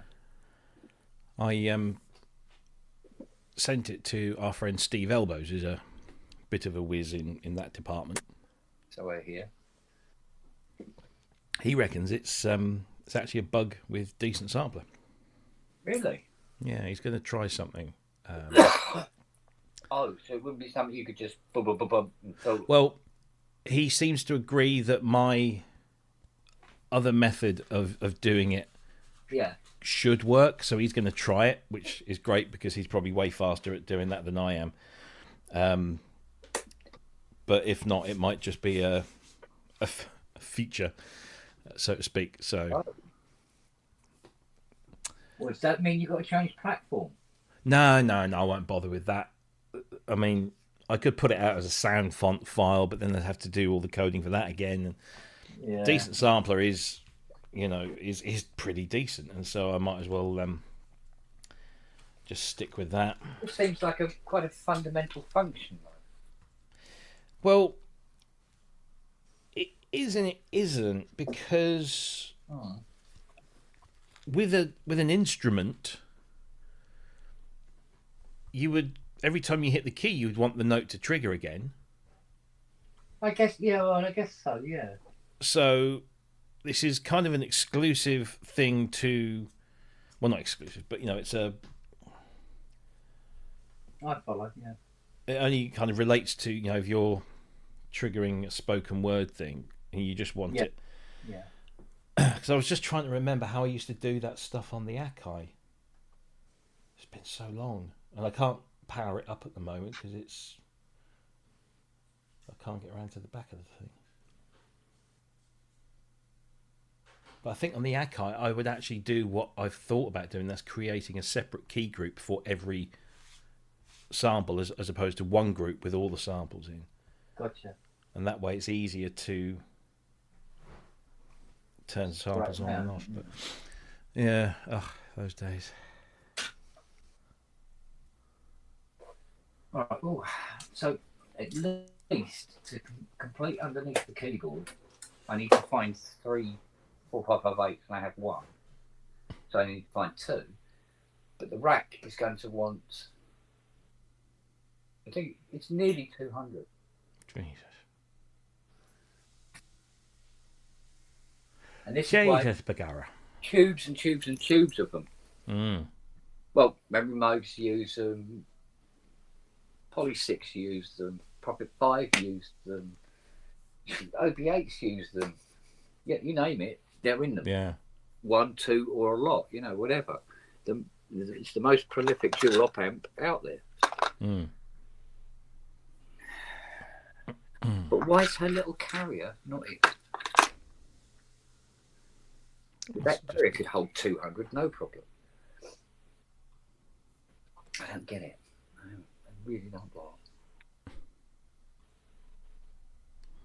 I had a bit of a pattern. It's kind of why I disappeared earlier. Yeah. I had a request. I had a request come in a couple of months ago to redo a bit of voiceover for one of our courses. Yeah. And I was just about to do it, or I had done it, I can't remember. And a member of our team, who can be more than a tad anally retentive when it comes to certain things, said, no, we need to reword that. That's not right. And I'm like, okay, whatever. I didn't write it. I'm just speaking the words. Yeah. And she said, "No, I'll rewrite it. I'll send it back to you, and you can record that." Okay, fine. And so we waited at least 2.5 months. Actually, probably more. And he's eventually today delivered it. So my colleague, another colleague, sends me the script and says, "Right, can you do this now as per his instructions?" I'm like, "Yeah, fine, no problem." Can I find the project file? No. And I've just done a massive. And you don't know the name. I know the name of the project, but I'm searching on my computer, and it ain't there. And I've just done a massive housekeeping exercise because my desktop for my work computer had over 100 files just on the desktop. Yeah. Of varying. So I sat down for about a day and just like organised them all and deleted the crap that I didn't need. And I'm sat here thinking, oh God, please don't let me have deleted that. I know we've probably got a backup somewhere, but oh right, yeah, and oh fucking hell. Oh, dear. And then eventually it turns out that I didn't have it after all. Ah. So, Look but at yeah, the I was sweating cobs. Yeah. So anyway, then I just had to. Then I started redoing the voiceover, and as I'm reading through, and I, all due respect to our American brothers and sisters, but God, you fucked up the language. And I don't mean just the alternative spellings. It's just the way it's used, or the way some people.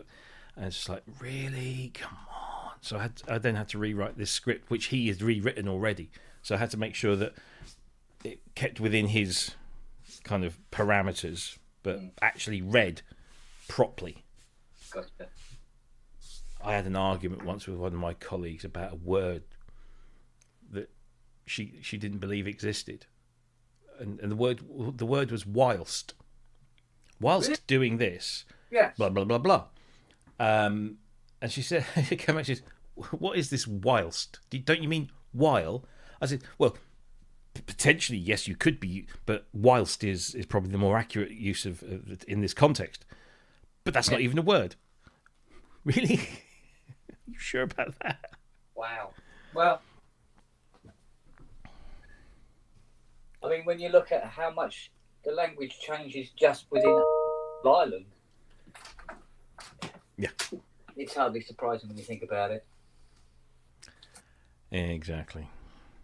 You know, they were using words up north that people down here are going, what the fuck are they talking about? Indeed. So. Indeed. Oh, this is stupid. This is ridiculous now.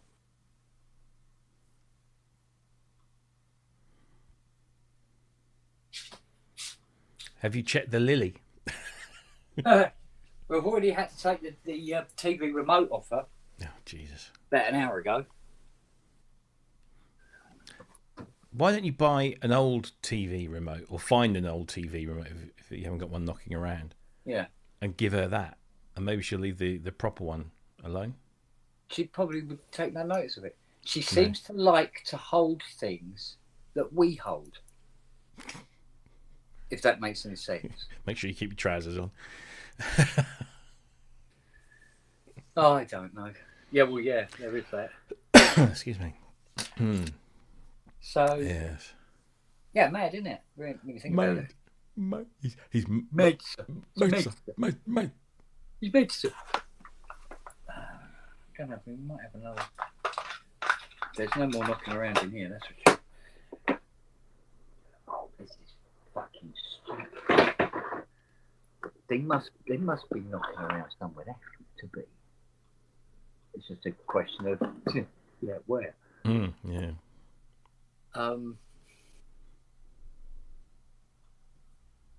Would they have been taken anywhere for anything? No, they wouldn't. There's no other place in the house that really requires 4558 in great number.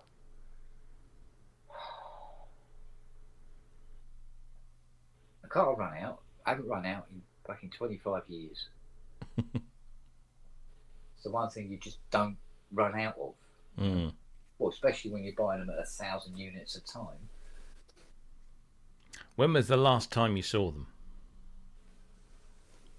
Now that is an incredibly interesting question. That's the thing. See, what's happened is, due to circumstances beyond my control, I tidied up in here. Oh, there you go. That's what's happened. Yeah. And that's what's happened, isn't it? I'll put these somewhere safe, he said. Yes. So safe. I can't. They're safe for me as well. Arse monkeys. Not beyond the dog's bed, are they? No. Ah, for fuck's sake. It's going great guns here, and it's all like bleh. Oh, great with bleed naught now. Oh. Now I can close the keyboard up for the sake of 2. If I can find 2, there might be some in some of the preset sets. Let me have a look. Because I have these preset sets, like this one, only contains Prophet 5 parts. Yeah. Yeah. Well, mind you, Prophet 5's use them.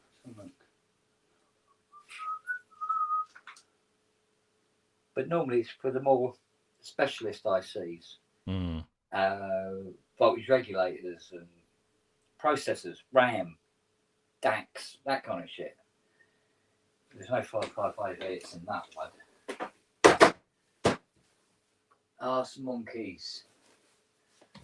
Right, let's have a look over here. Let's have a look at some of these presets.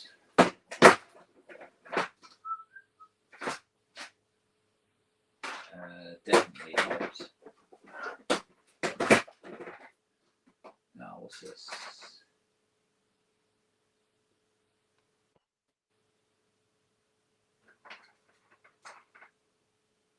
Here, short videos explaining how. Right, found some. Well, a couple.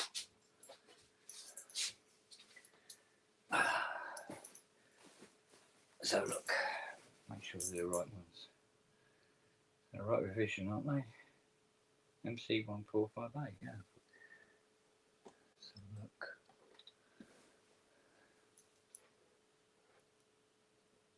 Is that one?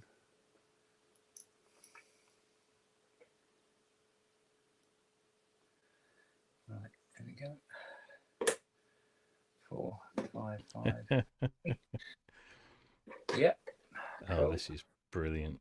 Hang on, What's let's that, just love? do this. Come on.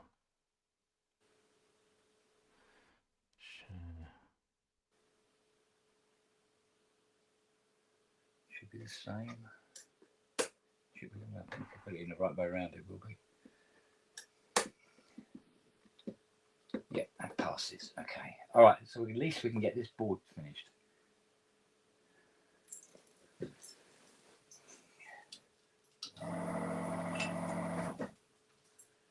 Right. Where are you? Oh shit. Okay. Bollocks.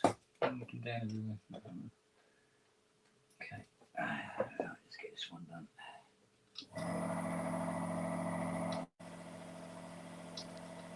There you go. This is one of the best fancy dress costumes I've seen in a while.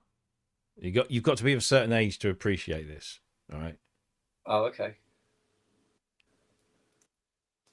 The Phantom Zone Yeah.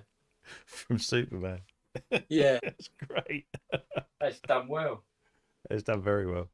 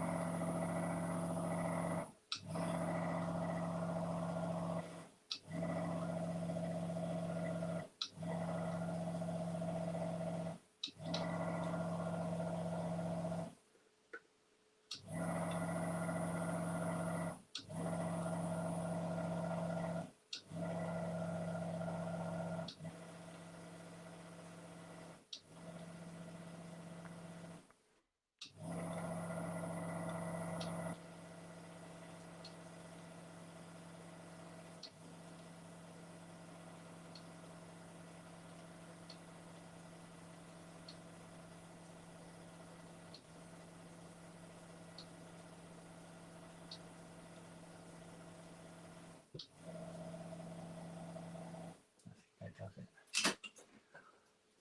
Right.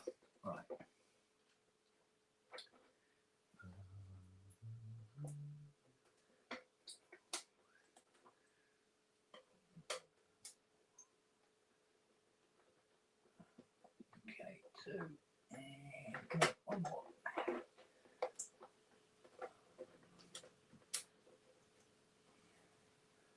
Oh, come on, girl. There she come. Yeah. There's a good girl. Lovely. Lovely, jubbly. Right. That one in there. Yeah. Such one in there. Wunderbar. Come on, girl. Go on. Look about. That's it. Come on. There you go. Lovely. And 4 5 an actual 4 5 by 8.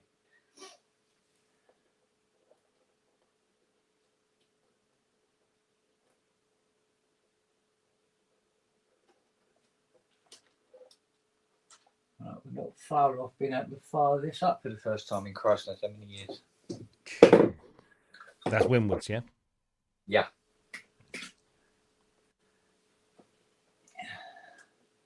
Not been on for quite some time.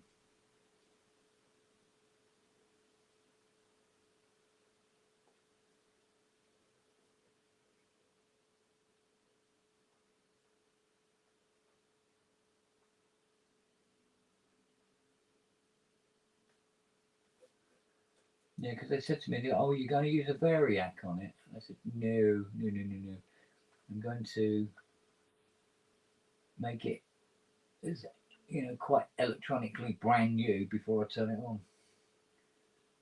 So Yeah. I'm worried with pissing around with variacs.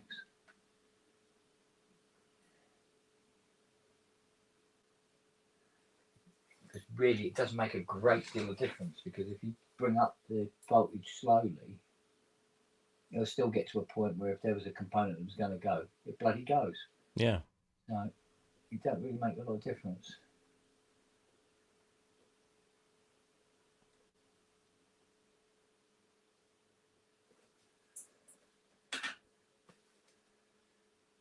Okay, so that's the op amps in.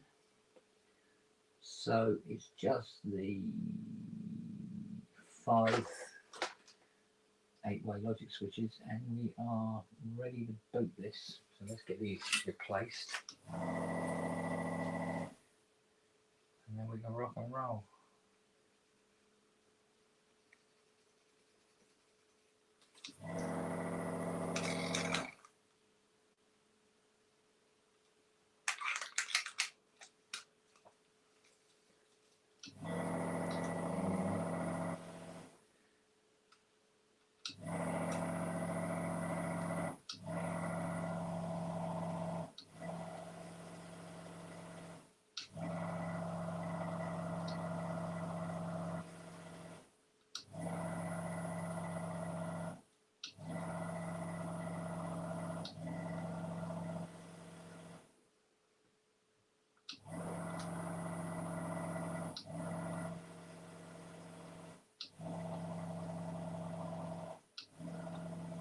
I watched a half decent film at the weekend. All right. It's been out a while, but it just never got around to seeing it. Downsizing with Matt Damon, Okay. where these Norwegian scientists come up with a way of shrinking human beings to so they're about 5 inches tall, basically. Oh, right. Okay. I remember. And they do it to it's basically there's an underlying or an undercurrent of environmental awareness, because if you shrink the human being, you shrink the amount of waste it produces. Yeah, it's a resource. Yeah, and if you take your wealth that you have when you're full size, it exponentially grows with your shrinking. So, if you have £150,000 in the real world, or in the full size world, it'll be 12 million or something in the shrunk world. But it's actually more, it's not so much about the science fiction, although the first sort of part of the film is a little bit about not so much how they do it, but it is quite interesting. It makes you think. It's not bad. Yeah. It wasn't awful, shall we say?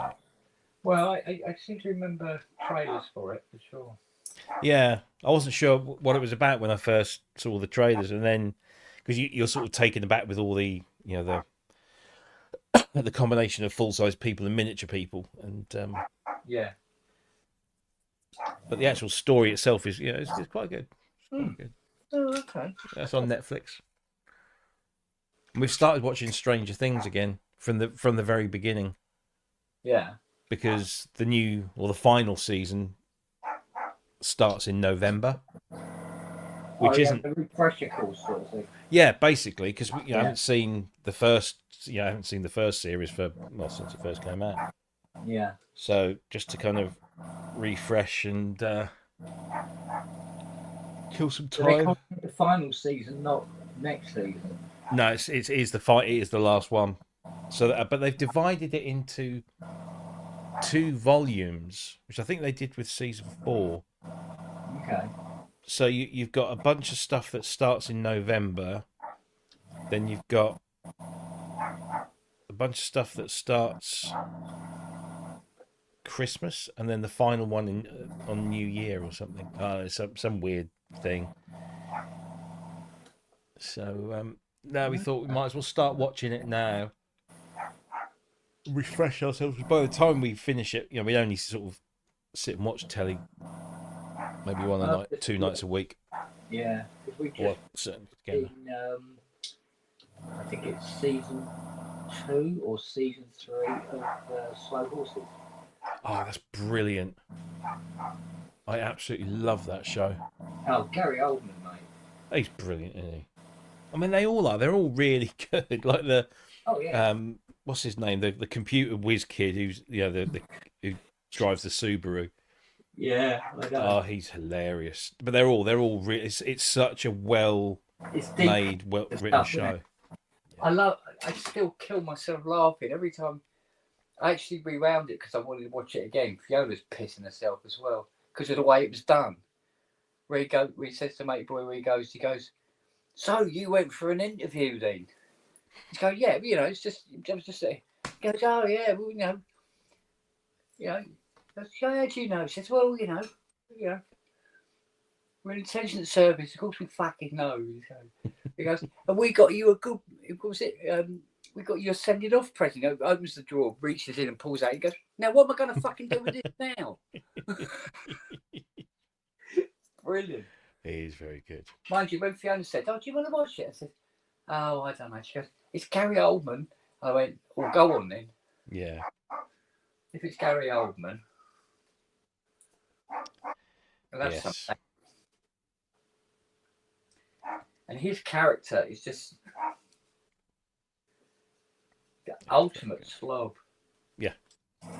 Why does that woman put up with him though? She's really quite competent. Yes. Yeah. And she's been there, done that, and all the rest of it. Well, clearly he's protecting her in some way. Well, I think there's it. Yeah. It wasn't her boss, her original boss, who was found. No, it was her husband. No, that was her boss at MI5, who was found dead in the bath from an apparent. She was married to him as well.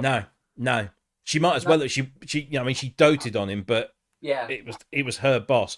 But he was also. I think there was She doesn't know though, does she? Yeah, there's lots of there's kind of an underlying thing there. Although in the last episode we watched, he did tell her that he was that the guy was a traitor. Yeah, he was selling secrets and everything like that. Yeah. But not about obviously for people who haven't seen it yet. That's it. Yeah, no, it's very good. It's very Kristen Scott Thomas is brilliant in it. Yeah. And she's incredibly easy on the eye still. I wasn't expect what's her face to get shot. Oh yeah. Well, there's always And I thought that was a brilliant move because that means, oh no, there's no, magic charm on any character here. No. Any one of them can go at any point. Well, yeah, it was like in season 1, Including him. the boyfriend at the end of season 1. Yeah. He goes. So I think apparently, I've never read the books. No. But apparently, a major character always kind of goes. Yeah. Which is a fairly known thing. No, it's a great show. Really great show. Yeah, because it's like, when you used to watch, like, say, I don't know, top of my head, an episode of Starsky and Hutch or something like that, and one of them was in dire straits, and you knew he was going to be all right. Yeah. Exactly. But in this, you're going, fuck, Yeah. You're more invested that way. Yeah. The other one we've started watching on Apple TV is Murderbot. Oh, yes. Fiona started that one up as well. That was clever. That's good. Was it? She goes, do you think he has a PP? Yeah. So he can make any length he wants. He can do things. I wasn't sure what to expect, and then we watched the first. I said to Jackie, "Let's just watch the first episode. If we don't like it, we don't watch the rest." Go on, then, she says, and we put it on. We still like episode 2. Yep. So, yeah. Yeah. And it's not unnerving, and it's quite natural, but Skarsgård, is it Alexander Skarsgård, this one? Because there's like 5 of them. There's Stellan, the father, who's like, he's in everything, just been in Andor, and then there's Alexander, there's Bill, and there's two more brothers and a sister. I can't remember, and they're all actors. When you listen to Alexander talk, and he sounds so much like his father, so much like his dad, which is not a bad thing, they're all great actors. But exactly. Because is it Bill was the clown in the remake of It, I think, right? Which I still haven't seen because Jackie refuses to watch it, and I rarely get a chance to sit down and watch stuff on my own undisturbed. Yeah, well, I don't. Fiona's nearly always in front of the bloody thing. Yeah, but Fiona doesn't mind watching that sort of stuff. Fiona doesn't give a shit. What did we watch the other day? We watched something that Jackie said, "Oh, this is going to give me nightmares. It's going to I'll be wailing in my sleep." I said, "Honestly, love, you don't need to watch anything to wail in your bloody sleep." She's always doing it. Oh, what was it?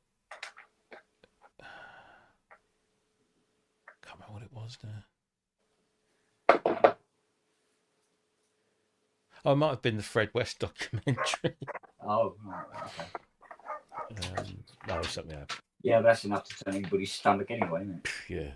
Face it. Indeed.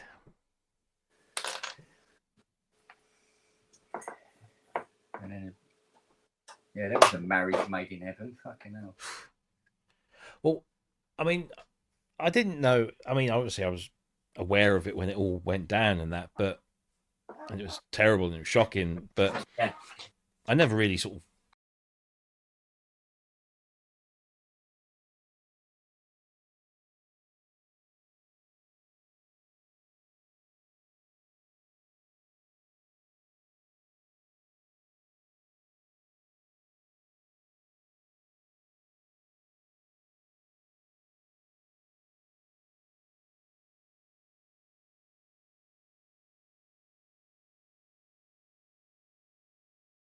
Give us a sec, will you, darling? What happened there? We have visitors. Yes, no, sorry, the screen just went all weird and funny. There we go. Oh, there it is. Afternoon. Afternoon. Hello. How's the blue rinse then, Kent? Loving it, lad. Loving it. Yes, the old dinosaur, good, very good. Enjoyed that. As long as it's not grey, I'm fine. Well, that's true. That's very true. I'm done with the grey. Yeah. So what's Right, new? yeah. Anything? Not really. Not really. Yeah, I thought I'd better book that. I did a book it, pay when you get Yeah. there job. I'll need to confirm what's going on. Yeah, right. I'll approach that delicately. Yes, I'll leave that with you. Yeah, thanks. I got quite a few more people coming through on the other one, which is quite good. So I'll Good. we need to work out a form or something that I can send them to say about pat testing and insurance and bits and bobs. Yeah. But yeah, what I've done now is I stuck it in its own little email. I've just done a Synth Southwest Gmail account, so at least it all goes in one. Yeah. It gets mixed up with my other stuff. I start missing stuff, so at least it's all in one box now. Mm-hmm. So Yeah, that's I'll all sort good. those emails out. Yeah, whatever. Yeah, it's not a problem. But cool. I have to start designing some merch All right. when you got a minute. Yeah. It's finding these minutes, isn't it? Indeed. What was the other thing I was going to ask you? Something else. When we all going down to Kent then? Is that the case when Ty's ready with his van, is it? I suppose. Well, he told me it's going to be June or beginning of July, Right. Okay. based on what else is going on in his life. Yeah, well, that's fair enough. I did ask Ty about the other thing as well. It fell on deaf ears. All right. About performing. But we'll see. I've already asked him. Oh, you have? What did he say to you? That it's possible and he will. Okay. Yeah. Oh, So that's all right. It was quite a. Oh, that's right. Fair enough. No, we were chatting the other day and I sort of dropped it in the conversation. Cool. Yeah, Should be we good. spoke. Last Very good. We've got to think of something else for that bit as well. Yeah. All right. Ba-ba-da.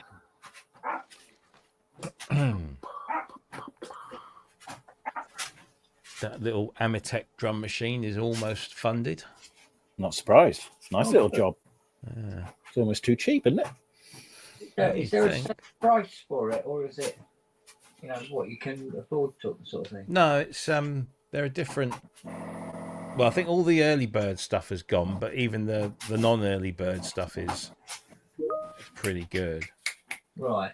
So I might be tempted with that, Yeah.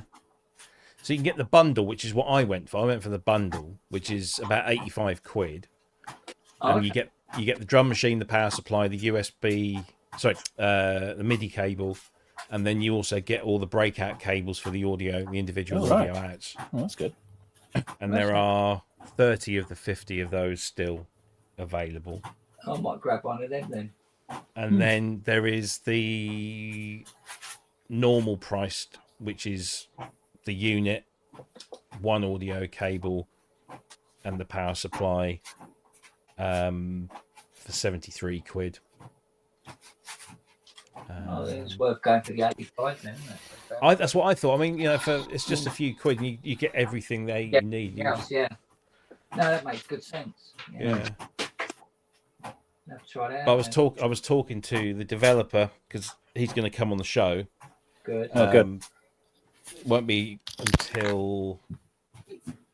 I'm finding this a lot now. A lot of people are saying, "Can we do it in August?" Because I think obviously summer holidays and stuff.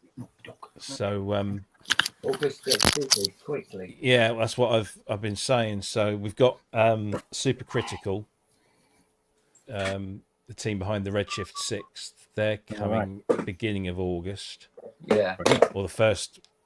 It'll be the second show in August because the first show in August I'm not there. I'm on holiday. Who else have we got? Oh, we've got Gravity Rigs. Just trying to firm that up. They design live rigs for Pet Shop Boys, Chemical Brothers. Oh, that'd be interesting. Also, yeah, that's what I thought. That's another one that Chris MIDI Era has good old hooked us up Chris. with. Brilliant. Yeah. Well, sort of. Yeah, it makes it a bit different of a chat, doesn't it? Yeah. How things are done. So yes. Get Who this else plate. somebody else on the back burner. Can't remember that. Right, let's get this big girl in. Well, we've got Adam Holzman when he's available, haven't we? Well, yeah, actually, that should be happening. But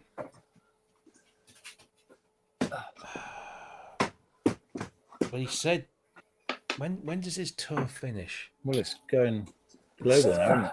They're Are they having a bit of a break before the next lot? I think. He said when he gets back to California. I'm in. Here we go. Tour dates. That's it. So June the 13th is the last one. That's in Spain, and then he goes back home, and they kick off again in California. Oh, okay. In September. So we could do something in between. So yeah, he said. So I'll wait until the end of this week, and then I'll drop him a line and just Yeah, good. So when you're home, give us a bell. Brilliant. Talk about fucking tight. Talk us through his rig and that'd be great. playing for miles. Yeah, it's not just Stephen Wilson, he is it? 15 years old, wasn't he? When Something ridiculous. Yeah, because his bio's very interesting. Yeah. Which one's that then, Ken? That's Steve Winwood's. Aye. Piss off. Hang on. Played with Grover Washington. Ray Manzarek. Rush. Nice.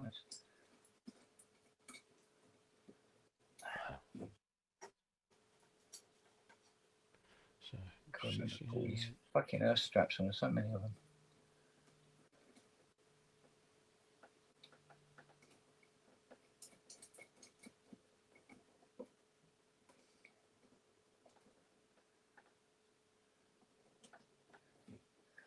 Right.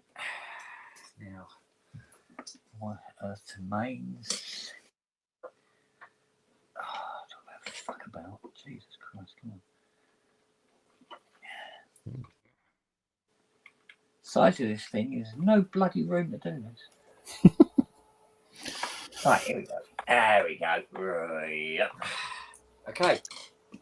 Cool. I'm off to see Holly Johnson on Thursday. Oh yeah, I've been seeing some clips. Yeah, it looks quite good. He's playing the Forum in Bath. I thought, well, that's local. Yes, when was the last time I saw him? At Coco in Camden, I think, a few years ago. About the time that Europa came out. Yeah. I'm actually on the cover of the live album. Oh, because you can see me standing. I was at this one at the balcony, and I was at Right. the front, and I got my Frankie Say t-shirt on, so it's quite easy to see me on there. Oh, brilliant. Yeah, should be a good one. I wore a Frankie t-shirt to China Crisis the other night. What, your Frankie t-shirt? No, not Frankie Say. Oh, okay. Thing, and I was half expecting Gary to, have some snarky comment about Frankie Goes to Hollywood, because he goes to. I've seen him a couple of times when he's kind of gone through the list of amazing Liverpool bands. Oh, right. And he takes the piss out of OMD, but then says he's actually quite a fan. Yeah, particularly the early stuff. Right. Right, your job, should you choose to accept it, is to look for any smoke that appears on that range. I come at the right time. Here we go. Got it. Smoking the kippers. It's on. Fireworks. Lights. We have light.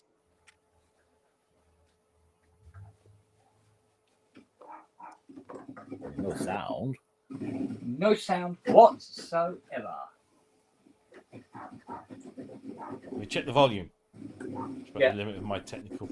You'd be plugged in the output jack.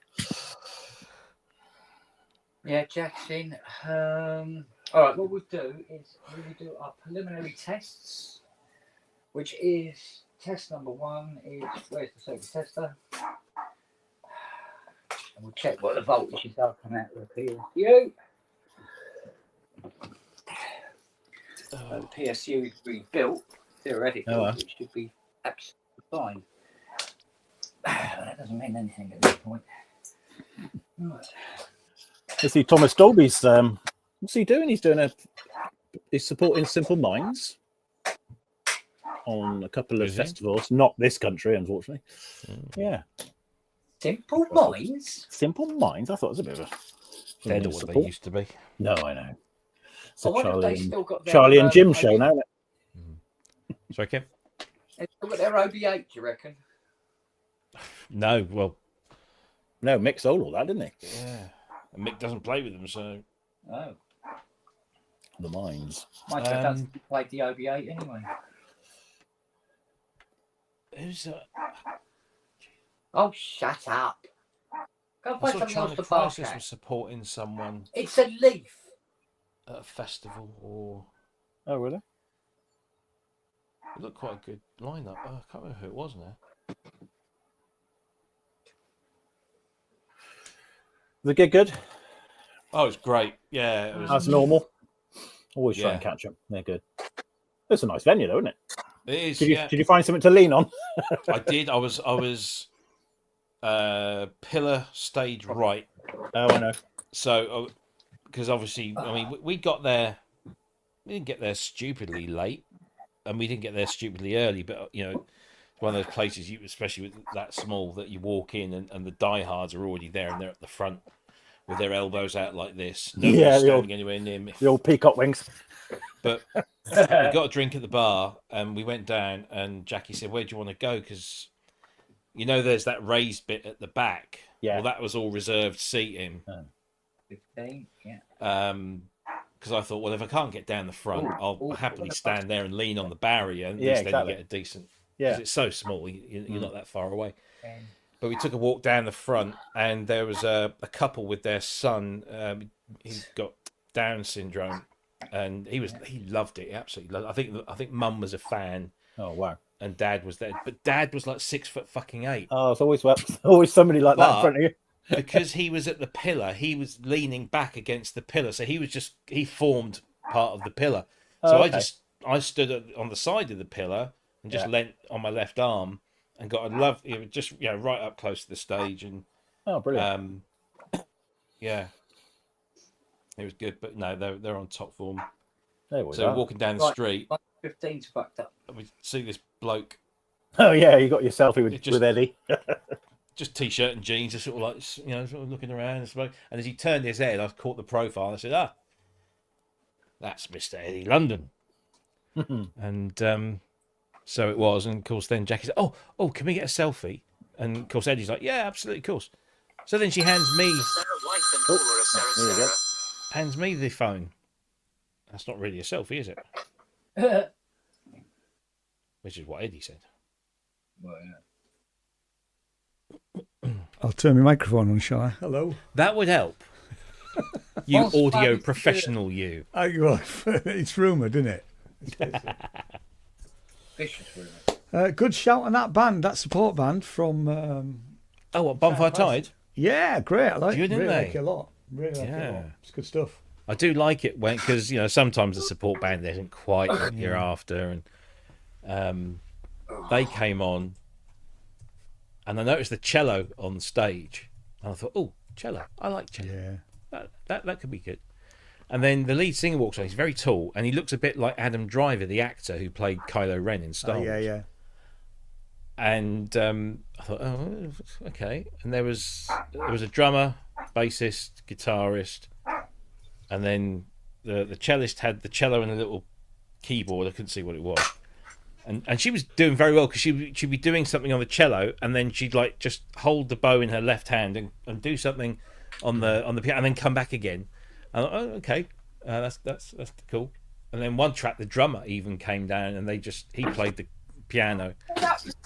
But no, very good. And so we bought the album and the T-shirt and a badge. Like you do. They were incredibly grateful. That's their income now, isn't it? That's exactly their income. Yeah. And whilst Jackie was doing that, I was raiding the China Crisis table. Spent about £100. I Well, saw there was- they came to Pocklington. And they were brilliant. Really? They were so funny. Yeah. Absolutely. Oh, Gary is amazing. He's It's stand up just- and McKinney, didn't he? Yeah, absolutely. If you get a chance in, come and watch them at there's a boat in the harbour in Bristol called the Thekla. and they always play that, and it's brilliant. You're down in the bottom of this old whatever it was, fishing vessel. Yeah. It's really good. Come on. Cool beans. We saw them when they did their 40th anniversary of them actually starting. There you go. And it was a They're like 2.5 your show, mate. and with a PowerPoint. You got the band, and a big projector, and so in between, Gary was just telling stories. You know, they would go through their stuff, and they'd play a few songs. Then he'd talk about them, and then he'd talk about the next song that he was, how they wrote it, or where they were, or who it was about. And he'd have slide pictures of his parents and his sisters and Eddie's sisters, and just talk. And then pictures of them in the studio with Walter Becker, because they did a couple of albums with him. They did. And just story after story after story that was either endearing or hilarious or both, and it was such a good night out, such a good night. They did a DVD of it, but I think they only made a limited number. So I've got one, but I don't think you can get it anymore. Right. Yeah. Because they recorded the performance at sorry, one of my neighbours, she's got a gorgeous ass. You lech. Yeah, why not? I'm behind net curtains here. This is what I do. I'm the womanizer. Yeah. No, You're the I'm not purple-headed people I'm just eater. admiring. Yeah. I'm just admiring. Yeah. They recorded the DVD at the Liverpool Philharmonic, so it was kind of like a homecoming. yeah. thing, so it really was a good audience and everything. Cool. It's very good, very highly recommended. Even if you don't know who China Crisis are, You do. As soon as you go there, you know you the do, songs. you know the you'll know hits. songs. Yeah. No, definitely. But you'll also be very, very well entertained. Yeah. And then when they get to the end and they start knocking, because they always tend to leave the hits until the last Yeah. bit, which is nice as well, because the thing is with China Crisis, what they don't tend to get appreciated for is the deep cuts. The album Oh god, tracks. yeah. They're so good. But they dropped Tragedy and Mystery, which was one of the singles. But I love that song. Yeah.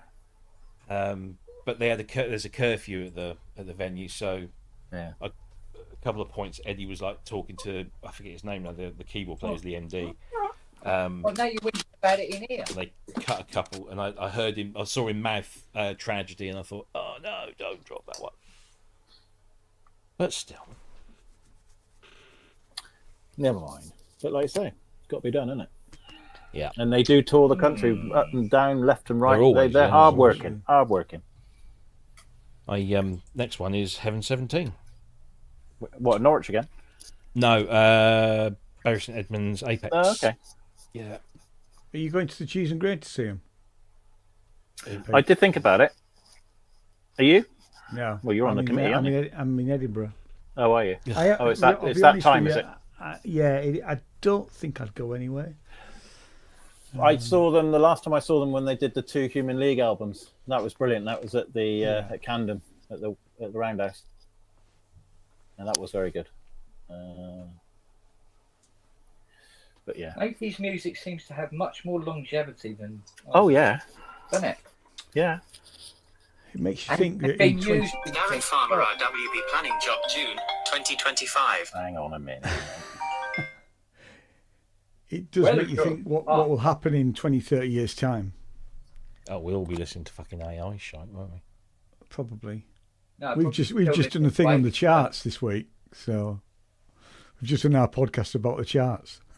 Oh right. Two old blokes listening to the top 10. I only knew 3 acts in the top 10. How was that? I probably wouldn't know any of them. Well, you know Ed Sheeran. Unfortunately. Yeah. We get to hear about him a lot here because obviously. Yeah, but I don't think I've actually heard him play anything. If it isn't in the film, I don't know what it is. What I will give Ed Sheeran, even though he's not my cup of tea, he is a hard working lad, and he did work. He is a talented little lad. He was well known, on the streets around. He would be busking in Diss and Ipswich and Stowmarket and all places. So that's why we hear a lot about. The only song I actually like by him is the one he did with Anne-Marie, which is 2002. I really like that song. I mean, I heard recently that he films when he's doing songwriting collaborations. He films everything because he's had those court cases, lawsuits, yeah. You know, whereas that, in theory, should put a stop to that in future. And you can see exactly who did what. Yeah. On the day. Actually, but what was interesting was one of the songs that was in the top 10 had 12 songwriters. I know, yeah.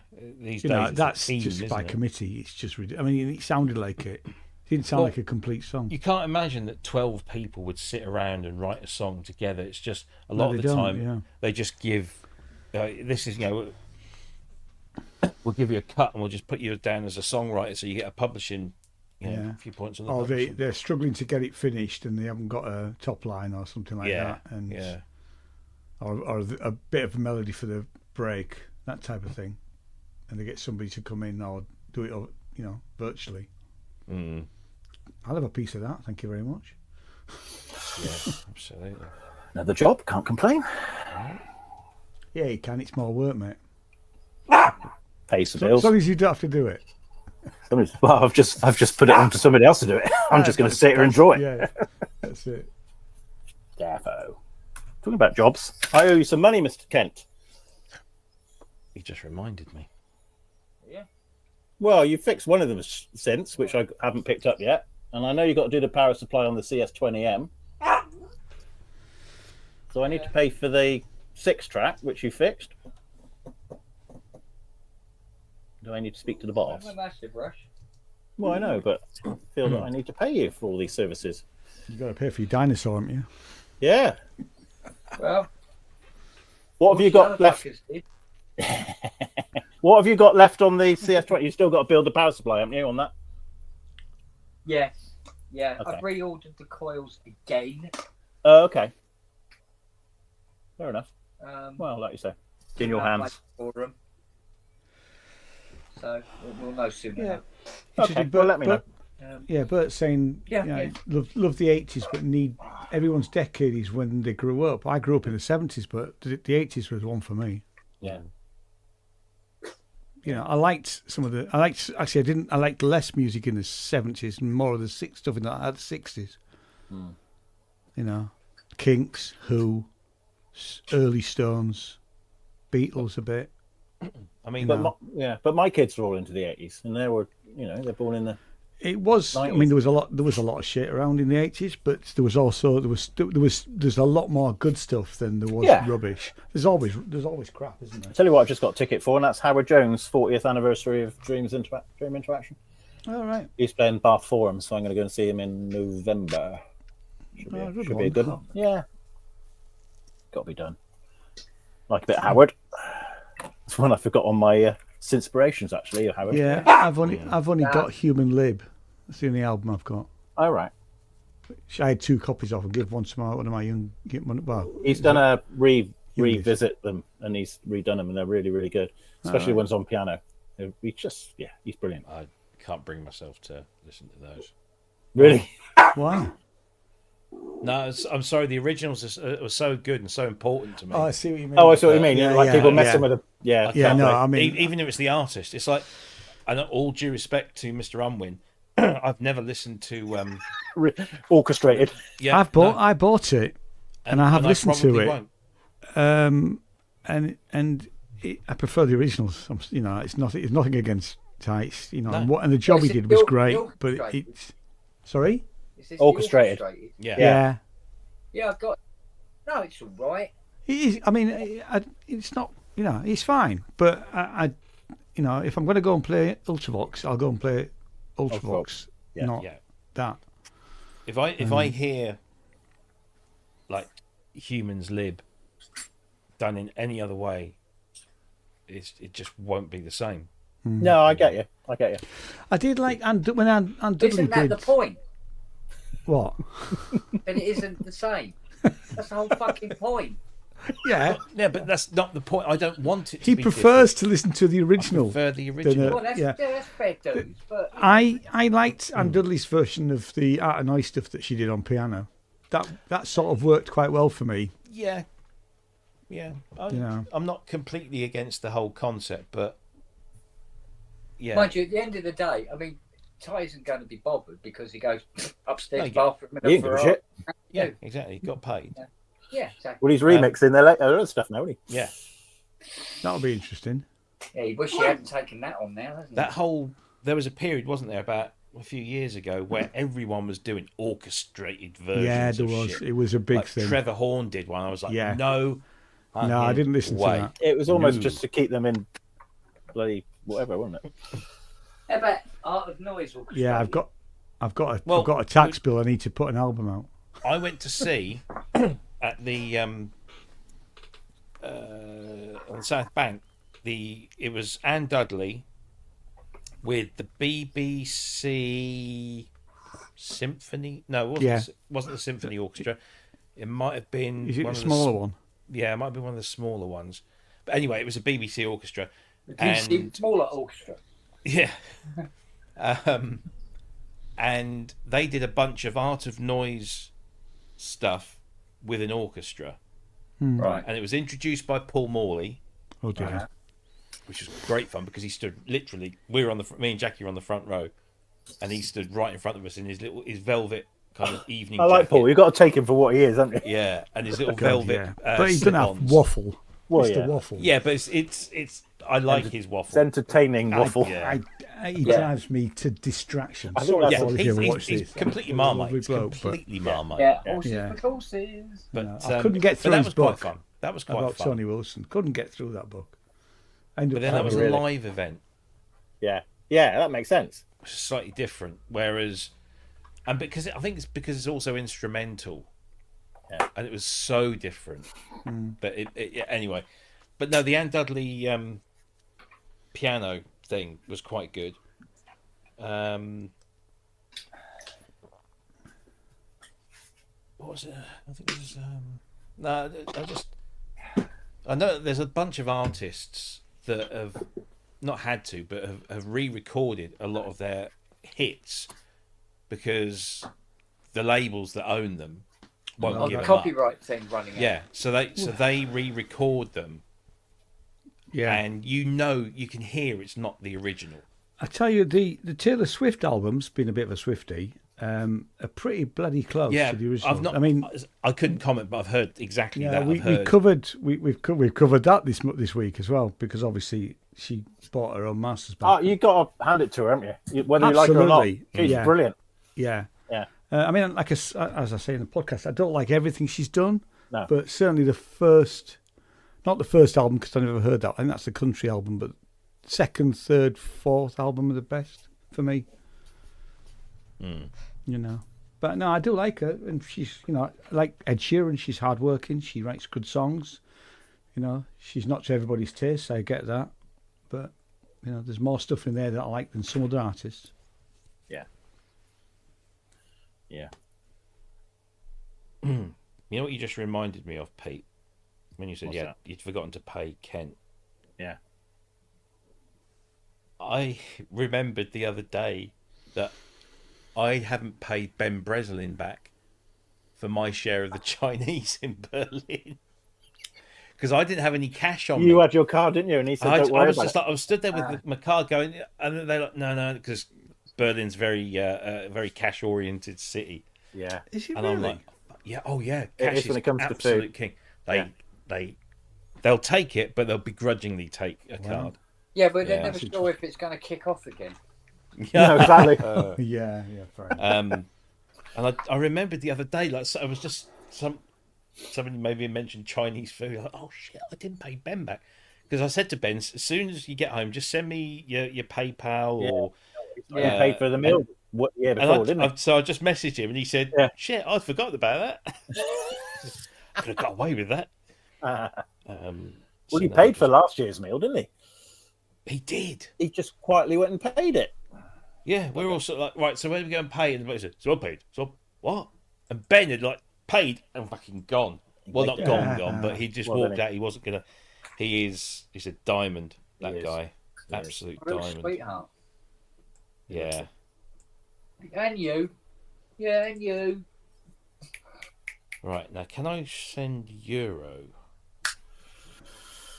Should be able through PayPal. Yeah. Oh, that's not good, is it? It's not his. Jesus. Oh, bloody hell! I just said. All right, so the power supply's been a bit of a wanker. Oh. Well, who rebuilt that then, eh? God, bloody emails, honestly. So that's No, that's I the think fifth. what it is one of the components that doesn't normally go over has gone over. Right. I think one of the fets has popped its pants, and normally they don't go. They just don't. So that will need to be addressed. Oh, what say you, little girl? Yeah, is that you said that. What say you? Bless you. Thank you.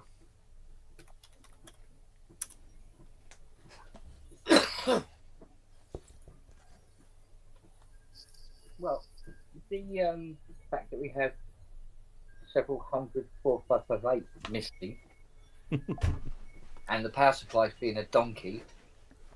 ER. Yes. Don't fancy doing any more now, seeing as it's what, 5:30? It's tea time, mate. It's tea time. Tea time. Do you gentlemen know anybody who's got one of those digital 8mm film converters that I could borrow for a few weeks? I want somebody who can do that as well. I've got a box full of Cine stuff from my dad that I want. Well, I may end up buying one then. Okay, well done. We know where to come then. If I buy one, hey, if I have to buy one, then I'll give you a shout pick when I'm plenty of us have got all this stuff in the lofts that, yeah, I'll rent it out to try and get some of my money. No. So I've seen one before where they video that on the screen. Is this a proper one that you're looking at that will? Yeah, I mean, the cheapest one I can find that's reasonable is 250 quid to 500 quid. What they basically do is they take they stick a snapshot of every frame, and it just moves on. Takes quite a while to do it. But it's an automatic process, is it? Yeah, once you've threaded the film, it'll just keep going, and Clever. Yeah, it is. Yeah. I mean, they're all out of China, sadly. Isn't everything these days? Although the one I'm looking at is an American company that's still made in China. Over to them. Well, I just bought some luggage and a wallet because I just remembered I needed it. So I thought, and they both turn up, and they both manufacture Shenzhen.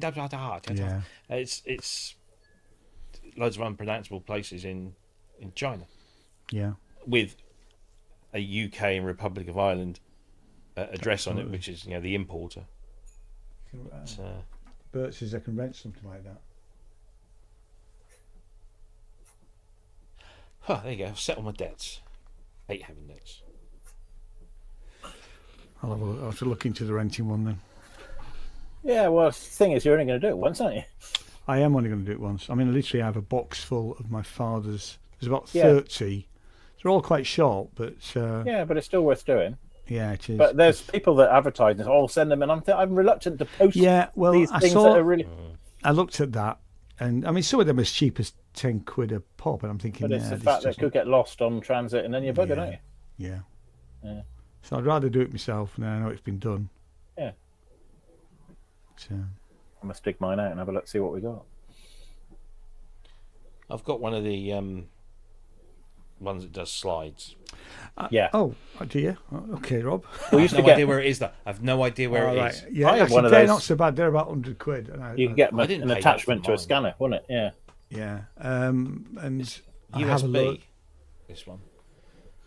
I have a load of slides. In fact, Jane's got a load of slides as well. In fact, I thought they were all in one place, but I've got the slides that we took when the kids were small, which I need to convert, but I can't find my father's, and there's loads of them as well.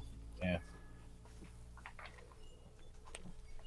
I had I went through a phase when I got really into photography. I wanted to do all my own developing, but I didn't have the space, the room, or the money to set up a little dark room. So I said, I'm going to do everything on positives. So I did, because you can do all of that in the kitchen. Yeah, I remember doing that actually. Yeah, back in the day. And you know, winding the film onto the in your bag, in your dart bag, and winding the film on, then putting the chemicals in, and so I got boxes and boxes, like these big things that had like 2, 4, 6, 8 or 10 cartridges, which would go into a slide projector. And there was like something like 10 cartridges in each of these things, and I had 3 of them plus boxes and stuff. Yeah. And I knew I got some fairly decent stuff on there because I'd gone to Cape Canaveral, and there was a shuttle on the launch pad, but it had been unfueled because they'd had to abort the launch, but they were going to try it again like a week later, so they left it there. And if there's a shuttle on the pad, they don't generally take the tour bus. Yeah, I did the tour bus. Yeah, within any distance, you have to keep a distance. Yeah, there wasn't one when I went round. You went that way. So yeah, so when there's not one on there, they'll take you round. Yeah. But they said you're in for a special treat today because there's a shuttle on the pad, and even though it's got the cover over it, you know, they swing this big cover over it. Because there's no fuel on board, we'll be able to drive round, and so you'll be able to see. You know, you'll see there's a shuttle, and you'll see the wingtips and the engine bits, and I've got loads. I was just literally, and then changed the film. I just like took hundreds of pictures of, because you knew it was like a once in a lifetime thing. Oh yeah. So I eventually converted all of those. So that is a laborious. That was, you know, one slide at a time. But we got there. See, Elon Musk's satellites are starting to melt from the sun. Oh, okay. Apparently, that's good. That's nice. They're starting to burn up. That's a spraying gun, darling. Like everything else in his. Well, they're just as well built as his Teslas, then, aren't they? Probably. It was. I saw a clip of him on there. Was it LBC or something that is of his dad, and they were talking about, you know, his drug use, and he was like, "Oh, he doesn't use drugs. He doesn't use drugs. He barely touches alcohol." I'm like, "Have you fucking seen the guy?" I remember seeing people with those facial expressions and eye movements sometime in the mid-1990s in the field in Essex. I see it. Man. Yeah. Mental. Certainly got the glitch.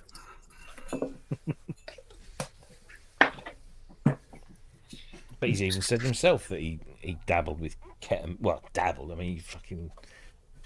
Yeah, he's a proper ketamine addict, isn't he? It's getting this bad big thing, isn't it? Some of these people. That and slimming drugs. Oh. Yeah. Just believe it. I know a couple of people who I don't know what brand. I know one's on the, is it Manjaro or something? I didn't know the name of it. Yeah, sounds a bit like Kilimanjaro. Yeah. But she's on that, and I know somebody else who was on Wegovy.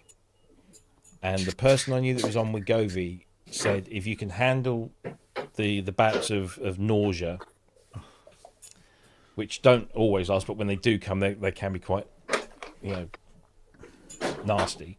But if you can handle that, it really does work. And when I saw him like 6 months later, he literally was half the man he used to be. Yeah, yeah. And the woman that I know that's on it, she's been on it now for about 3 or 4 weeks.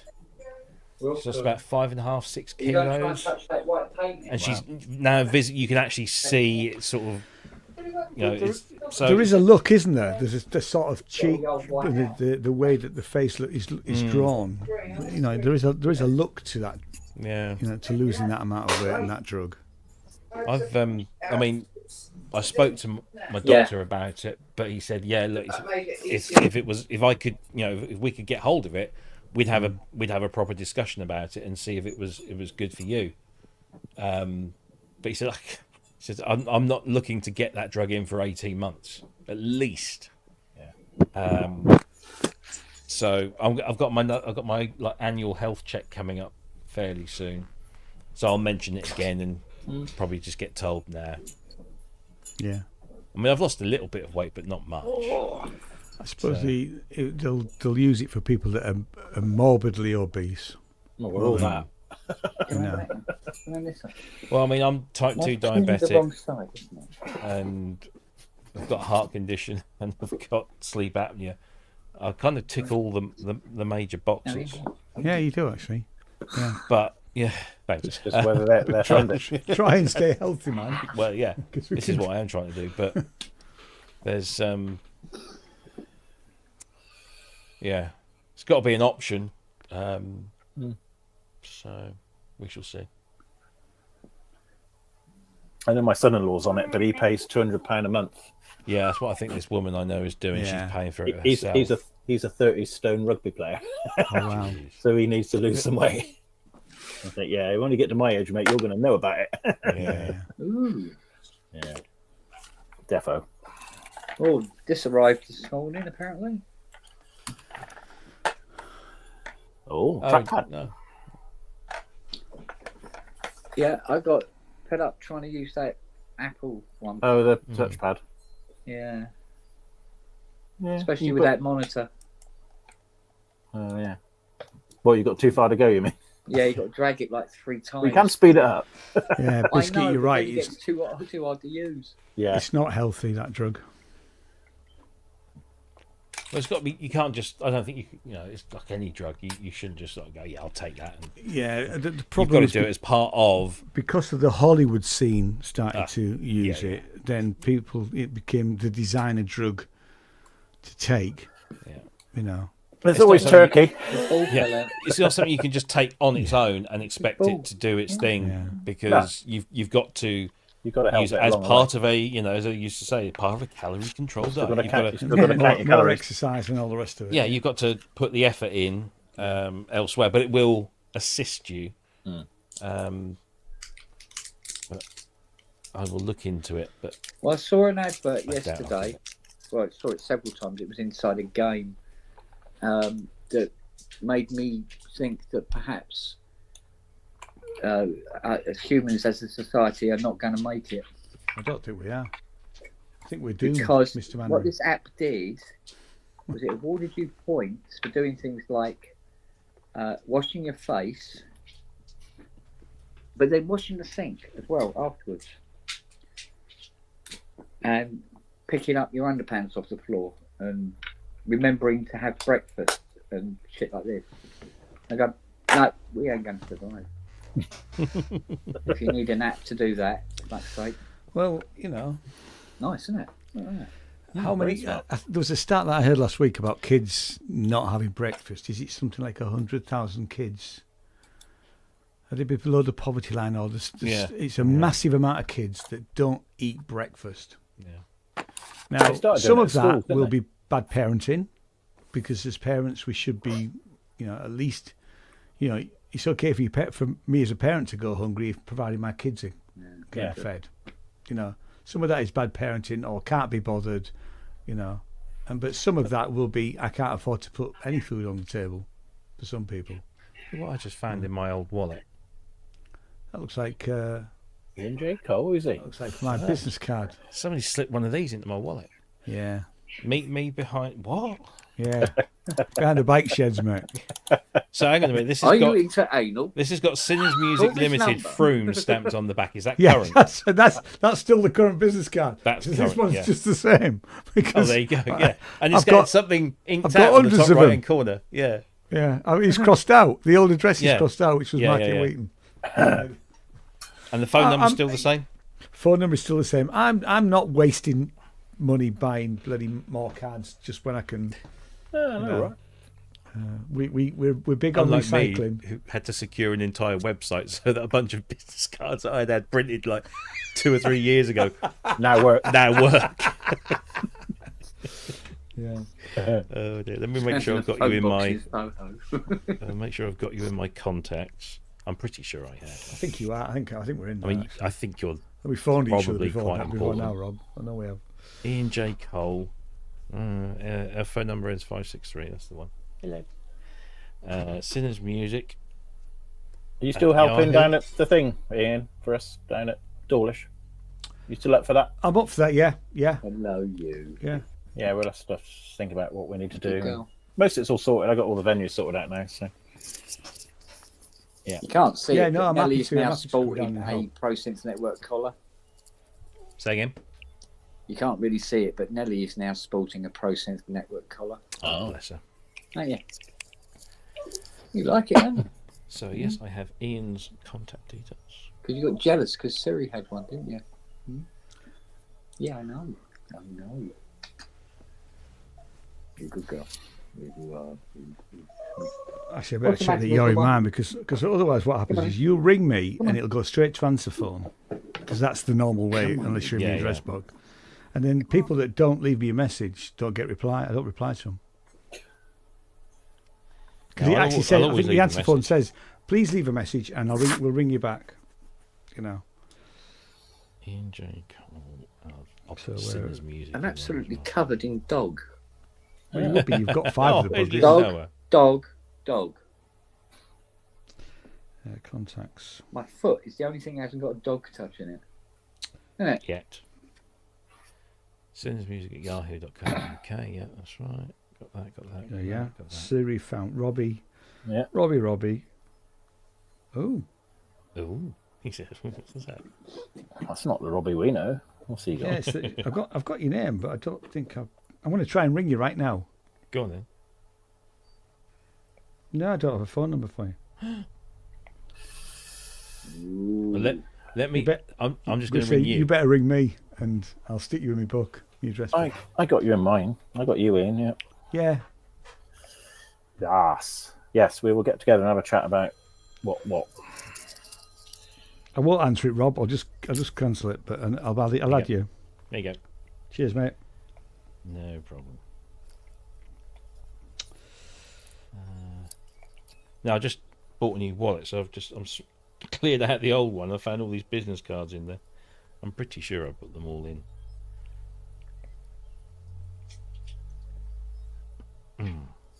I've even got a picture of you. Nice picture. Nice sunglasses. sunglasses. What in your wallet?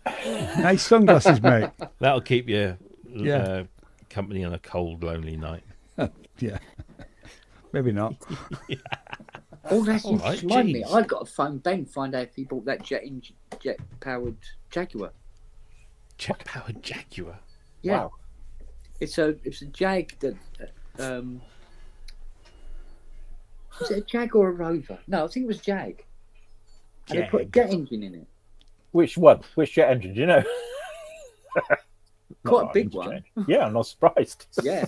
It's not connected to the to the drive in any way. Right, it's just a boost button. But it was going to be connected to the drive, but it turned out to be illegal on the road, on British roads. Funny that. Yeah. Yeah. But it was all right to have the jet engine in it. Yeah.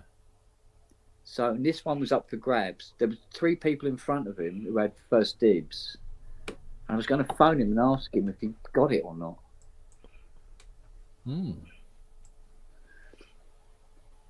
So I'll have to see. Space?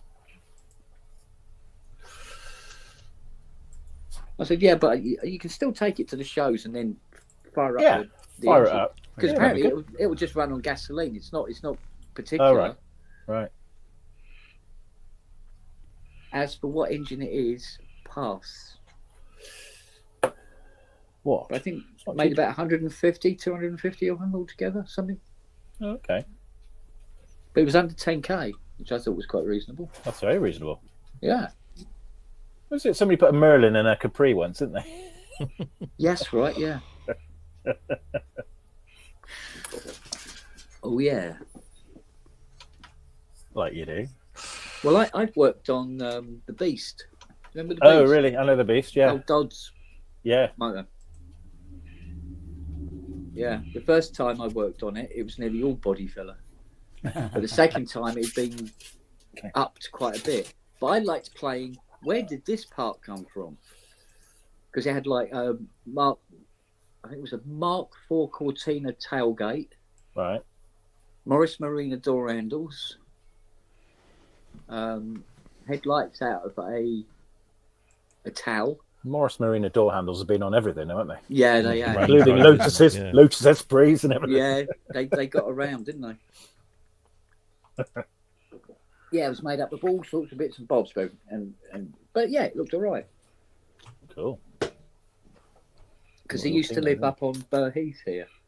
Oh, right. He's only a few miles up the road. Yeah. But he had it parked in his driveway, and his driveway was like that angle. Oh, yeah. Yeah, well, I hope his bloody handbrake works well. Got the breeze blocks behind it. There's some drives like round like that next door neighbour this way. Their drives like that. Yeah. Because we nearly bought a house with a drive like that. Jane went, I'm not parking my car on that drive. No. Was it a Merlin engine in it? What, the Capri?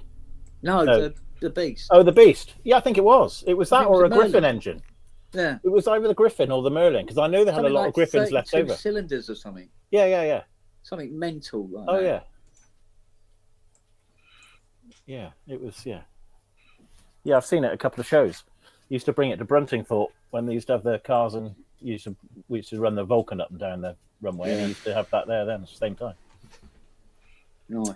Yeah, all good fun. Right, I better go home, I suppose. I will catch you gentlemen another day, no doubt. Good to see you, Pete. Yeah, and you. Cheery B. Take it easy, mate. Yeah, cheers. Cheers, Bye. mate. Bye-bye.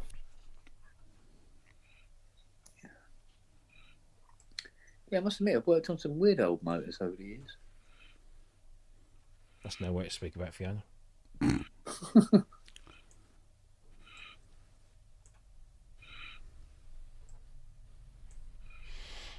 Right. That's all we. Those business cards anyway. We go in the rubbish. Oh, I should do my PAYE, but can't be asked.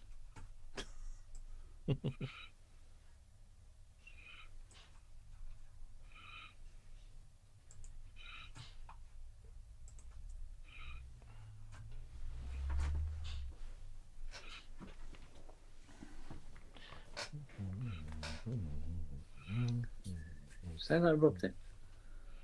Yeah, no. Hello, Bobby. When you come over and give me a cuddle. Soon, mate. I want to cuddle. I don't know why I'm talking. You can't fucking hear me. So. Yeah, that's True enough. Yeah. You can read lips, though, can't you? Well, I wonder about that sometimes. Your eyesight doesn't seem very good either. Oh, bless him. Mm. Yeah. Boo!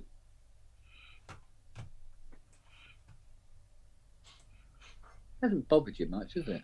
You've adapted well. Your various ailments, haven't you? Over the years. As long as he's happy. 3 legs, deaf. Well, two and a half, really, isn't it? Well, yeah, technically it's 2.5 now. Yeah.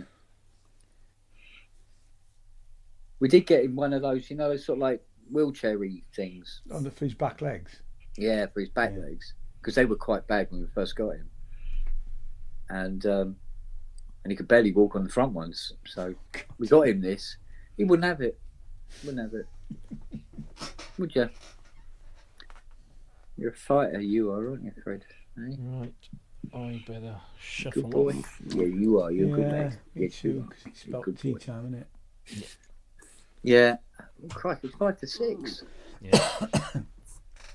Where did the day go? Right. I will see you guys later. Okay, all right, take darling. it easy. Yeah. Have See a you good later. one. Bye. Cheers, boys. See you, boy. Bye. Right, and I will see you lot. I might run another one up tomorrow, which will be trying to get the CS80 power supply up and kicking, and then hopefully hear Winwood's 80 for the first time in years. Okay, see you all and take care.